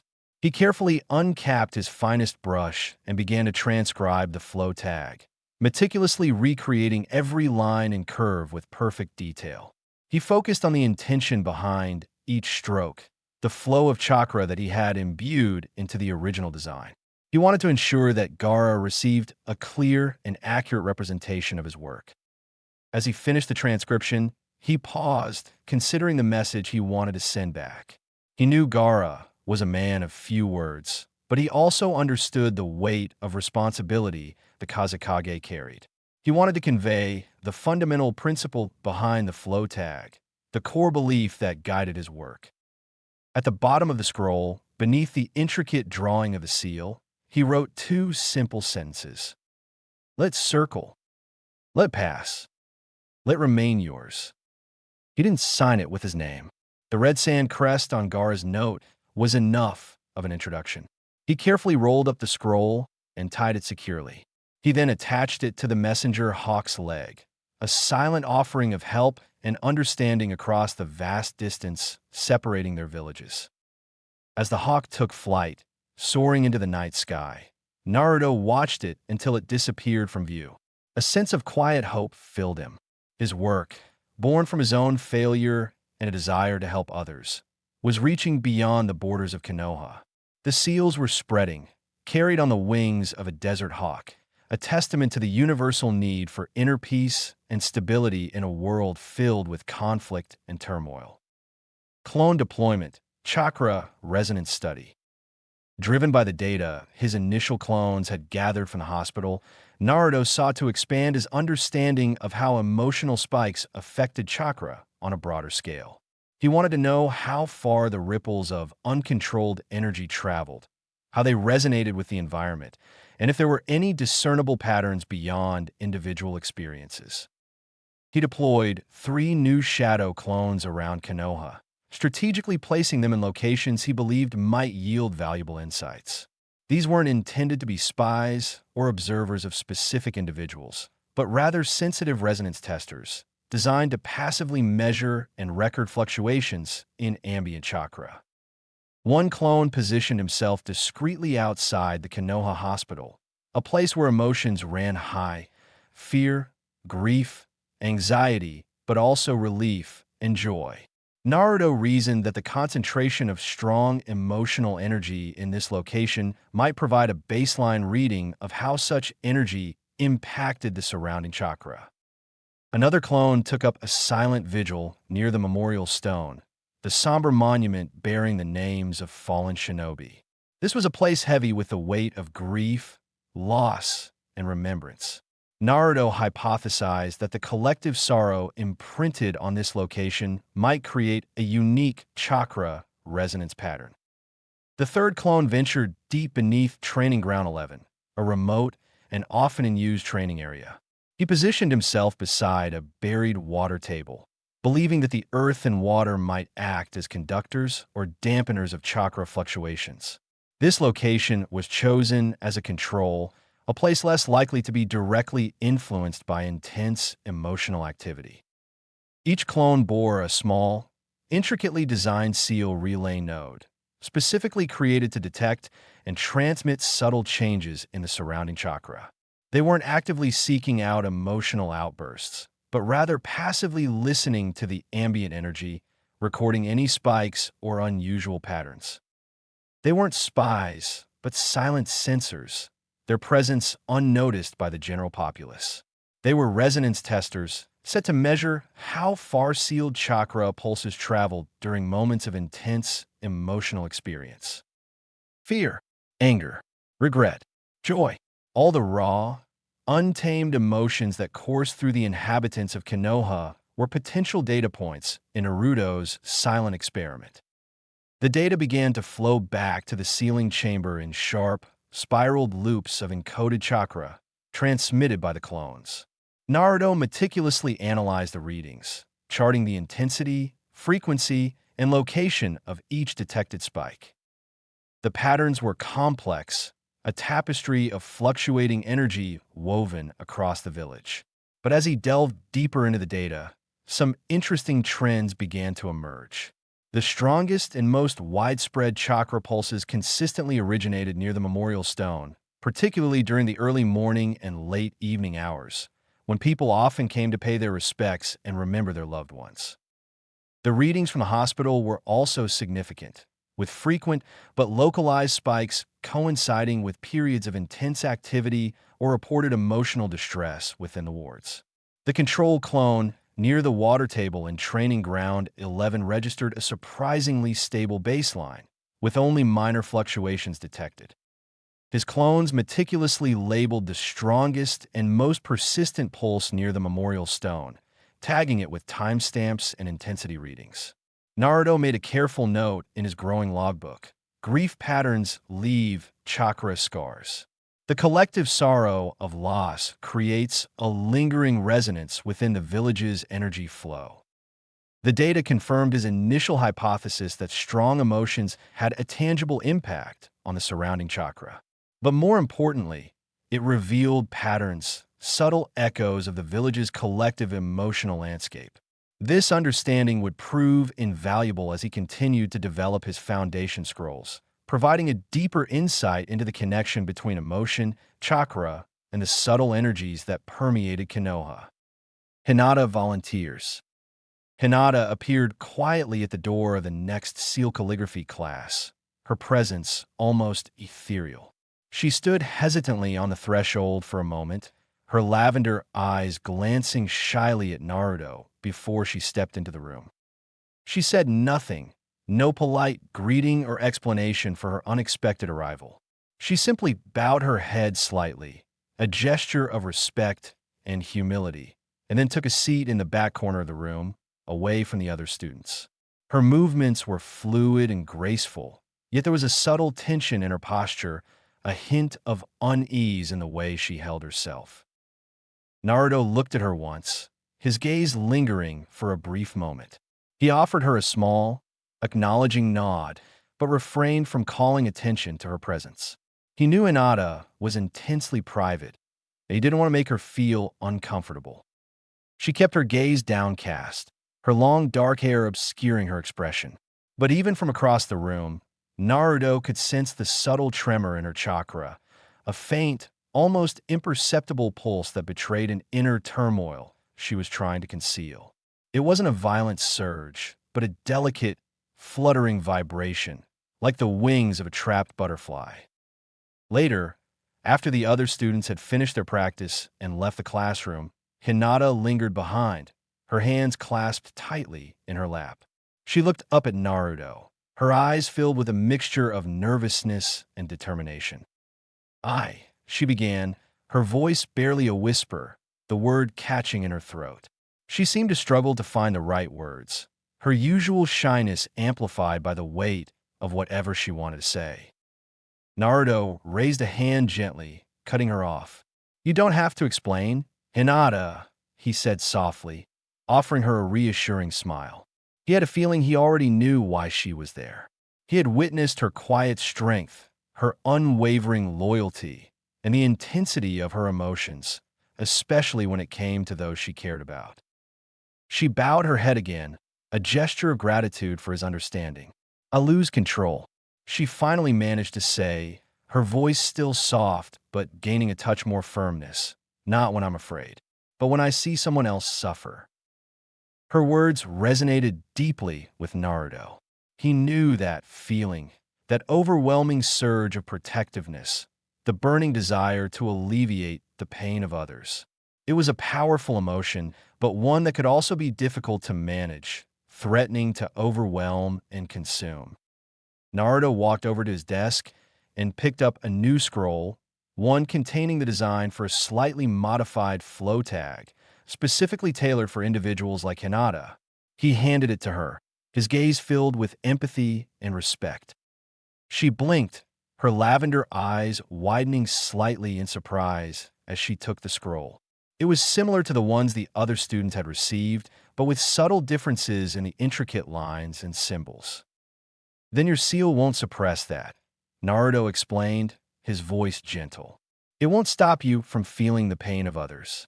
That's not the goal." He paused, allowing his words to sink in. "It'll let you feel it," he continued, his gaze meeting hers with sincerity, without breaking. "It'll give that empathy a channel, a way to flow without overwhelming you." Hinata looked at the seal, her fingers tracing the delicate lines. A soft smile touched her lips, a genuine expression of relief and understanding. She knew Naruto wasn't trying to diminish her compassion, but rather to help her harness it, to transform that powerful emotion into a source of strength rather than a point of vulnerability. For someone who often felt overwhelmed by her own emotions and the emotions of others, this was a profound offering. She looked up at Naruto, her eyes filled with gratitude.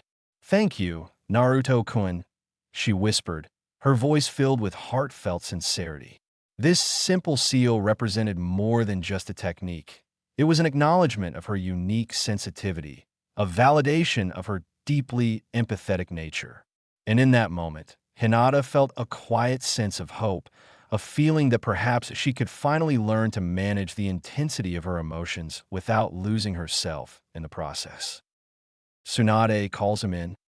2 nights later, a summons arrived, a direct order to report to the Hokage's office. Naruto's heart sank slightly.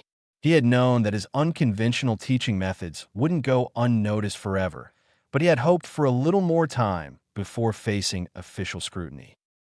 He found Tsunade's office dimly lit, the usual stacks of paperwork casting long shadows in the soft lamplight.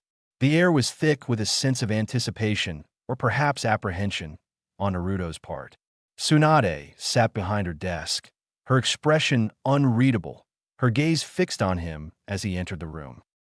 "I heard about your classes," she said, her voice neutral, giving no indication of her opinion. Naruto stood calmly before her, his hands clasped loosely behind his back. "Yes, Bachan," he replied, using his familiar nickname for her, hoping to inject a touch of informality into the potentially tense situation.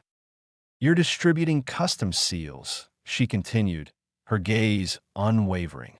"Unregistered, unreviewed, without Jonin's supervision." Her tone remained neutral, but the words carried a clear weight of authority.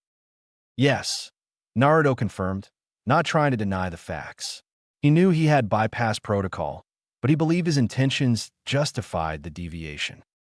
A long pause followed, the silence in the room amplifying the tension. Tsunade leaned back in her chair, her sharp blue eyes studying him intently. "Explain," she finally said, the single word carrying the weight of a demand. So he did. He told her everything, starting from his initial inspiration in the sealing chamber after the failed Sasuke retrieval mission. He explained his theory about chakra and emotional stability, the need for guidance rather than suppression. He recounted the data he had gathered from his clones in the hospital and around the village, the patterns of chakra resonance linked to emotional spikes. He mentioned Gaara's request for the flow tag, the silent acknowledgement from another Jinchuriki. And finally, he told her about Hinata's quiet arrival in his classroom, her unique struggles with empathy, and the subtle modifications he had made to the flow tag to help her. He spoke with passion and conviction, his words flowing freely as he laid bare his motivations and the preliminary results of his work. He didn't try to downplay his unconventional methods, but he emphasized his genuine desire to help his fellow shinobi, especially those who struggled with the often overlooked challenges of emotional control and chakra stability. When he finally finished, the silence in the room hung heavy once more. Tsunade didn't immediately respond. She simply stared out the window, her expression thoughtful. Then, with a slow, deliberate movement, she reached for a bottle of sake on her desk and poured herself a cup, the amber liquid catching the light. She took a sip, her gaze still distant. Finally, she turned back to him, her eyes filled with a mixture of concern and something else, perhaps a hint of grudging respect. "You're walking a line, Naruto," she stated, her voice firm but not overtly hostile. Naruto nodded, understanding the implications of her words. He knew he was treading on unfamiliar territory, challenging established norms. "But I'm not crossing it, Bachan," he replied, his voice steady. "My intention is not to undermine the village or its regulations, but to find new ways to support our shinobi." Another pause. Tsunade swirled the sake in her cup, her gaze still fixed on him. "You're redrawing it, aren't you?" she finally said, a hint of a smile playing on her lips. Naruto's own lips curved into a small smile. "Because it's not drawn where it should be, Bachan," he affirmed. He believed that the current understanding of chakra and emotional management was incomplete, and he was determined to help redefine it. Tsunade didn't argue further. She simply refilled her cup, the clinking of the sake bottle against the porcelain echoing in the quiet room. She took another long draught, her gaze now softer, perhaps even a little amused. She didn't offer any official endorsement of his foundation scrolls, but she didn't order him to stop either. Her silence, Naruto knew, was a form of cautious approval, a tacit acknowledgement that perhaps there was merit in his unconventional approach. He had walked the line, and for now, he hadn't fallen off. As she finally nodded, dismissing him with a curt flick of her hand, Naruto left the Hokage's office with a renewed sense of purpose. The barrier was shifting, slowly but surely. Final log, the barrier doctrine expands. Buoyed by Tsunade's tacit acceptance and the positive feedback from his students, and even Gaara, Naruto continued to refine and expand upon his initial ideas. The concept of sealing as a healing discipline was evolving into something more comprehensive, a structured approach to managing the complex relationship between chakra and emotions. He sat in his sealing chamber late one night, compiling his latest insights into a new scroll, one that outlined the expanding framework of his doctrine. The Barrier Doctrine, Phase 1. He titled the scroll with a sense of growing confidence. It wasn't just about individual seals anymore.